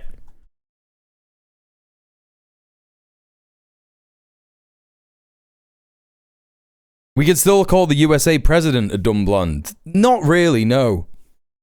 Because there are misogynist, you know, flavors to that fucking, to that comment, right? A dumb blonde. That is, it's just the thing that people used to say about women. No one has ever used that as an insult for men. Is tainted with misogyny. Did I miss a rant about how misogyny is bad even when you do it to bad people? It was very small and it was earlier. It is just extremely tiresome. Like, you know, I was in Rhizome's stream the other week and they had to talk about it. I was in someone else's stream the other week and they had to talk about it. And a lot of people will just not talk about it. And it's fucking frustrating. And it's like, listen, is himbo allowed? I don't know. I'm a man, right? All I know is what women have said, right? All I know is what women who you should listen to have said. As far as I know, women broadly, including feminist women, which is the women you should listen to, most informed women have not complained about the word himbo. So to me, I would not, you know, do that. Right? I would not crack down on that. I think himbo is fine, personally, until I'm going to be told otherwise. Right? I'm a fair man. I think I'm a fair man, right? Except if you're that chatter before who told me what I thought. Don't ever tell me what I think. Don't ever try and tell me what I think or what I did when I know what I did. Because then I will just fucking lose my shit. I didn't even realize the roots of the word himbo until now. Yeah.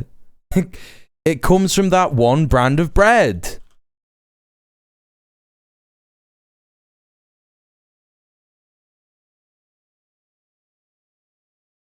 It comes from that one brand of bread. Bimbo.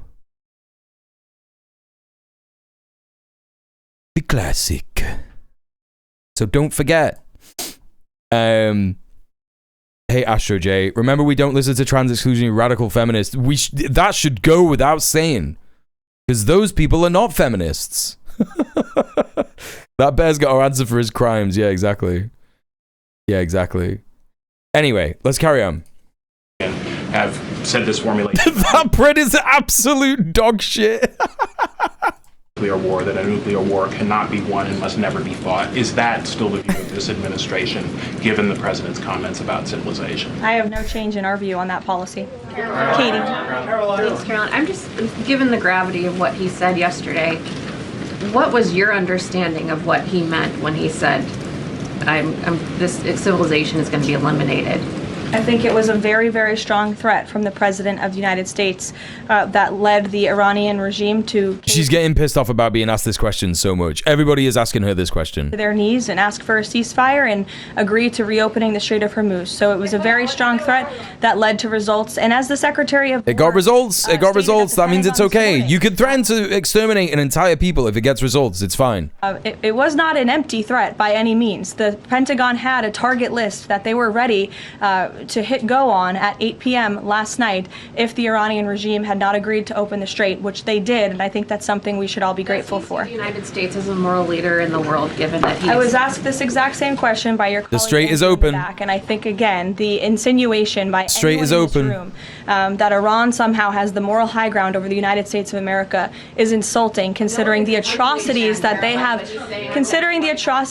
have committed against our people and our military over the past 5 decades. John, go ahead. Thanks a lot, Caroline. 2 questions for you. One has to do with a joint statement put out this morning by some of America's European allies, our NATO allies. And in that joint statement, they said regarding the Strait of Hormuz, our governments will contribute to ensuring freedom of navigation in the Strait of Hormuz. What's the administration's reaction to that joint statement? Does that smooth things over when the president meets with NATO Secretary General a little bit later this afternoon? I have a direct quote from the President of the United States on NATO, and I will share it with all of you. They were tested and they failed. And I would add, it's quite sad that NATO turned their backs on the American people over the course of the last 6 weeks when it's the American people who have been funding their defense. As you know, President Trump will be meeting with Secretary Rutte in a couple of hours here at the White House, and I know he looks forward to having a very frank and candid conversation with him. That's so good, dude. That's so good.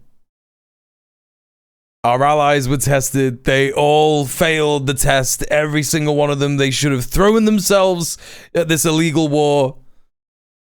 And you know, to a degree, I kind of agree in terms of Keir Starmer because, you know, I've said many times on this stream chat that I value someone who full-throatedly would say out loud that they are a fascist, they're proud of being a fascist. I would respect that person far more than a coward who will never admit to what they are or what they're doing, because it is the most contemptible adaptation of those of any kind of ideology or position that ends up hurting people or ends up harming people, right? And Keir Starmer is currently in the current cowardly position. He is in the cowardly position where he's like, we are not participating in the war, we're not doing it, we're not doing anything, and US bombers are landing in US air bases in our fucking country. We're sending fucking assets down there. We've sent typhoons down there. You know what I mean? It's like, come on, man, you're a fucking coward. You are a fucking coward. If you are gonna do it with your fucking dick out, man. I hate Keir Starmer so much, man. I hate the Labour right. I can't wait for them to be fucking humiliated in May. Chat, don't forget, if we hit the £700 dono goal this month, I'm going to be doing an all-night stream for the May council elections here in the UK. It's going to be fucking sicko mode, mule. We're all going to be staying up all night waiting for the election results and shit like that. So don't forget, tip the DJ Mule stream. Get into the meat grinder now. That reminds me, I finally got a response from my MP about the filtered 24. What, when they've all been released on bail? No, Val, when did that happen? That's crazy. That's fucking crazy. Oh my god, when did we write those fucking emails? We wrote those emails on stream in like fucking November or some shit, or January? That's absolutely beyond the pale. Your MP got back to you fucking this week or some shit. That's wild. This is months after they were released. Well, not months, it's like a month and a half, right? Wild. Wasn't there a British ship that headed there but the toilets got blocked up or something? Yeah. Got back to you a week or so ago. Never mentioned them at all. Did a bunch of pathetic both sides in about Gaza and Iran. Insane. Insane. Who's your MP? Well, you don't need to tell me who your MP is, but what party are they? If you're like, I think that you're like sort of Edinburgh way, right? So like it might be Lib Dem or SNP or Labour. Yeah, it's Labour, right? There you go. There you go. There you go. Secondly, in regards to this conflict, 38 days, as you pointed out, President Trump has said that there's been regime change. Has that regime change led to more freedoms for the Iranian people? I think that's a question that's being asked a little bit too early, John, and we hope that is the case, but it's something that has yet to be seen. Eamon. Caroline, on this question of tolling by the Iranians in the Strait of Hormuz, I've heard you talk about a number of red lines that the president has in this negotiation, but I haven't heard you say that Iranian tolling in the Strait of Hormuz is a red line. Would it be acceptable to the United States at the end of all this if the Iranians are able to charge tolls in the Strait of Hormuz? I think the president was very clear and simplistic in his language last night in his Truth Social post, where he said that this ceasefire is subject to the free, safe, and immediate reopening of the Strait of Hormuz. That's very plain language, and it should be taken. I'm not sure how to put this into words, but I genuinely feel like this has ushered in a new dynamic where this failed war has just eliminated the potency of American military threats in the US-Iran diplomacy going forward. The US could still issue threats, sure, but everyone will know that they no longer carry any weight. In my opinion, it means that genuine compromise from the US needs to occur rather than just straight military coercion. It's changed a lot of stuff. I would say that that has been the case for the last 3 weeks. After the first week, whether the US realizes that that's the position that it's in or not is another question, and how long that takes. I don't think that Trump will realize this. Genuinely. I don't think he will realize it. Taken at face value. You mean free of charge? Carrie, go ahead. Without limitation, including tolls, yes. Carrie. Quick follow-up on the atonement. Why would the U.S. allow Iran to collect tolls from the Strait of Hormuz? That's not something that we've opposed for a number of years now. Again, that's not something we've said that we've definitively accepted. The joint venture is something that was proposed by the president, but he was very clear in his statement last night. He wants to see the strait reopened immediately without limitation, and that's something we're going to hold them to. Yes, second question on I'm going to be real, right? And when I say this, the UK government needs to know that this is not an expression of support for Hezbollah, who are a prescribed terrorist organization. But I missed Nasrallah's speeches, man. That motherfucker went on for days, right? He used to go on for days and just say the most correct and credible things about the USA and Israel that I've ever heard anyone say. He would do a speech for like an hour.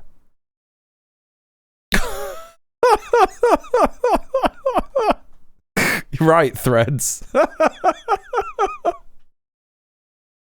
Oh, God. You know? Friends in Iran. I myself Fuck Israel, dude. Fuck Israel. am Iranian, and I've been talking to them through the blackout. One of my family members yesterday said goodbye to me.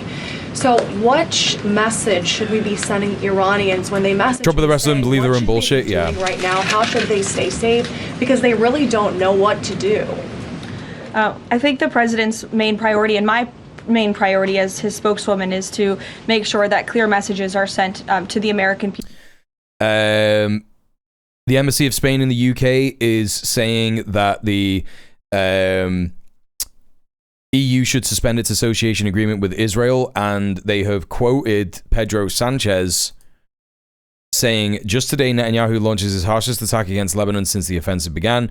His contempt for life and international law is intolerable. It's time to speak clearly. Lebanon must be included in the ceasefire. The international community must condemn this new violation of international law.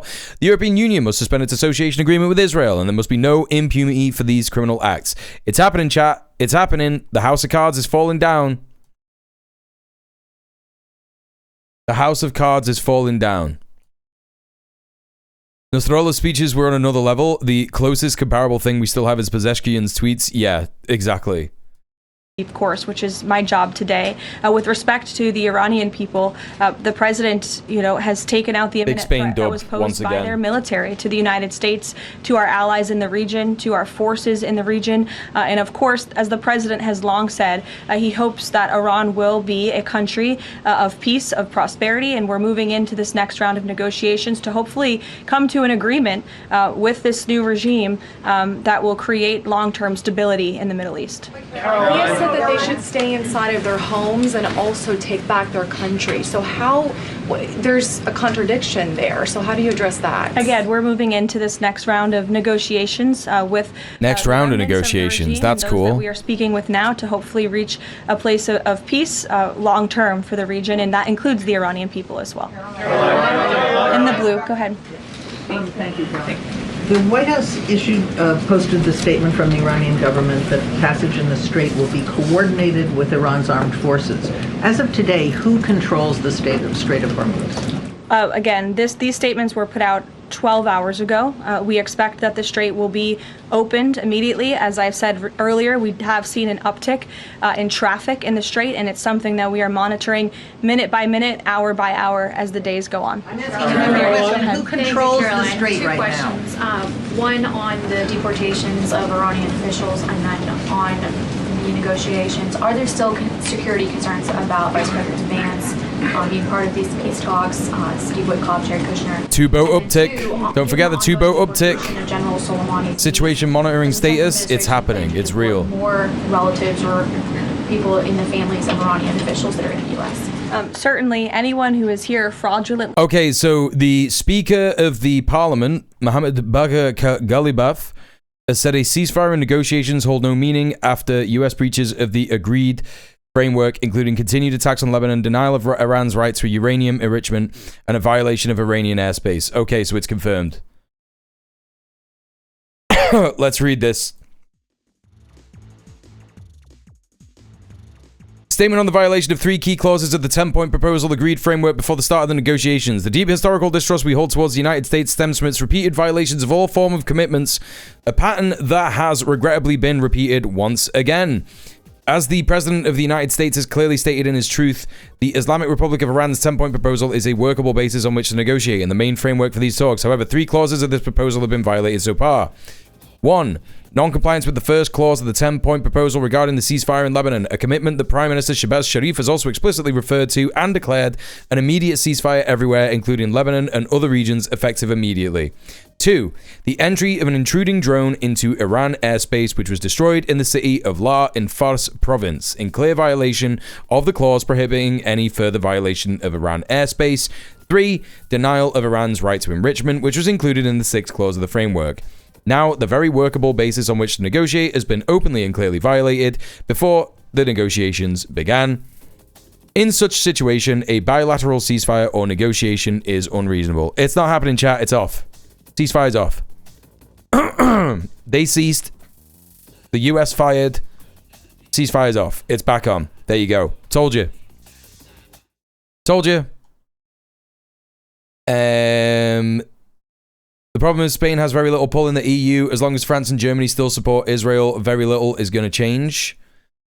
Pedro Sanchez pulling a classic Macron. I think that Pedro Sanchez has been more forceful than Macron. I wouldn't compare him to Macron. He's much better than Macron. Trump agreed for everyone that it's still on. Yeah, that's it. That's it. That's how you know. That's how you know it's real. I think this will hurt Trump domestically with his relationship with the media too. He's proven he's Taco Trump, so actually maybe the media don't need to be careful of him. We're already seeing the media being more forceful in this session with Levitt. That's true. That made up CNN investigation though. Scary stuff. Yeah, no, he is threatening to investigate CNN. I don't have whispers on, no. If you want to get in touch with me, get in. I wanted to give you a link to the Iranian TV I was watching last night. You could just link that in the chat, Rebel. You can literally just link that in the chat. I understand one of the individuals who their visa was revoked by Secretary Rubio and they were deported by ICE. They had a fraudulent asylum claim. That's against the laws of the United States. So anyone who is here illegally.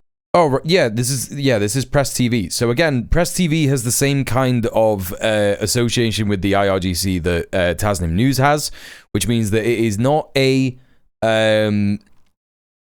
state broadcaster in terms of like funded entirely by the state, yada yada, like controlled by the state, etc. But it is, you know, what people like to say, IRGC linked, right? You said earlier it was pretty cool watching it. No, yeah, of course, because like, again, like, you know, they may be sensationalist and they may report on some incorrect stuff, especially their Twitter account, right? Oh, Power of Cosby, you're saying when you're an unpopular domestic, then play the popular position on foreign relations when you say Macron. Yes, in that case, he is like Macron. He is unpopular domestically, but he is also far more progressive than literally any fucking European leader in at all, which is mad, right? You know, that's the best that you're gonna get in Europe. And that's more to do with how Spain's government is sort of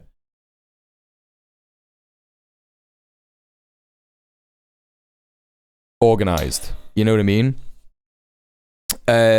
I'll sort of the Melpet cam in a minute. Or fraudulently is subject to our nation's immigration laws and will be removed from our country. And I know this continues to be a Yeah, what I was saying about Press TV is that, yeah, it's cool watching it because you get the alternative opinion. Like, you get the Iranian opinion. The opinion that is being broadcast to the Iranian people most broadly. I think Press TV is one of the most, maybe one of the most popular ones in Iran, but they also have Al Arabi, they also have Tasnim, they also have Fars, they also have what's the other one? They have Al Jazeera, obviously. There's all kinds of news agencies in Iran. But again, you know, sometimes they will get things wrong, especially on Twitter and stuff like that. Like, they're not immune to you know, being sensational. It's important to remember that. And we can't, like, take anything that they say at total face value, but we can say that they are, you know, more trustworthy than Western outlets, right? I think this is broadly true. So let's take a look here. Iran may rise in full-scale defense any moment as Israel violates ceasefire. Officials Press TV. That is that from earlier today? Yeah, this is at 2 p.m. today. It's been past the watershed in Iran for like a good 5 hours now, so it's gonna be like 2 in the morning there right now.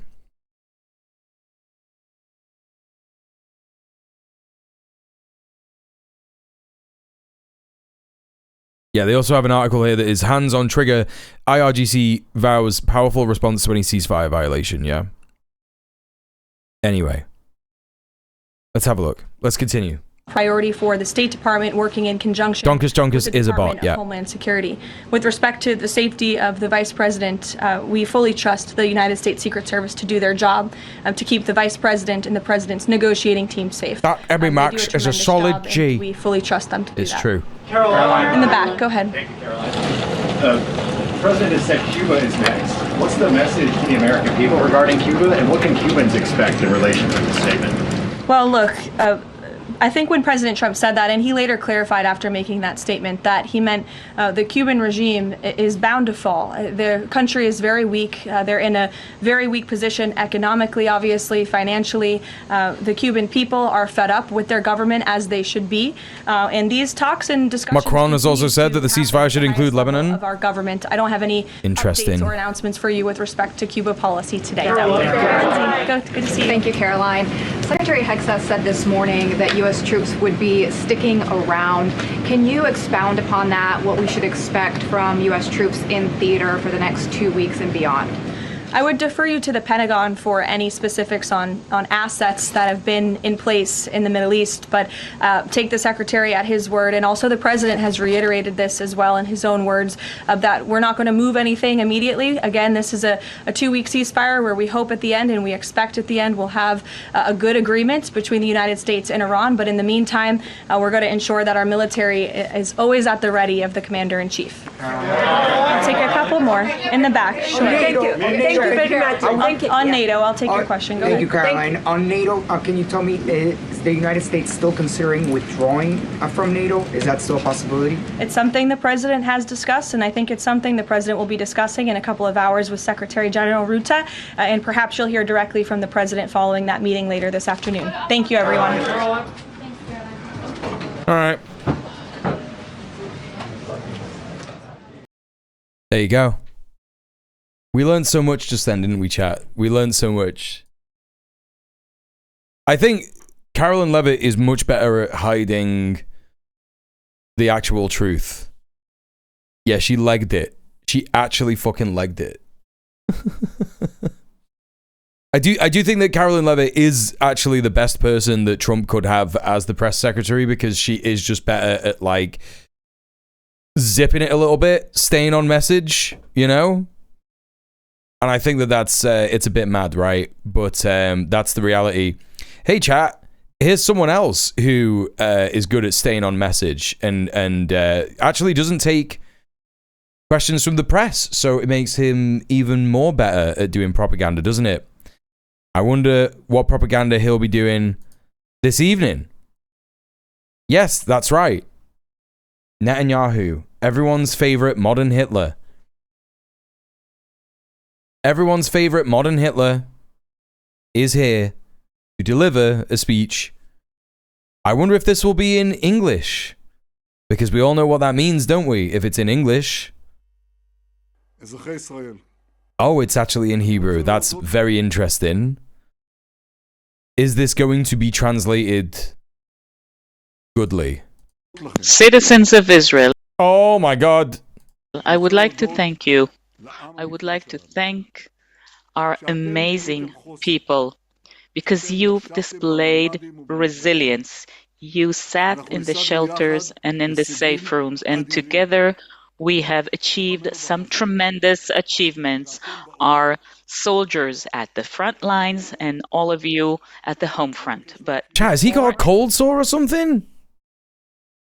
Something going on with his with his mouth or something. Else, I'd like to bow my head in remembrance of our loved ones who were killed during this operation, to embrace the bereaved families, and on behalf of all of you, to extend our wishes of quick recovery to all those who have been wounded.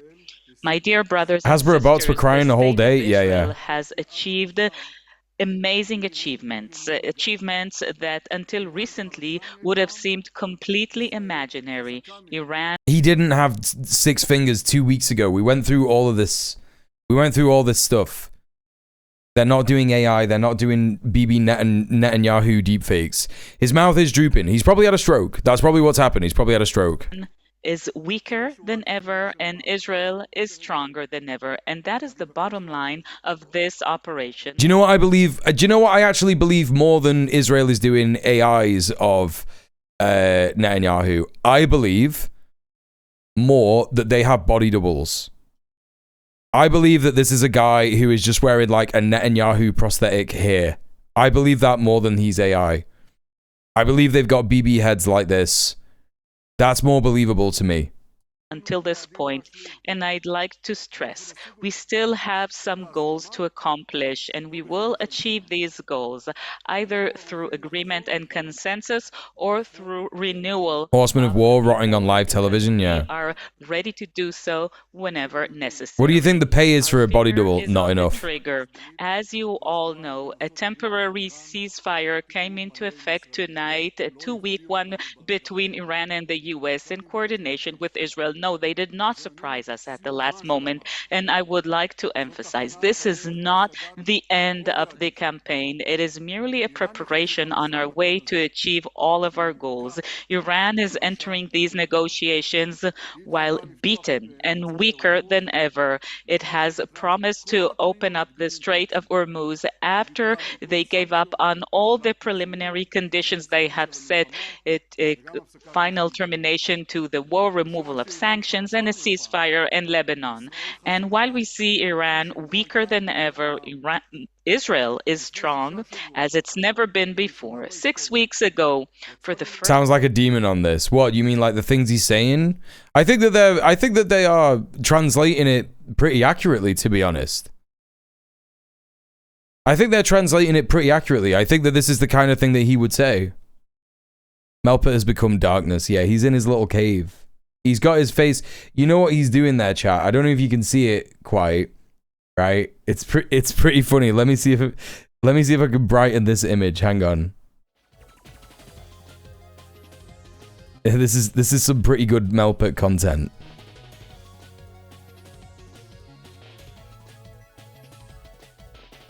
How would I do this? More exposure. Okay, he's... Can you see? He's just got his head smushed up against the wall.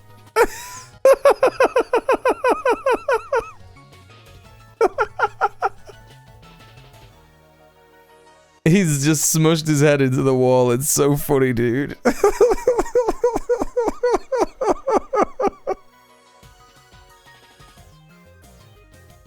He's in there. He's enriching the nuclear dust. You may not like it, but he is enriching so much dust down there in his cave, deep underground.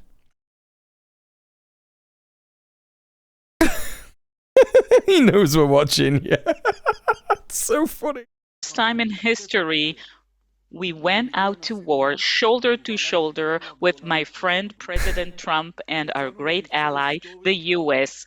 We embarked on a historic operation, the biggest operation the Middle East has ever known. He's got smooshies, smooth nose. We've never seen anything like that in the history of the State of Israel. Such partnership between Israel and the US against our greatest enemy. This is something He smooshed his nose to prevent breathing the nuclear dust in. It's smart stuff, actually.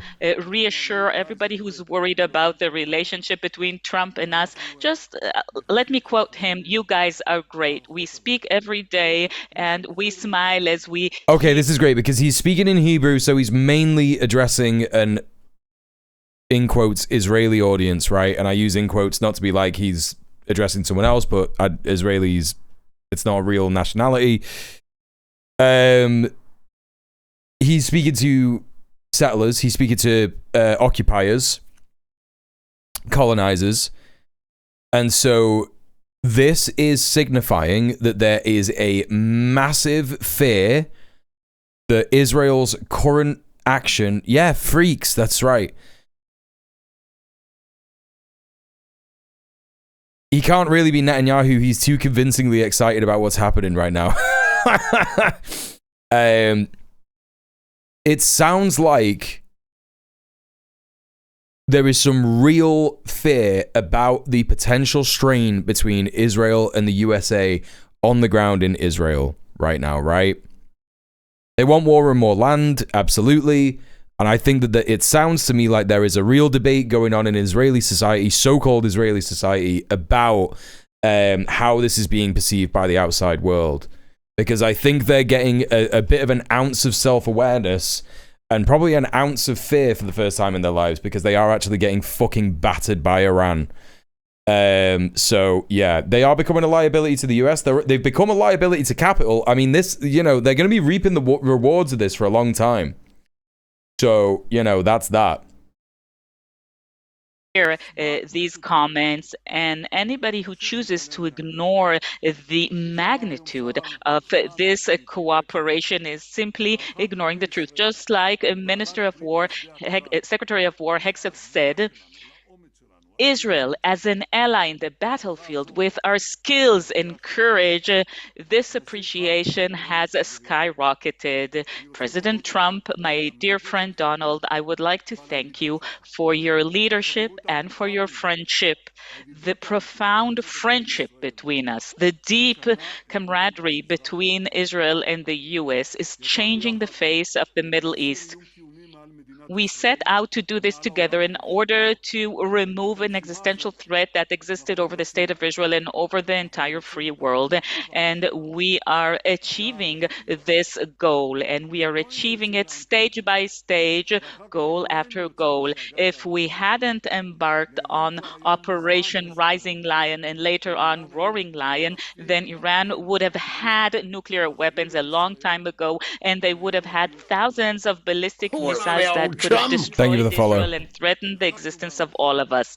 This twofold existential threat has been removed. We've set back the terror regime of Tehran decades back. We have undermined its foundation. Okay, here's the thing, chat. Here's the mad thing about this. I didn't realize just how much this narrative diverges from what Israeli news channels are saying. I did not realize that, because if you listen to Rawi's stream where he covers the Hebrew news for the entirety of this war, they have been saying things like, we can't do a regime change. It's not happened. We haven't stopped Iran from attacking us, actually. We need to be worried about it. You know? There is a significant divergence between this and what some Israeli pundits are talking about and the way that they're reporting on the war and shit like that. There is a lot of denial, don't get me wrong, but I think, yeah, there's some mad shit going on in Israel that we definitely don't know about. And it's because of the extreme military censorship that is happening there right now. He's a fascist gassing his base. Yeah, exactly. We completely decimated them. So what? Well, I mean, you gotta remember, he's a fascist gassing their base in Israel is gassing the entire country of Israel. I've seen some protests in Tel Aviv being reported on as well. Yeah, there's like 10 guys that show up every night to be like, please stop doing this. It's pretty sad. We've achieved a cessation of the operation of the ballistic operation and facilities and capabilities. What they're launching is whatever is left in their warehouses. These warehouses are getting emptied out, but they're not manufacturing any new missiles. We've caused significant damage to the nuclear capabilities and facilities and centrifuge facilities and some other things. We have managed to target some additional nuclear sites. They're being publicized a bit more now. It's interesting. The tone seems to change slightly in the reporting. Yeah, I imagine so. Yeah. As senior officials in the Trump administration have said, this material, the enriched uranium, will completely come out of Iran, and it will be done either by agreement or by renewing the war. We have also stopped. It will be done by agreement or by renewing the war. Hell yeah, dude. It sounds like he's really committed to a ceasefire and lasting peace. This is so sick, dude. The money machine and the weapons manufacturing machine. We have destroyed petrochemical facilities, weapons manufacturing facilities, bridges, and railroads for transporting these weapons. We have completely destroyed the Iranian Navy, missile bases, headquarter commands, and we have severely harmed the oppression mechanism of the regime. We have killed thousands of their operatives, and we've managed to prove that we can hunt them down wherever they are. They have nowhere to hide. We've also targeted senior officials from the tyrant Khamenei until all the way to the family members of the besieged members.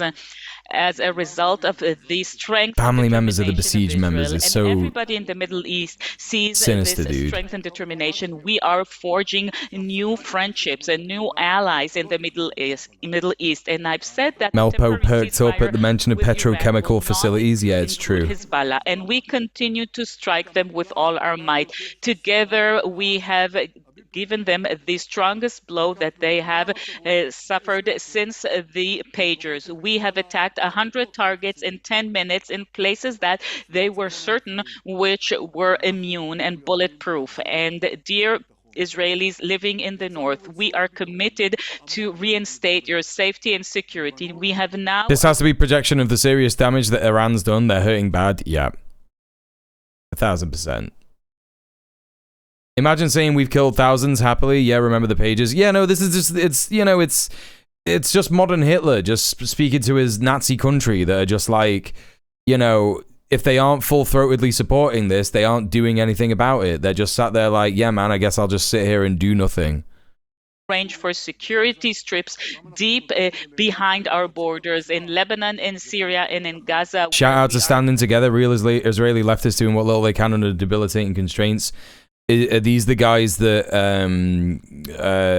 go and stand with West Bank Palestinians to stop them from getting attacked and stuff? Control over 50% of the Gaza Strip. This is like the Andre X guy. From all directions, citizens of Israel, those who try to ignore these amazing, astonishing achievements of the state of Israel and of Israeli soldiers. If you're trying to dwarf these achievements, either you don't know what you're talking about, or that you're talking out of some kind of vested interest. And just as I promised at the big... It's so good, this. Look at this.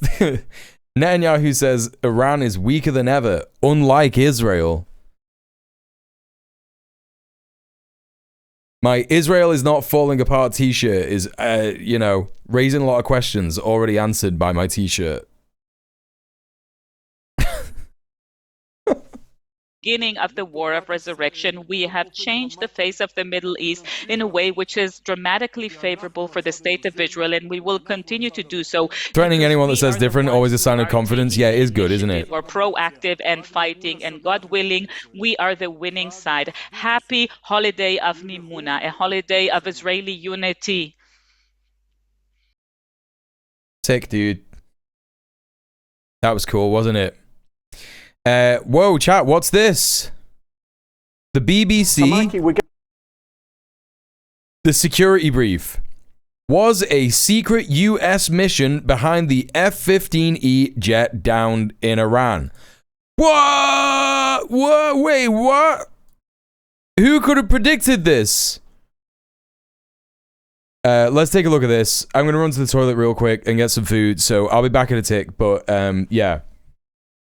Let's see what this is saying. Going to take a closer look at last week's rescue operation inside Iran. We've already had quite a bit of detail from the White House, but what for you are the unanswered questions? Yeah, the first part of that rescue package seemed to make sense. So we knew that there was known combat search and rescue capability that was being used in that first F-15M and rescue. I think we've got a picture of the F-15 jet there. So that's the one that was shot down. That's the one that was shot down, and the first rescue occurred on the pilot, which sits in the front seat. The real questions start to arise in the rescue of the second M and the weapons systems officer or operator.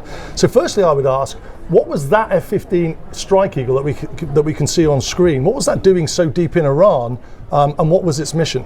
The second bit of where questions start to arise is we've got video footage here of when the US destroyed their own HC-130J Hercules and MH-6 Little Bird helicopters at a forward operating base deep inside Iran. This is the video that we saw. This is the aftermath of it, and at that FOB.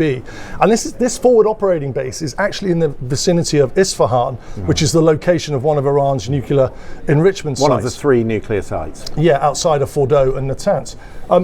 Before the aircraft were destroyed, let's just show the viewers what those US assets look like. It's an HC-130J aircraft. These aircraft are used in combat search and rescue, but also deployed on special forces operations.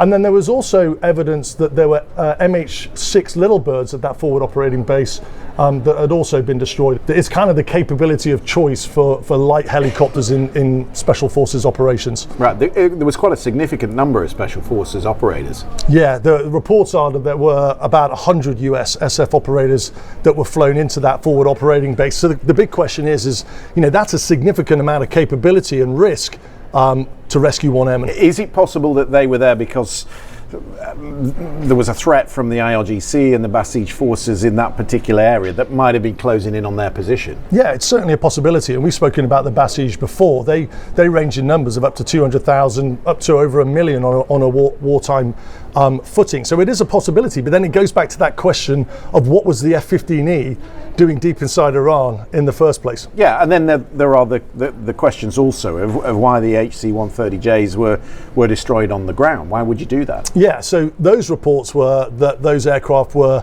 sinking into the ground. That was the reason that was given at the forward operating base. But when you look at open source intelligence chatter, it suggests that these aircraft could have actually taken enemy fire on the initial infiltration, which wasn't anything to do with their rescue of that second. Oh, look at him looking, you're right. He was looking at chat the whole time.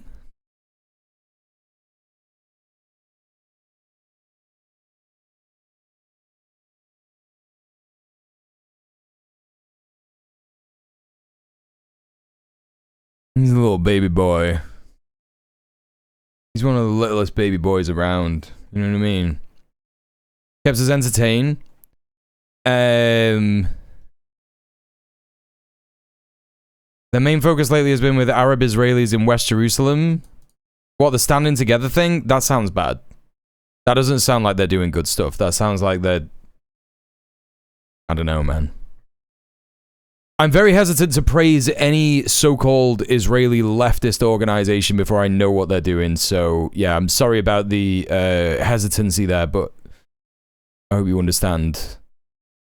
I can't watch these BBC reports anywhere without thinking of the interviewee being like, actually, I'm here for the janitor's job. Yeah. The HC-130 is basically flying into the forward operating base to conduct a separate mission, taking incoming fire, and then basically being rendered inoperative for the exfiltration. And they're standing on a sort of makeshift runway, or maybe an old runway that the Iranians had run.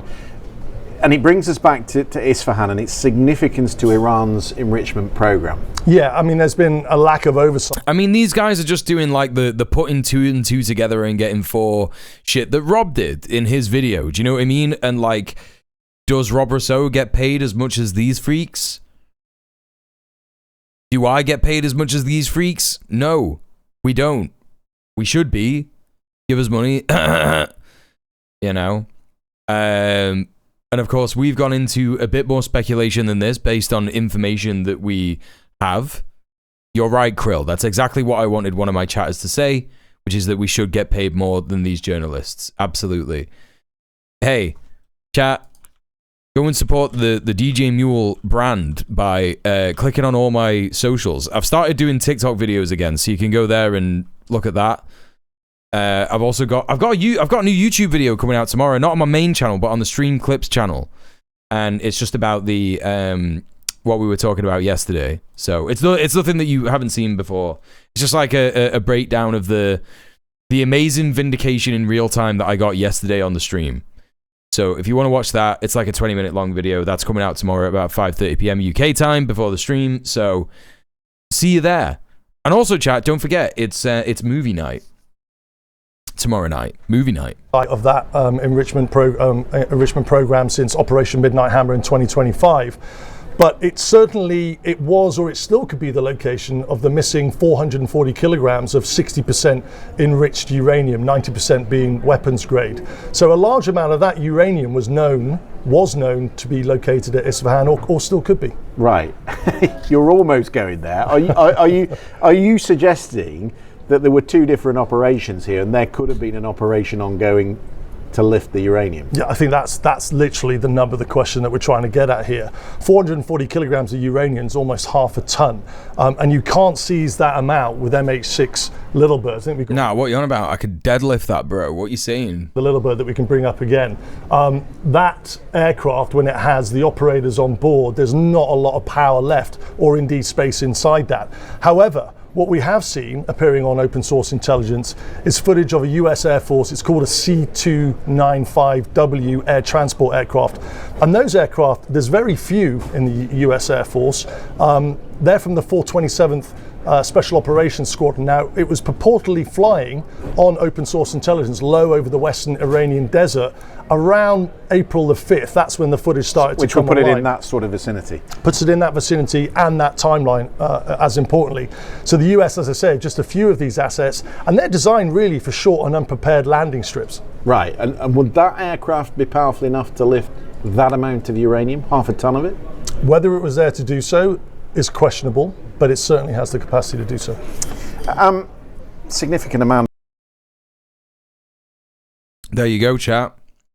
Homosexuals at the BBC headquarters confirming what we think is the likelihood of the reality of last weekend. You know, this is just more and more evidence that there was a massive botched operation that went very badly. The detail that we have, a lot of special forces operators there, destroyed aircraft on the ground, nearly half a ton of missing enriched uranium in the near vicinity. A lot of detail that we still don't know, but it's fascinating nonetheless to look at the theories that have been explored on open source intelligence. We'll continue to track that. Mikey, for the moment, thank you very much. All right. There you go.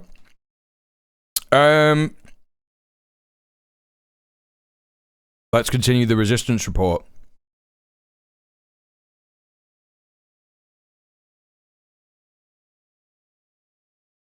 I'm noting down the state TV of the United Kingdom confirmed it. Yeah, you should. We didn't finish this off yesterday. This is a resistance report with John Elmer. He was talking about all the different operations that happened last week from Iran, IRGC missiles and drones. Going to be a bit of Iraqi resistance, and then we're going to see Hezbollah operations. So let's have a little look. And it looks like at the end there is some Hezbollah resistance. Let's carry on with this. US AWACS and refueling. aircraft stationed at Ben Gurion Airport. The radar site for... Am I an idiot? Half a ton for a plane doesn't seem like that big a deal. An EasyJet flight with just 100 people on it, each weighing an average of 70 kilos, would be about 7 tons. Yes. No. You're not an idiot. I think that that's entirely true. I think that maybe the speed of which that cargo plane would want to exit Iran would be desirable to be faster than that of an EasyJet flight. So that might be the only mitigating factor. But again, as you say, an EasyJet flight could probably carry 7 tons, probably even more than that. Because let's face it, there's baggage as well, right? I know that, baggage isn't really like that much, but some baggage can be like 20 kilos, yeah? So I think that's a valid thing to bring up.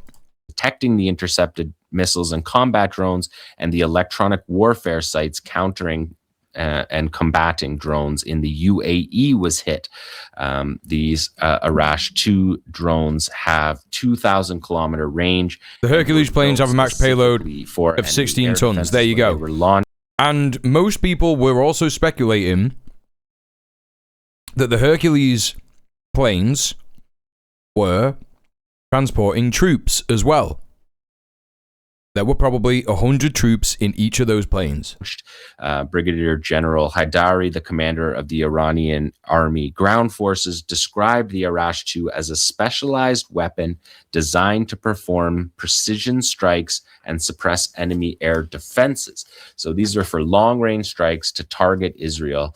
And the Iranian army is taking part in this operation. They want everyone to know that. They're firing these operations off every day. They're also calling them waves. So the army has waves, the IRGC has waves, and also the street has waves. Last night was the 33rd night in a row of people out in the streets in all over Iran, in different cities, protesting, showing solidarity, even though Trump said that it's too dangerous to go outside to take back your country, when he said that they could take back their country, which clearly they're in the street for the opposite reason, and they're marking each of those nightly demonstrations. You've probably seen footage from them. There's a lot of interviews of Vox Pop, people on the street, interviews from those demonstrations that show a wide cross-section of Iranian society, not simply regime supporters, but all across the society. And that's one thing that this war has done, as any war does. It unifies the country that is being targeted. Let's take a look at the other fronts. Iraq here, this is a little stitch of a few Iraqi operations. The Iraqi resistance, we're looking at fighters here in a tunnel, in their desert camo, using a tunnel-borne base for their operations, carrying out the parts of the drones that are being fired, targeting largely U.S. bases in Iraq, but also in Jordan. We've seen them target U.S. base in Saudi, in Syria as well, Jordan and Kuwait. So they're also targeting all of these. That was the date of the operation. And then you can see here, these are Shahed 101 drones that are being launched in barrages. And again, I could show you, they put out 3 of these a day. So I could show you 21 of these every week. They look pretty similar. I choose the ones that are the most clear. There's a lot of nighttime launches, but you can see them operating them. You see them there. They have a Hadid 110 as well that they just launched there. So the resistance axis is also sharing weaponry across the fronts, which we've known as well. We see that with Hezbollah, who I will be covering in a moment here. But again, these operations have basically emptied the bases of U.S. troops in Kuwait, in Iraqi Kurdistan, in Saudi Arabia. The attacks on Jordan, that airbase is still fully functioning from all that we know, but the attacks on Kuwait are certainly taking a toll on Kuwait. There's no question about that. So the total number of operations... It's incredible. The Iraqi resistance has literally emptied the bases out of Iraqi Kurdistan. It's nuts. It's fucking nuts, man. Like, Iraq is going to be the first country to be like, we are part of the new Arabian alliance, right? Even though Iraq wouldn't really be counted as Arab, would it? I don't know. I'm not an expert on this kind of thing, but yeah, I think that they're going to be the first ones to be like, yep, we don't need the USA anymore. All those poor NATO Polish soldiers had to leave their homes. Oh no! Iraqi resistance has executed 870 since this war started. So a remarkable level, tempo of operations, multiple dozens of these operations. Night Atomic, thanks for hanging out. Operations. So they might launch 10 drones. That counts as one operation of the 870. But we've had them on the show every week because they're a critical pillar of this war as well. Now, let's move on to Hezbollah and in South Lebanon. I think I want to start with the map here because we talked about the topography a few times on this program. This map from Reuters shows it pretty well. You can see the Litani River running there. That is the area that Israel is attempting to ethnically cleanse and destroy. They're calling it the Beit Hanun model. But you can see the way that each of the ridges in that map on the bottom left, those lines are where the Israelis are pushing forward from. They're going along the coast. They're going up in the center around Bint Jbeil, and then up along the Galilee Panhandle into the Marajayun. And it's wild to me how eloquent, informative, and seemingly well-researched this guy is. Can we get even like a tenth of this in our do we even know who this 4chan guy is mainstream media, please? Is that something that happened in our media? Did a reporter say, do we even know who this 4chan guy is? Hell yeah. To the east of that is Hiam, where they're attempting to take the high ground. And you can see that high ground clearly on the map. CNN, brilliant. Lebanon's advantage. You know, Sun Tzu said, I do remember that. The hacker named 4chan. I do remember that. The hacker named 4chan. Yeah, hell yeah, dude. Don't fight uphill. And so this was always Israel's problem. Their attempt, this is a Zionist. Yeah, I remember it now. Back to the founding of their project in the part of Iraq is in the Arabian Peninsula. Yeah, that's true. Middle East. They wanted the Litani River as the natural border of their northern border, which would give them overwatch over Lebanon and allow and sort of curtail some of that advantage that that the landscape holds for Lebanon. And Hezbollah has been repelling that. They've carried out more than 1,300 operations in defense of this invasion. And if we look at the next slide, you can see what it actually looks like. Here's a fighter up in the Marajayun area, and he's holding his fist out that says, "They depart, we remain, the land will remain ours." But if you look, he's holding a Hezbollah flag marking a position. This is from the 25th of March.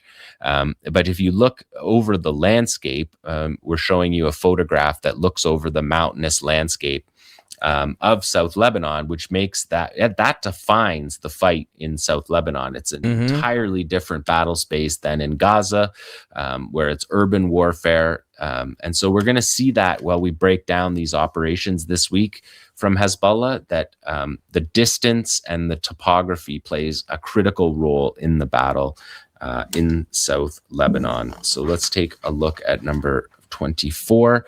These are the points of advance for the Israelis. Those five. Thank you for the follow. Map from the Litani River down. This is about 10% of Lebanon, but it's about 600,000 people who are slated for ethnic cleansing and destruction, according to the Israeli plan.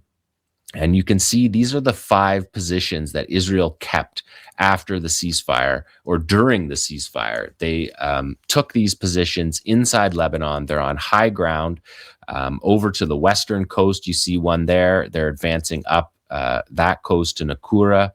And then in the middle areas, you can see they're pushing into the center, which will meet up at the battle around Bint Jbeil that you see. That's the third one.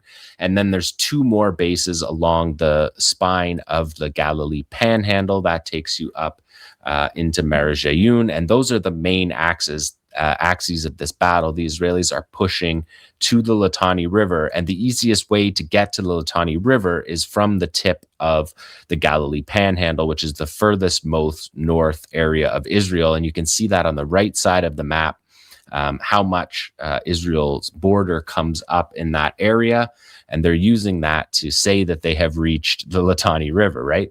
This is classic Israel psyops. They go the shortest distance to the area to touch the Litani River, and then they say, we have control to the Litani River. But look at that map. Classic the entire Israel. South is still in a battle, and in actuality, the Israelis are only at the third ridge. The first ridge was the ceasefire ridge. They could move forward to the second ridge right away without any without any resistance, because these are positions that they have held now for almost a year. And then they're going up to the next ridge, which would be the third ridge line. And that's the type of battle that you're seeing. We have five Israeli military divisions that are fighting spread out across South Lebanon. And that would be 100,000 troops. But they're not saying how full complement each division is, and we know from the fighting in Gaza that the reservists are not showing back up for battle for their recalls at anything like the number at the beginning of the Gaza war. So I'm going to suggest to you that those are not full divisions. We will see as the battle unfolds, but Israel wants that psyop to believe that there's 100,000 troops coming. But at the same time, you also have the chief of staff of the Israeli military saying that we're about to collapse. We don't have enough troops. He's been saying that for a long time. So it seems to be a bit of a race here in Lebanon before the end of the Iran war, that Israel can get as much to steal as much land as they can. And in a world without international law, they believe they can hold it. Hezbollah believes this is an existential battle, and they're fighting it in that way. If we look at 25, you can see this is the battle map according to Hezbollah, and you can see they match pretty much match up with the previous map of what I described. The Israelis are coming up the coast there on the western coast. They're coming up through the Bintaj Bale axis. Then you can see them up in the top there in Mer Jayun at the top of the Galilee Panhandle. All of those places are being hit. And then you can see the drone operations are indicated here, because the battle, the rockets, the drones, the artillery, half of it is inside Lebanon, half of it is inside northern Israel. They're attacking Israeli military positions that are on the border preparing to invade Lebanon. And so that's how those numbers split up. This is yesterday's battle breakdown when there was 60 some operations. We saw back-to-back days of almost 100 operations each of the days. So we're seeing a significant military tempo that we have never seen from Hezbollah before. So they are truly fighting in an existential war, as they said. And as I said earlier, 600,000 people live in these villages that Israel is promising to do to them what they did to Beit Hanun. And we know from the previous war with Hezbollah that they've already started. A lot of these border villages have already been completely destroyed, and they were destroyed during the ceasefire. Actively, Israel was doing the same thing in Gaza as they were doing in Lebanon, destroying on the other side of the ceasefire line. So it's a significant battle that we have in store in Lebanon ahead. If we look at the next map, you can see this is the Beit Hanun doctrine. This is from Reuters. This is just a serious undercount, but this is what we have confirmed as of last week of the number of power stations, hospitals, water infrastructure, all being targeted. Critical hospitals in Sur, in Tyre, which is the major city in the south, knocking out that hospital. Half a dozen other hospitals, too, in Bintaj Bale, as well, have been targeted. So this is the Israeli way of war. You destroy the hospitals, you destroy the schools, because you can't defeat the fighters. But like I said before, Chief of Staff Eyal Zamir said that the IDF is going to collapse inward. I'm raising 10 flags, he said, during a meeting with the the Israeli Security Council. He said the reserves will not hold up for a long battle. So he is raising what he said was 10 red flags about how the Israeli military at the moment is unable to fight this battle that we haven't thought that they have been able to fight for more than a generation in Lebanon. Let's take a look at 27, because all of these operations are underpinned by artillery, drone, and rocket fire. So here you see fighters launching Iranian Grad rockets, Iranian-made Grad rockets from these launchers. And we can see these launchers deeply buried in the same mountains that I showed you, taking advantage of the same topography to fire them from deeper inside Lebanon, which makes it safer for the fighters who are launching. And Israel commented this week, the IDF commented this week, that many of the rockets were being fired and strategic missiles that they have as well were being fired from north of the Litani, meaning that Israel's not going to be able to get at them even in their dream scenario in South Lebanon. And that's true of Hezbollah's capacity all along. There's a lot of talk about the south. Australia's foreign minister has said the ceasefire should include Lebanon. Yeah, Hezbollah is all through Lebanon. They have this is right, but it's partially about the bill that they're pushing to draft ultra-Orthodox divisions that are beyond the Litani River. They have multiple divisions below the Litani River, but they have multiple above it as well.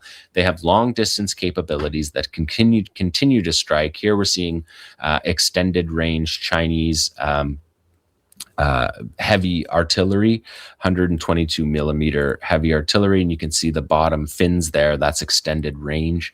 It's a rocket assisted artillery round that can go a longer distance than standard artillery, and you can use the topography that we're seeing here both to hide the fighters, but also to have the advantage of the trajectory of the launch of the artillery. So we're seeing something like 40 artillery, rocket, and drone operations, separate operations. Again, this is a single operation where you're going to watch 8 to 12 rockets launch. These are counted as a single operation in these terms. And on 2 days ago's Hezbollah had 36 rocket operations.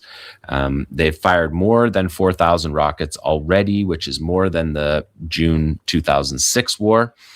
It's more than Qassam fired on the first day of the Battle of Al-Aqsa flood. So significant developments from the rocket units of Hezbollah, which the Israelis said they knocked out last war, but now we're seeing them in thousands and quickly approaching 10,000. We've defeated the rocket capacity. We've taken out Nasrallah. Hezbollah are finished. Hell yeah, dude. Yeah, you just keep huffing in the copium, bro. Right, so they clearly were not destroyed, and their stocks are significantly higher than that. Going into the war, they were understood to be well over 100,000. So there's still a lot of war materiel left with Hezbollah, and that was always the case. Hezbollah was not defeated. The ceasefire came at a time when Hezbollah repelled the invasion of South Lebanon. Let's take a look at number 28, because you can see the drone swarms here. Again, these are Hezbollah built. They're targeting an air defense base here in Haifa. They show us the map conveniently. These are Hezbollah-built Syed 107 drones. And these are the drones that they fly, they have an electrical engine, a lower radar cross section, no heat. They don't generate the same heat as the piston engines. And they make it through Israeli air defenses. This is the weapon that was used to target the Golani base during the last war, when that left something like 70 casualties, including almost 10 killed, when these drones were landed on the Golani base just north of Tel Aviv. People may recall we broke that down on this program quite some time ago. The The missile expert at the International Institute for Strategic Studies notes that this electrically powered variant, this is the result of a system with a very low signature and should be harder to detect than the Shahed 101 or 136. The trade-off is limited range. But as we watch from here, limited range isn't an issue. When you're up on a mountaintop, you have a huge asset in your favor here. And there you see it's news outlets are still talking like the ceasefire is real. It's just, listen, you know, I don't know what to say, man. I'm not saying that, again, you know, I know that yesterday a vindication happened on the stream in real time where I was telling the chat over and over again, there isn't going to be a nuke. It's not going to happen. Stop freaking out. It's all good. And then I was proved right. I know that that happened yesterday, but what I will say is that it's not special. It's not a special opinion that I have, you know? Hey, that vegan, you know, yeah. It's the ceasefire is clearly for propaganda purposes. Obviously it is. It's to make the American public and the market think that the war is over. Obviously the war is provably not over because they are still attacking Iran and Iran is responding, and also they are going to use that as an opportunity to be like, yeah, look at evil Iran, they're violating the ceasefire, and that means that we have to violate the ceasefire. The ceasefire is off. We're going to do a ground invasion this weekend, right? The ceasefire could very well be an attempt to try and mask the potential ground invasion that they're going to try and do this weekend. Like, the USA is not really the master of Sun Tzu tactics, right? They aren't really like a fan of waiting by the river until your enemy's body floats by, you know. They're not going to be doing that. Yes, exactly. People talked much less about Gaza after the fake ceasefire. Exactly. That's exact. I made that same comparison earlier in the stream today. Yes, exactly.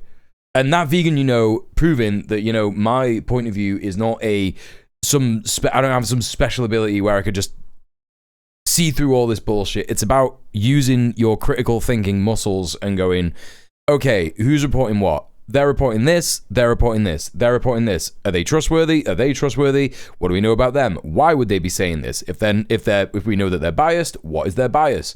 Can we explain their bias? Is there anything that's popping out that could be true that we think that they wouldn't say? And then are they saying it? And can we take that to be true, right? It's about disseminating all this information as best as you can to the best of your ability. And I try and help us all do that collectively here on the stream, right? But you will get tomorrow's news today. You will get tomorrow's news yesterday here on the stream, in the same way that you would get it on the Ray K broadcast, in the same way that you get it on, you know, Hassan says it about his show as well. Not sure how true that is. He's pretty spot on with stuff. I don't want to piss on Hassan just because everybody pisses on him or whatever. I'll piss on him for the right reasons. But you know, yeah, I could be wrong, but it seems to me that when one side says X is included in the deal, and the other side says no, X is not included, then there is no agreement to the deal. Exactly. It's almost like the deal is fake. It's almost like it's wrongo bongo, buddy. No BBC delays here. We interview janitors face to face, on the spot, live. Exactly. Yeah, that's the thing.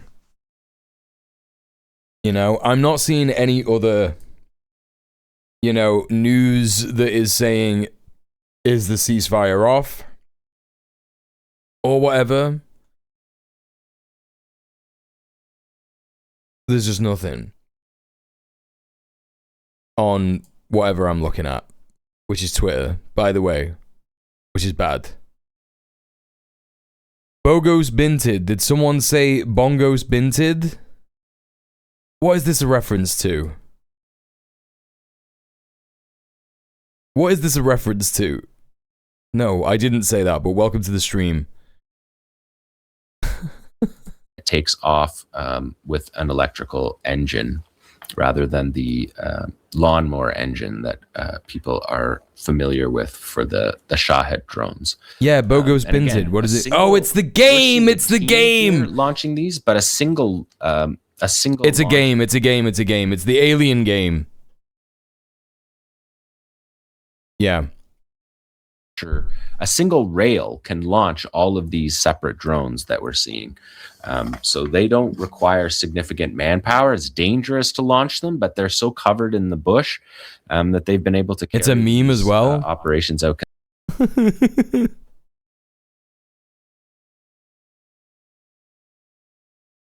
Just wondering if you got your photos printed. Bogo's Binted? What? Alien. Yeah, exactly. Okay. Yeah, well, the reason that I actually don't know that meme at all, but I do know that I do know the game Bogo's Binted, which is obviously referencing that meme because I saw Binyot Vinesauce play it on his stream. So there you go. Consistently. Let's take a look at 29 because we have here. It's from the space movie released in 1992. The space movie. Coronet, you can see there. The Coronet up on the hill firing down on. Bro just lost us all the game. F. It is going to clip it here. You see it. Direct hit. Interestingly, the Israelis believe they intercepted this. And that they were fired on twice. But we can clearly see by watching the video, which they obviously didn't watch, that they were hit by a single shot. You can see the tank limping away there in the smoke. And as it turns to go down the hill, you'll see the flames out the back. It was targeted in the rear cabin and also the two... Bro, there is a fucking IOF diaper soldier, child murderer, desperately driving that tank while he is on fire. Storage. Tanks do that, it's fine. Chat, you're laughing. Tanks only do this when they're a bit nervous. It's fine. Containers that come out by the back door are ammo storage. So that's ammo storage that goes up in flames.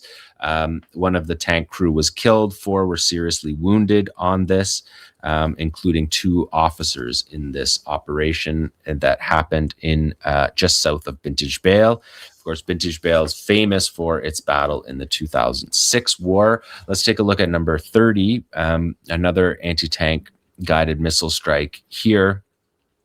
That we're seeing. This is a multi-hour battle that we're looking at. It was a several hours battle on Saturday with the 146th Division. There we're seeing the burning tank that was hit by anti-tank fire, and you're going to see how close the fighters are in this particular. Hey, Baldwin. Yeah, 6 18-year-old generals are in that Israeli tank. Soldiers here. I think 6 IOF died since Monday officially.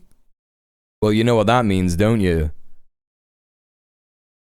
It's probably about 60. The tank had a difficult relationship with its parents. How dare you? That's so true, Mia. Thank you for reminding me. And we have seen in the reports a number of face-to-face battles, close quarters battles, where in these villages, the battles have happened at close quarters. And this is the one we're seeing here that lasted for many hours. You're going to see coming up here a group of Israeli soldiers. There you see them there within camera shot of the Hezbollah fighters and seemingly separated from their armored vehicle. There's another one that you see up top there. There has been a number of soldiers killed in these face-to-face battles. One word salad from the IDF the other day said that 4 soldiers were killed and 2 others were wounded in a clash with Okay, it Hezbollah in didn't actually show the kill, so yeah, I could show that, but yeah. Yesterday, I just wanted to be careful all served in the Nahal Brigade's reconnaissance unit. In addition, another soldier was seriously wounded and a reservist was moderately hurt in the incident. The soldiers exchanged fire with Hezbollah operatives from close range, hitting several of them, the military finds. While evacuating wounded soldiers from the gun battle, Hezbollah operatives fired You on about the IOF troops, which did not cause any further injuries. So it sounds like the soldiers, sounds like the Hezbollah fighters fighters killed those soldiers at point blank range, and the Israeli military is trying to say, yeah, they killed them all, and they killed them all at point blank range, but it sounds like they got the Israelis fired off at least a couple of rounds before they died, which is just surprising military propaganda to throw that in there when you're... I wish Iran actually did the eye for an eye thing. It feels like Israel and the US managed to inflict 10 times more damage than what they got back. No, that's wrong. That's entirely incorrect. And the reason that Iran does not do the eye for eye thing is because Iran is, contrary to what Western leaders would have you believe, the leaders, at least, and the majority of the leadership are pretty moral when it comes to the idea of killing civilians. If Iran did the eye for an eye thing, you know, we would be seeing 2,000 civilians killed in Israel. That's just not even remotely close to the truth. Iran says it was going to do that. No, they didn't. They didn't say that they were ever going to kill civilians. They said that they were going to respond in kind if certain targets were hit, and they have done that. Like they have made good on all of their promises. You know, the USA violated the ceasefire today, and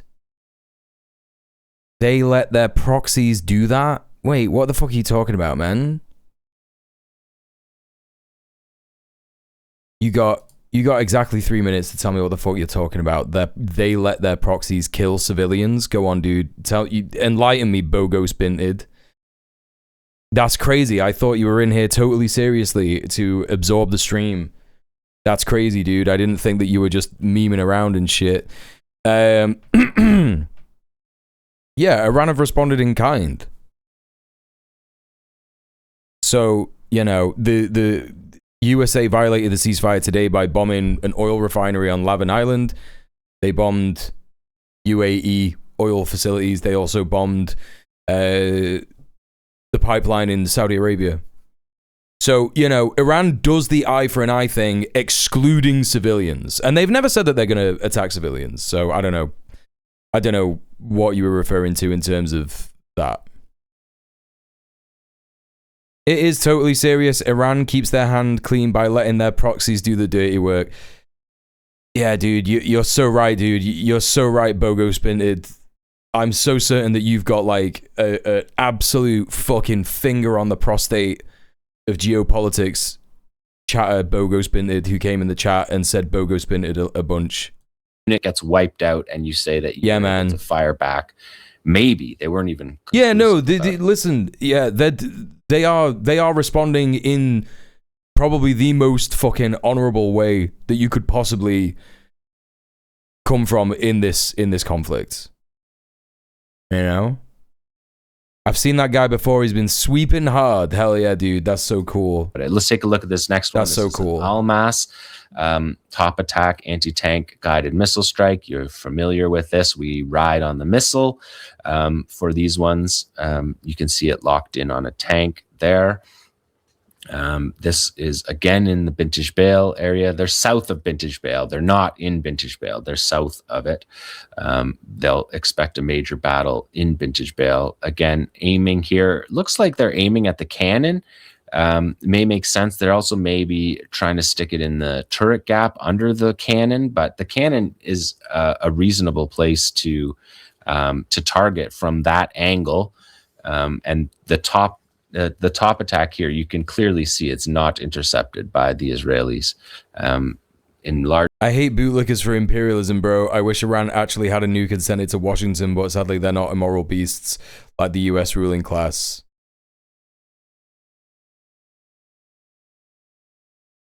I don't wish that. I hate to disappoint or I guess come across as a bootlicker for imperialism, but I don't want innocent people to die. That's what I don't want. I'm a huge proponent of not wanting innocent people to die. And you may say that every US citizen is you know, you're being hyperbolic. Okay, that's fine. You're being hyperbolic. Okay. All right. I just wanted to make my position clear. You know, and I know you've explained yourself in the past about things like looking at electoral politics and in the US and getting deeply frustrated by that. So, you know, I do have a certain amount of grace for chatters in that position, especially living outside of the USA. So don't worry about it. I understand your anger and empathize entirely. Because of the angle that it comes down on. And an IDF soldier was killed and 4 were wounded in their tank by an anti-tank missile strike this week. Another one, a separate one. I don't think that's Fed posting. You can't... Does that count as Fed I don't think that counts as Fed posting. I know that 2060 Julio 23 is not a US citizen, so that doesn't fucking count.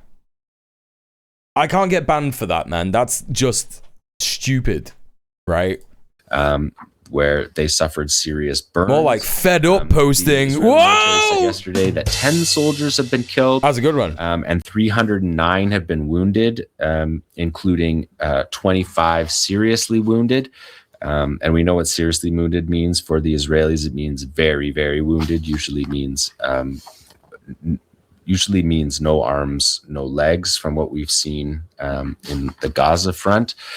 So they're taking a toll on Israeli fighters here in the south. Number 32, we see what if the people you're dropping the bombs on have bad vibes? It's really important to remember that. Round, we didn't see them use it against tanks. We saw them use it against bulldozers, lesser armored vehicles, but this is an FPV, first person view. It's driven from a video screen, and you're seeing them here hone in on a troop carrier here that they're going to come in and come down on. Wait, didn't John play this fucking last week? I think he played this last week because I saw, or maybe I saw this on his Twitter, I don't know, but I remember seeing this chair on a funny angle on the fucking tank. With the missile, I believe what they're using is like, there's like a plastic chair that they like have obviously been sitting on in order to, I don't know, chill out while they're doing war crimes or some shit. I don't know, man. They're using a Yasin 105 warhead. They're using the tandem charged PG-7VR, and it's on the actual drone. Although with Qassam, we have seen them use that same style, but they had a drop system that dropped it. With these FPV drones, we seem to be seeing them using speed as their asset, which is necessary because of the counter fire on it. But that's how these drones are being used. So they're essentially, the drone is carrying the RPG round that you saw fired in Gaza at tanks. And this is the first time we have seen that from But Southern Lebanon looks like now. It looks like Gaza. Yeah, I mean, it's not nearly been as badly destroyed as Gaza yet, but they are certainly targeting it at the same rate as they did with Gaza. So, yeah, like, it's serious. They want to Gazafy Southern Lebanon. They want to Gazafy all of Lebanon. Ideally, that's what they want.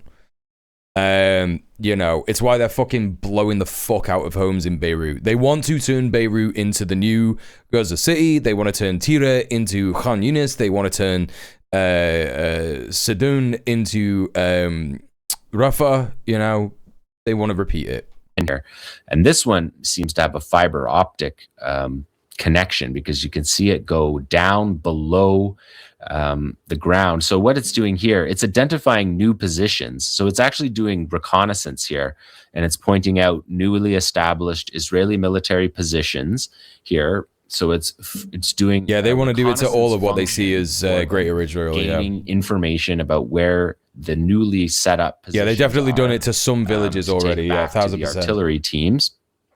And now you can see when it's done that recon, see it's below the ground level, which must indicate that it's an FPV link to still be getting this clear footage. I think the reason we know it's a fake ceasefire is because the 10-point plan was never acceptable for the USA, so we know it was accepted for ulterior motives. Yeah, absolutely. I said it last night. As soon as I, like, you could just go and watch the VOD, you know, it's going to be up tonight. It'll literally be uploaded now on my fucking VOD channel, right? As soon as the announcement was made by Trump on Truth Social that he was like, after consideration from Shahbaz I can't remember the Prime Minister of Pakistan's name. Shahbaz Sharif's name. Shahbaz Sharif. As soon as he said that, I decided we're gonna extend and get 2 weeks.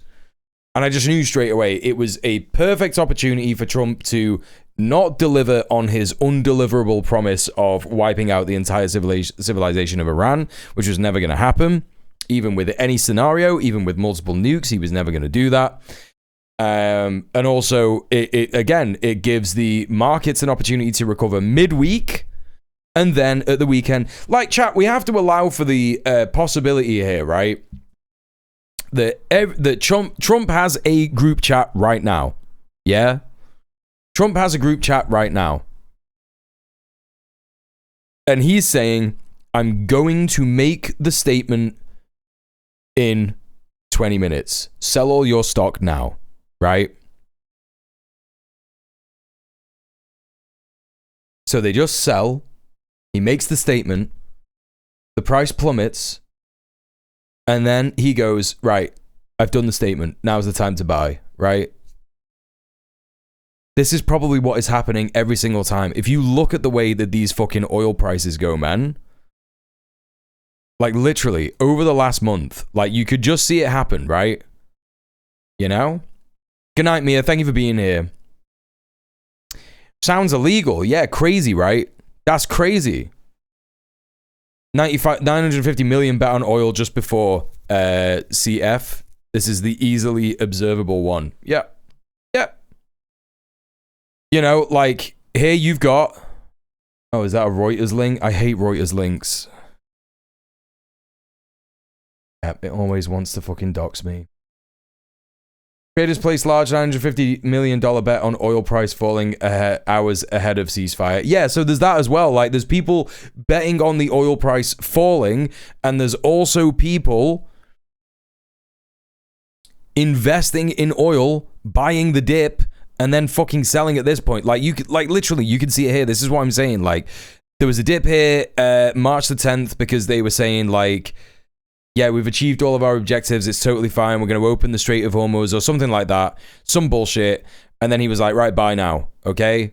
This, that, and the other. This, that, and it, you know, it's going down, it's going up. And then there was a big announcement here, March the 23rd, which is something like, oh, I can't even fucking remember now. Honestly, I genuinely can't even remember now.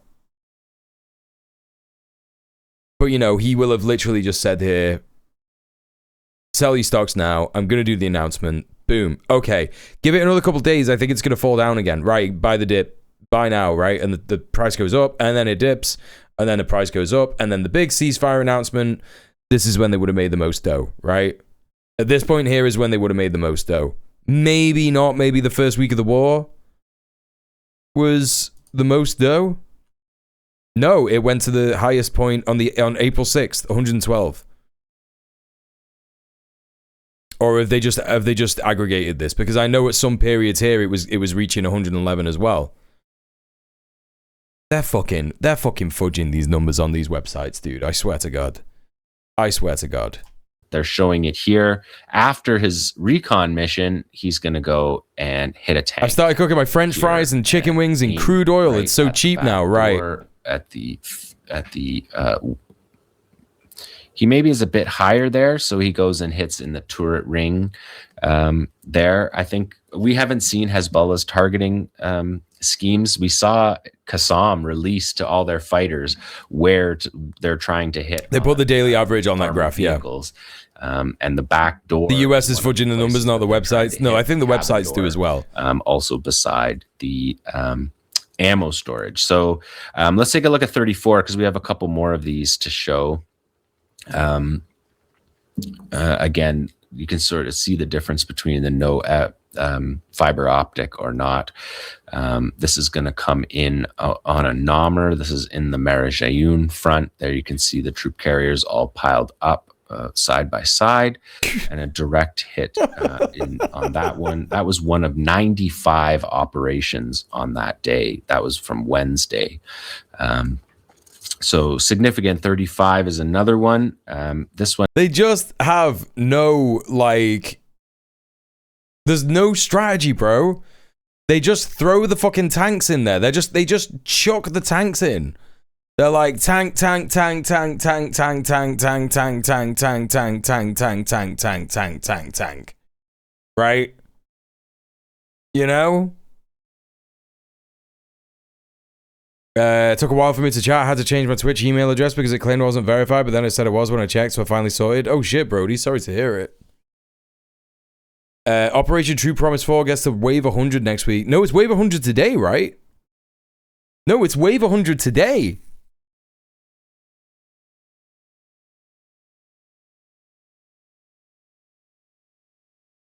My main moral hygiene strategy is to be too poor for a tax liability. I don't think I understand what you mean, sorry. Wi-Fi's out, put a tank on it. Heading towards the coast, you can see the put a tank on it. Established. Again, using human shields. Enjoyed the last 2 hours whilst being itching to make witty remarks. Sorry about that, Brody. I don't know. Is that something to do with me? Do I have it set on so that you need like a verified email? Because I should probably fucking turn that off.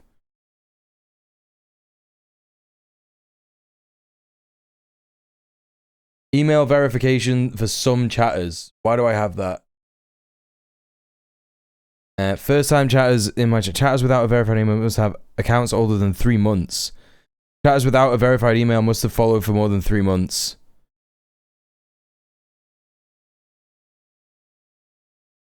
You've been following since July 2025. Why did that happen?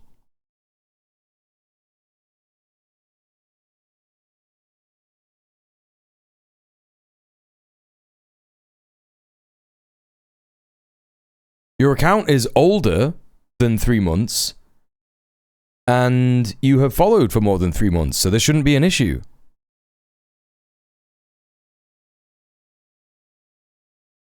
I mean, the thing is that it doesn't even fucking work anyway, because, like, fucking cunts like that guy before get through this shit anyway, so it doesn't even fucking work, right? It seems that this only actually works for people who want to watch my fucking stream. And engage in good faith in the chat. You know?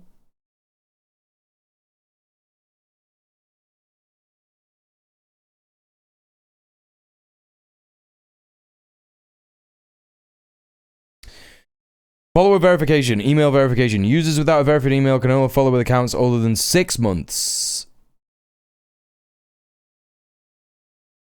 I don't have phone verification turned on.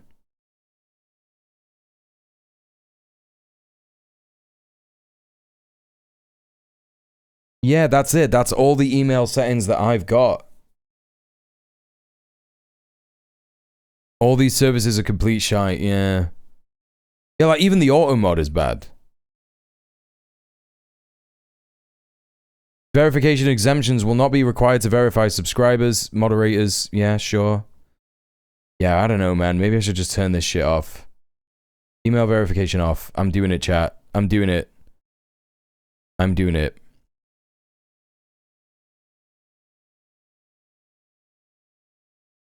Houses as cover, but these FPV drones, when you're driving with, I can't believe I would censor everyone in the chat this way. Your way through the civilian areas, and there's another Namur troop carrier that's going to be hit from the 143rd Division, which is fighting on the western coast, Nakura area. Again, that's a direct hit. We could take a look at the next one, 36.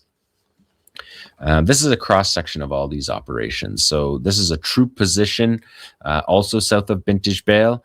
And you can see the house is being used. Nice, now I can finally delete my Gmail account. And Hezbollah has fired anti-tank missiles at these positions a number of times. You're right, they're on wave 100 today. Yeah, I thought so, yeah. Town of Mace al Jabal. Hezbollah fighters fired. Yeah, I was living on the edge. It's all good, Brody. Guided missile strikes at a single IDF position. I showed you that in the first week of the war on one of their. Yeah, I can't show this. High grounds. They were hit. Multiple soldiers were killed, and more than a dozen others were injured. I disavow. It's not. I disavow. This next one is going to take a little bit of explanation because it is a night operation, number 37. And you can see the red circles here that we're looking at. We're looking at night with thermal imaging, and the red dots there are showing where Israeli tanks are moving in a column into Kantara. This is the thing. It's like, if you paid attention to anything that Iran was saying before the war, they said, if you do this, we will consistently hit you with wave after wave of rocket. Time and time again, we will overwhelm your missile defenses. We have done a significant amount of strategic planning in order to make sure that these operations can be carried out, even if command lines are severed. We're going to hit US bases in the region. We're going to hit infrastructure if our infrastructure is targeted, and we know which infrastructure we're going to target if our infrastructure is targeted, etc., etc. And they have made good on every single one of their promises, right? This is just the reality of it. Marajayun area. Now we're seeing the 12-day war in Venezuela made them think that Iran won't do shit. Yeah, it's entire imperialist hubris. Fire.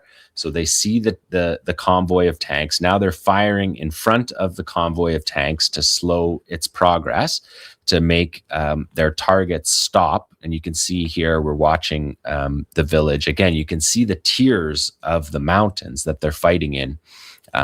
You can see the benefit that the high ground has here. So all around, the convoy of tanks is now being hit here with rocket salvos. And then you're going to see this one be hit with an anti-tank guided missile strike. There you see. I disavow. There. The fire breaks out on that particular vehicle. There were 8 Merkava tanks that were hit as part of this operation that we're watching. One of the ones that was hit now. There you're seeing another one up on the hilltop. There. The fire breaks out on the vehicles. You can see them burning with the thermal imaging. There you see a close-up of it burning behind a house. Again, we're looking at night. This is an overnight operation, a multi-hour operation. And now that there's chaos and confusion, now that there's tank crewmen getting out of their burning tanks, now they're hit with another salvo of rockets and artillery into the spot, creating chaos for the fighters, for the soldiers that are outside. Very evil, very strategically planned, well planned and executed. Very evil vehicles, or trying to decide which direction to go in their vehicles. In other words, you're watching a perfectly executed tank ambush in this perfectly village, executed evil overnight. Tank ambush. And Can't the believe distance it. makes it so that you have to watch this battle from afar. But most of the viewers of this program watched the Resistance Report covering the Gaza war, and we know what close-up anti-tank operations look like. And so you know that these, from this distance, if you can see them, they're significant operations. This is the absolutely Israelis putting... I can't believe they would do this high-quality bad thing. I know. It's just so bad.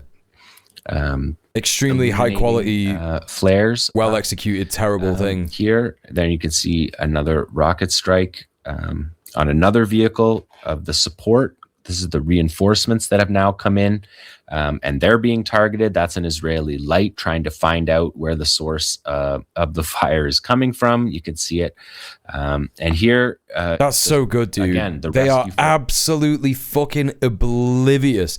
They have no idea where any of it is coming from. They have a big fucking stupid flashlight signaling where they are to everybody in the fucking night. Versus being targeted. Like, it's so dumb, bro. Like, what the fuck? What are they teaching these cunts? What are they teaching them at fucking military school? I know what they're teaching them. You don't need to tell me. They're teaching them, you just need to kill children. I know that that's what they're being taught, but it is absolutely staggering the incompetence. Like, what fucking military at night is using a flashlight? A not even a flashlight. It looked like it was like a huge fucking like. Yes, like, do they not have night vision? Hezbollah have clearly got night vision. Zero light discipline. Yeah, why do they have night vision? It's so mental. Thing we did not see in Gaza, but we do see here in Lebanon, and we did see it before. You need to have all your lights on at night so you can see the bullets coming at you. That's so true. That's so true. Their attempts to... There's a helicopter coming in, and they're going to fire on the helicopter too. An air defense missile is fired at that incoming helicopter. Again, something we didn't see in Gaza, but that Hezbollah in this existential battle. I know the meme that idiots play video games and think they know military stuff, but I played DayZ and I know that using a flashlight is a terrible idea. No, I think that you can play some video games and understand this stuff, which makes it even funnier. Right? It makes it even funnier that like, like I don't think anyone with a brain, half a brain, is sat there going, I'm playing COD and this is definitely representative of real combat, right? I have never played COD and thought that. When I'm like spinning around in the air and like shooting a guy in the head and shit and being like, yeah, like this is definitely real combat, I'm never thinking that. When I'm getting shot multiple times and I'm still able to run around at the same speed, I'm not thinking like this is definitely real. You know, but there are some things that you could learn from you know, not just video games, but just like common knowledge about how physics works. Do you know what I mean? Call of Duty Modern Occupation 17 didn't train him for the IEDs having wings. Yeah. You need the light to record TikTok dances. That's true. How could I forget? Doing, and this is a few hours later in the morning, where the Israelis are covering the entire area with smoke to withdraw their destroyed tanks. It's so funny, man. Battle. It's so funny. Reason why we don't see the destroyed tanks, although I do have one for you that the Israelis released. Like this whole operation here, right? This whole operation here is supposed to be like censorship. People are not allowed to see how our tanks got fucking cumstered and dumpstered. Yeah, they're not allowed to see it. They're not allowed to. You're not allowed to look at it. You're not allowed to see it. No one's allowed to post about it. That's the whole reason they have expended all of this like fucking smoke and shit like that just to like retrieve the tanks so that people can't see how badly they're getting fucked up. It's mental. It just shows without the American tech, Israeli soldiers are shit. This is with American tech. They have all the American tech. This isn't even without the tech. This is with the tech. That's the thing. Even with the tech, they are shit. See the smoke there. That's the crucial bit of info here that we have to take away from this. And like, I'll never forget, right? I'll never forget when I was training Muay Thai and I got to semi-pro level, right? You know, you end up seeing like a bunch of people come and go to like Thai classes and shit like that, and you often like get an idea of the kind of guy that it is when you're like sparring with them. Like if they're trying to knock you out when you're sparring with them, it's like they're not serious about doing Muay Thai. They've come to Muay Thai because they think they're gonna like, you know, be able to fight and like punch each other and that, and it's like, yeah, this is just like legal fighting, bro, you know what I mean? And then you like kick him a couple of times, you jab him a couple of times, and they go, oh, you know, they're just bullies, right? But there was the kind of guy that came through, yeah, and it was rare. It was rarer that you would get this guy, but one of the guys that was one of these guys, I was excited about him starting because he was one of our mates that used to like come out drum and bass raving with us and stuff.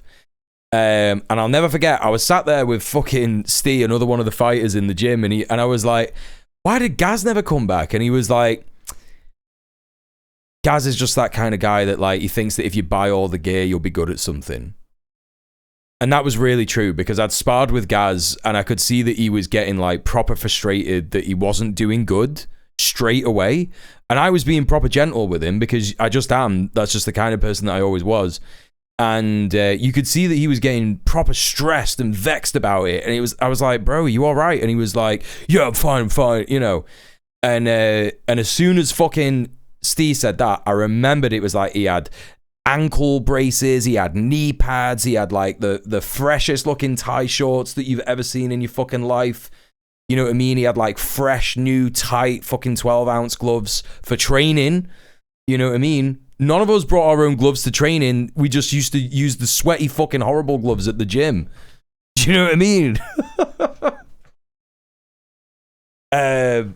But Israel is a great example of that kind of guy. They think if they have all the stuff, all the gear, it makes them good at something, but it's not. That's not what it is. You need to have, a decent amount of training. You need to have a decent amount of tactics. You need to imagine, every single possible outcome in a situation. There needs to be proper investment in the military to train them in this regard. That makes me feel bad for him, honestly. No. Yeah, you should feel bad for Gaz because he was a good guy. He's a good guy. I'm sure he's fine. I haven't seen him in years, but Yeah, an actual fight experience as well, like actual combat experience. Yeah. Athletes footed the fingers from those gloves. Yeah, probably. they stunk so bad. Like, I will never forget the smell on your fingers after you put your hands in them gloves. Nowhere is the disparity between how good someone is and how good they think they are than untrained males and how good they think they can fight. Yeah, 1,000% It's so obvious in that particular scenario, innit? You know what I mean? Executed ambush, and to see it on film is the only difference for this, because these types of ambushes are what are going on every When I night. boxed, the trainer used to say, wash your hands before you scratch your nuts if you're going to use the gym gloves. Yeah, wash your hands before and after. As field reports from the day. We got a truth. We got a new truth. New truth. What time is it in America? It's like 5 p.m. it's like 7 p.m. NATO wasn't there when we needed them, and they won't be there if we need them again. Remember Greenland, that big, poorly run piece of ice, President DJT.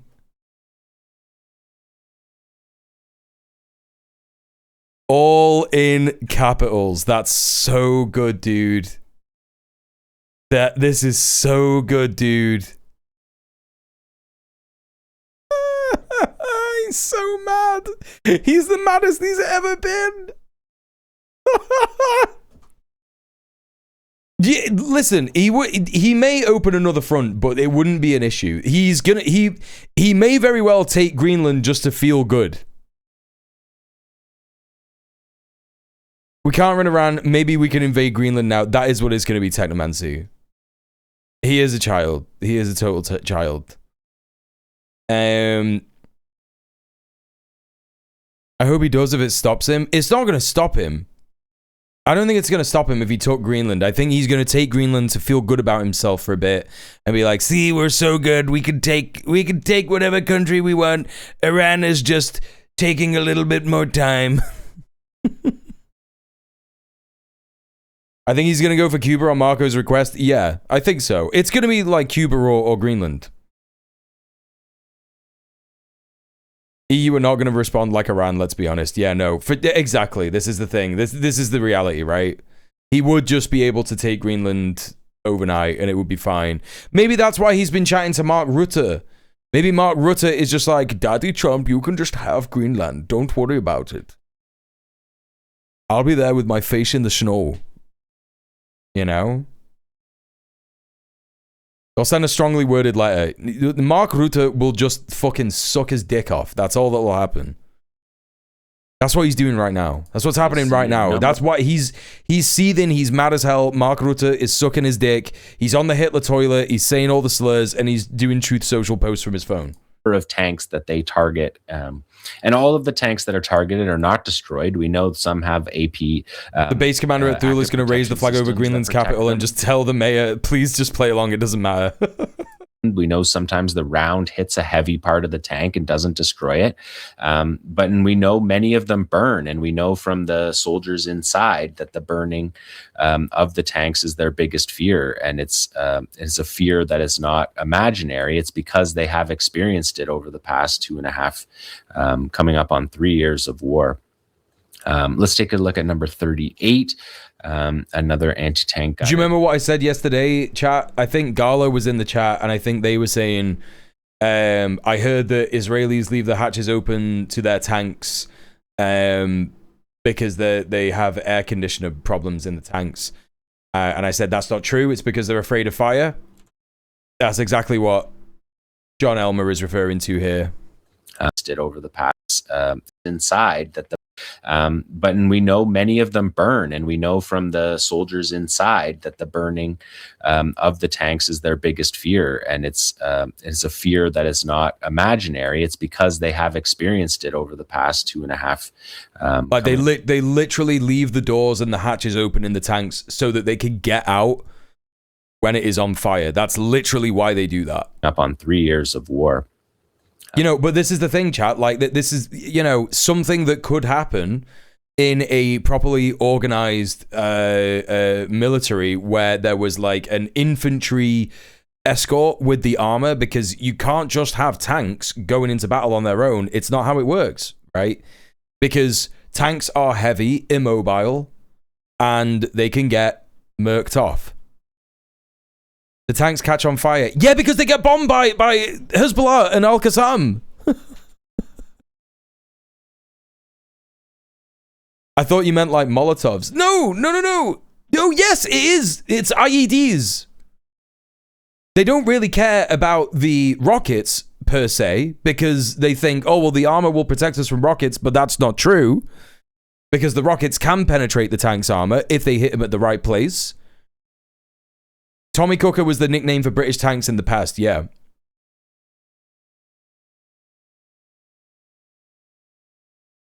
I thought you meant like Teslas. No, they don't just catch fire randomly. No, they get murked by the resistance. Mule going long tonight. Please don't make a your mum joke. I guess I am, yeah. It's been about 6.25 hours. I'm just kind of like, you know, I had some dinner quite late, so yeah. Tanks are generally such shit. Yeah, I mean, you know, it's why there like hasn't been a effort for like any of the resistance groups to try and like seize a tank and use it for their own gains. I'm now imagining Tommy Cooper as a tank. Just like that. Only Brits will get it.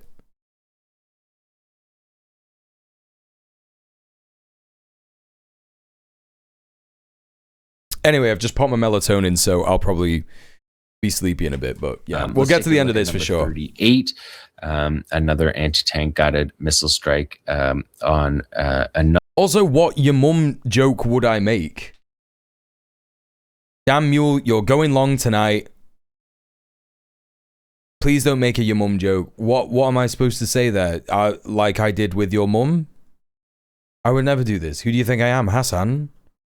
Another Israeli command and control position here that we're seeing in the Bint Jbeil area, just southwest of Bint Jbeil.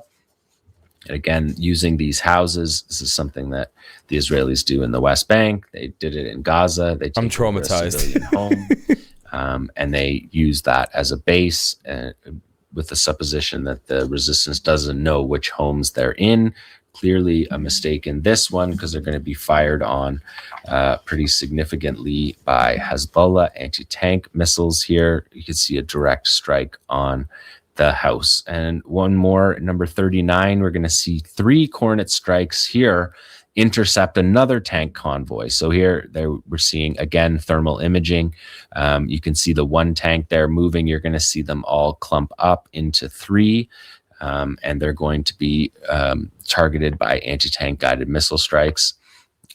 We're trying to see it from there. You see the thermal of the Cornet being fired there and following its trajectory right directly into the tank that we're watching.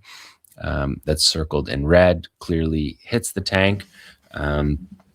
And we're going to see another one. This is the first of 3 that were hit in this particular operation. No, yeah, they really do come across as LARPers, right? Because it is like they are forming tanks like it is a cavalry charge. Like they think that they're playing Modern Warfare 2. They think that they're, you know, they think they're playing COD. They think they're playing fucking Command and Conquer. It's actually nutty how completely accurate that comparison is. So the tempo of these operations by Hezbollah are just really remarkable. 1,350 plus operations already, 24 days into this battle.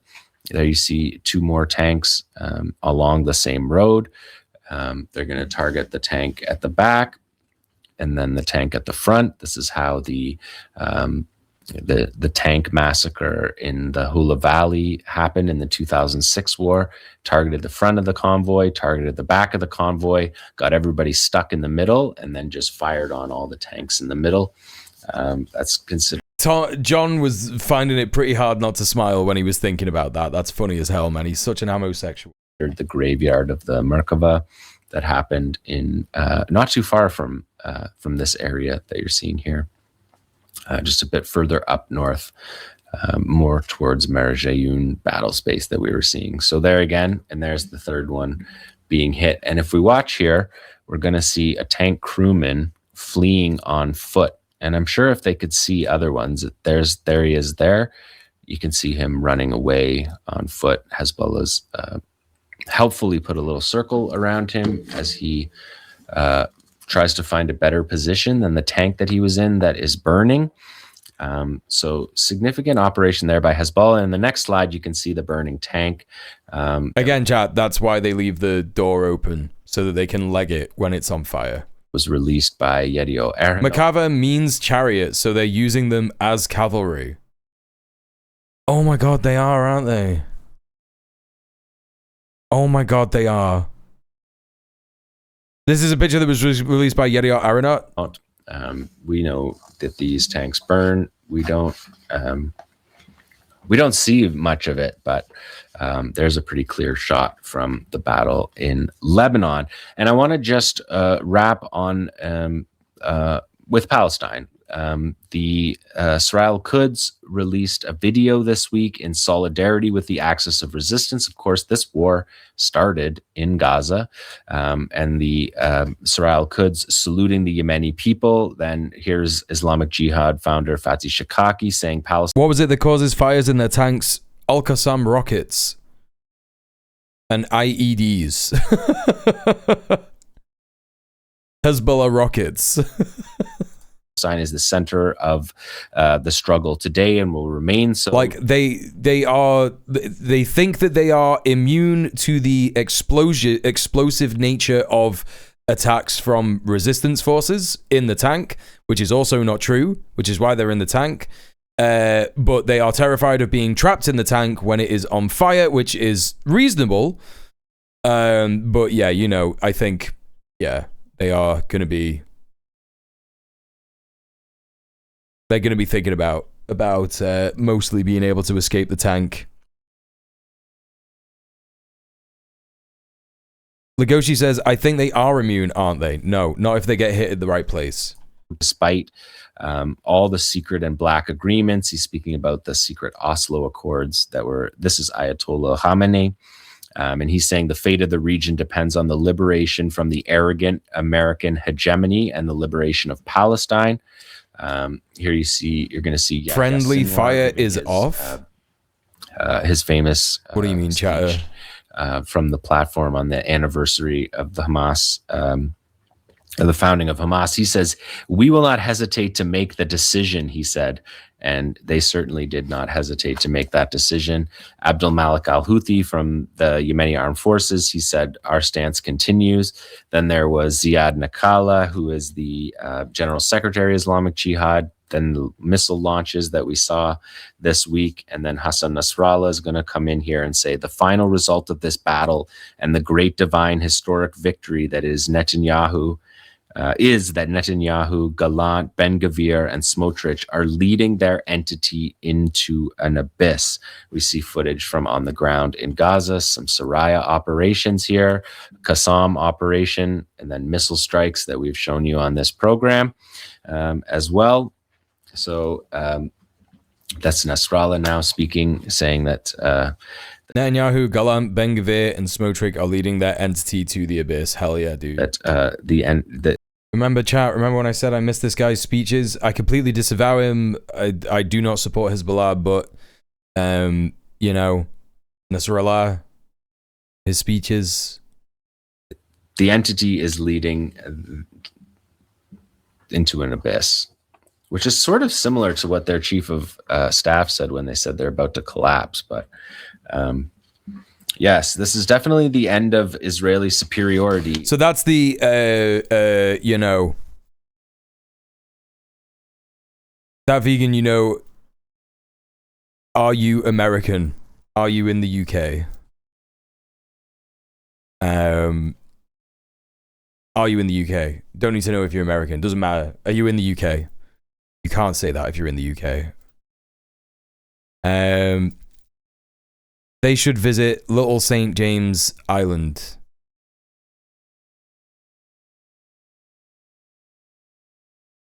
What, Ben-Gvir and Smotrich and all them? The idea that they could just roll through the Middle East and do what they want is being fiercely resisted by the axis of resistance on all fronts. So it's something that they always point out. When the battle was in Gaza, the other resistance factions saluted them. We see the prisoner exchange and handover here.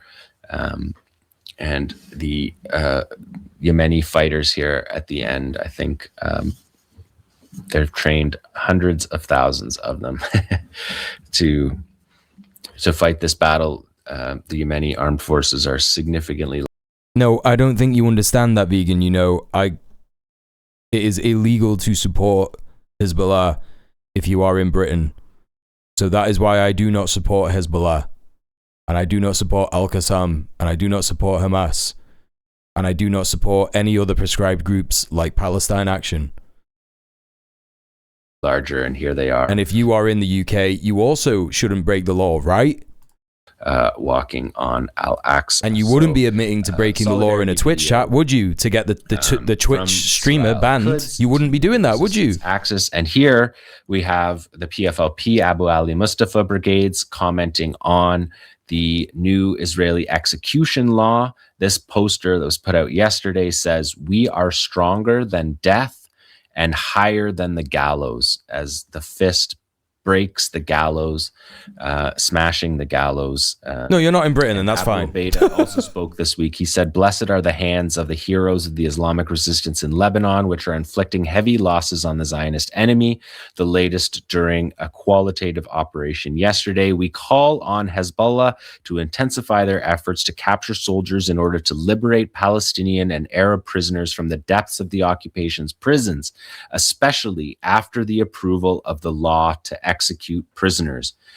We urge the heroes of Hezbollah to complete the mission," is what Abu Obaida said. So that is the resistance report for day 909 of... There you go.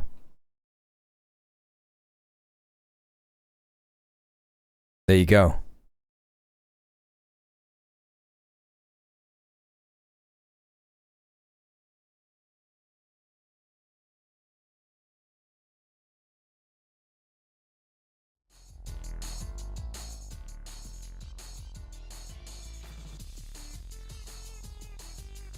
That's crazy, dude. That 3 guys just came in the chat who don't follow and just all started saying the same thing. That's so wild, dude. After I turned off email verification. That's so wild, bro. Wow, I guess that's going back on then, chat. Sorry about that.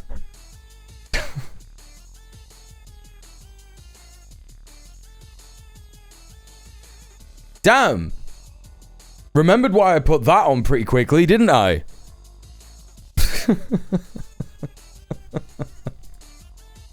Yeah, I just knew when that guy said that he was from Uganda, it's just like, the kind of thing a racist guy would say. You know what I mean? A racist fucking freak, you know, troll that is being in here being like, you can't say anything mean about me, I'm from Uganda, and also this is like me being racist. Okay, yo, chat, thank you so much for the stream today. It's been real good. It's been real good. I really enjoyed it. Thank you so much. Listen, thank you for all the subs. Thank you for all the donos. Thank you for all the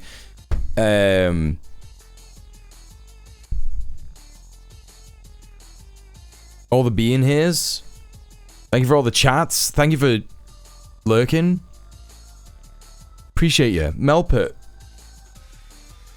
appreciates you.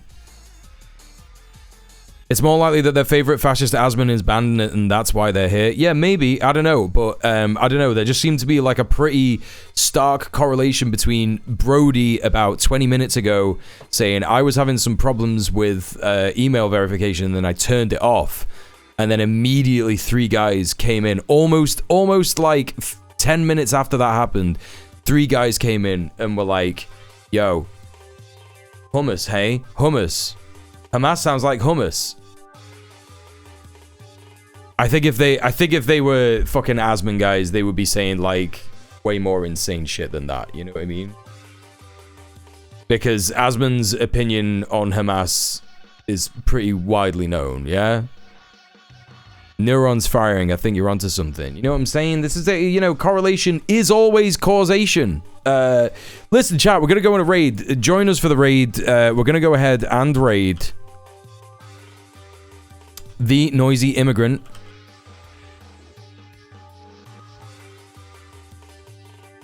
He is checking out the Israel derailing of the ceasefire. If you have a sub, copy and paste the first chat message. And if you don't, copy and paste the second. I'll be back tomorrow, chat.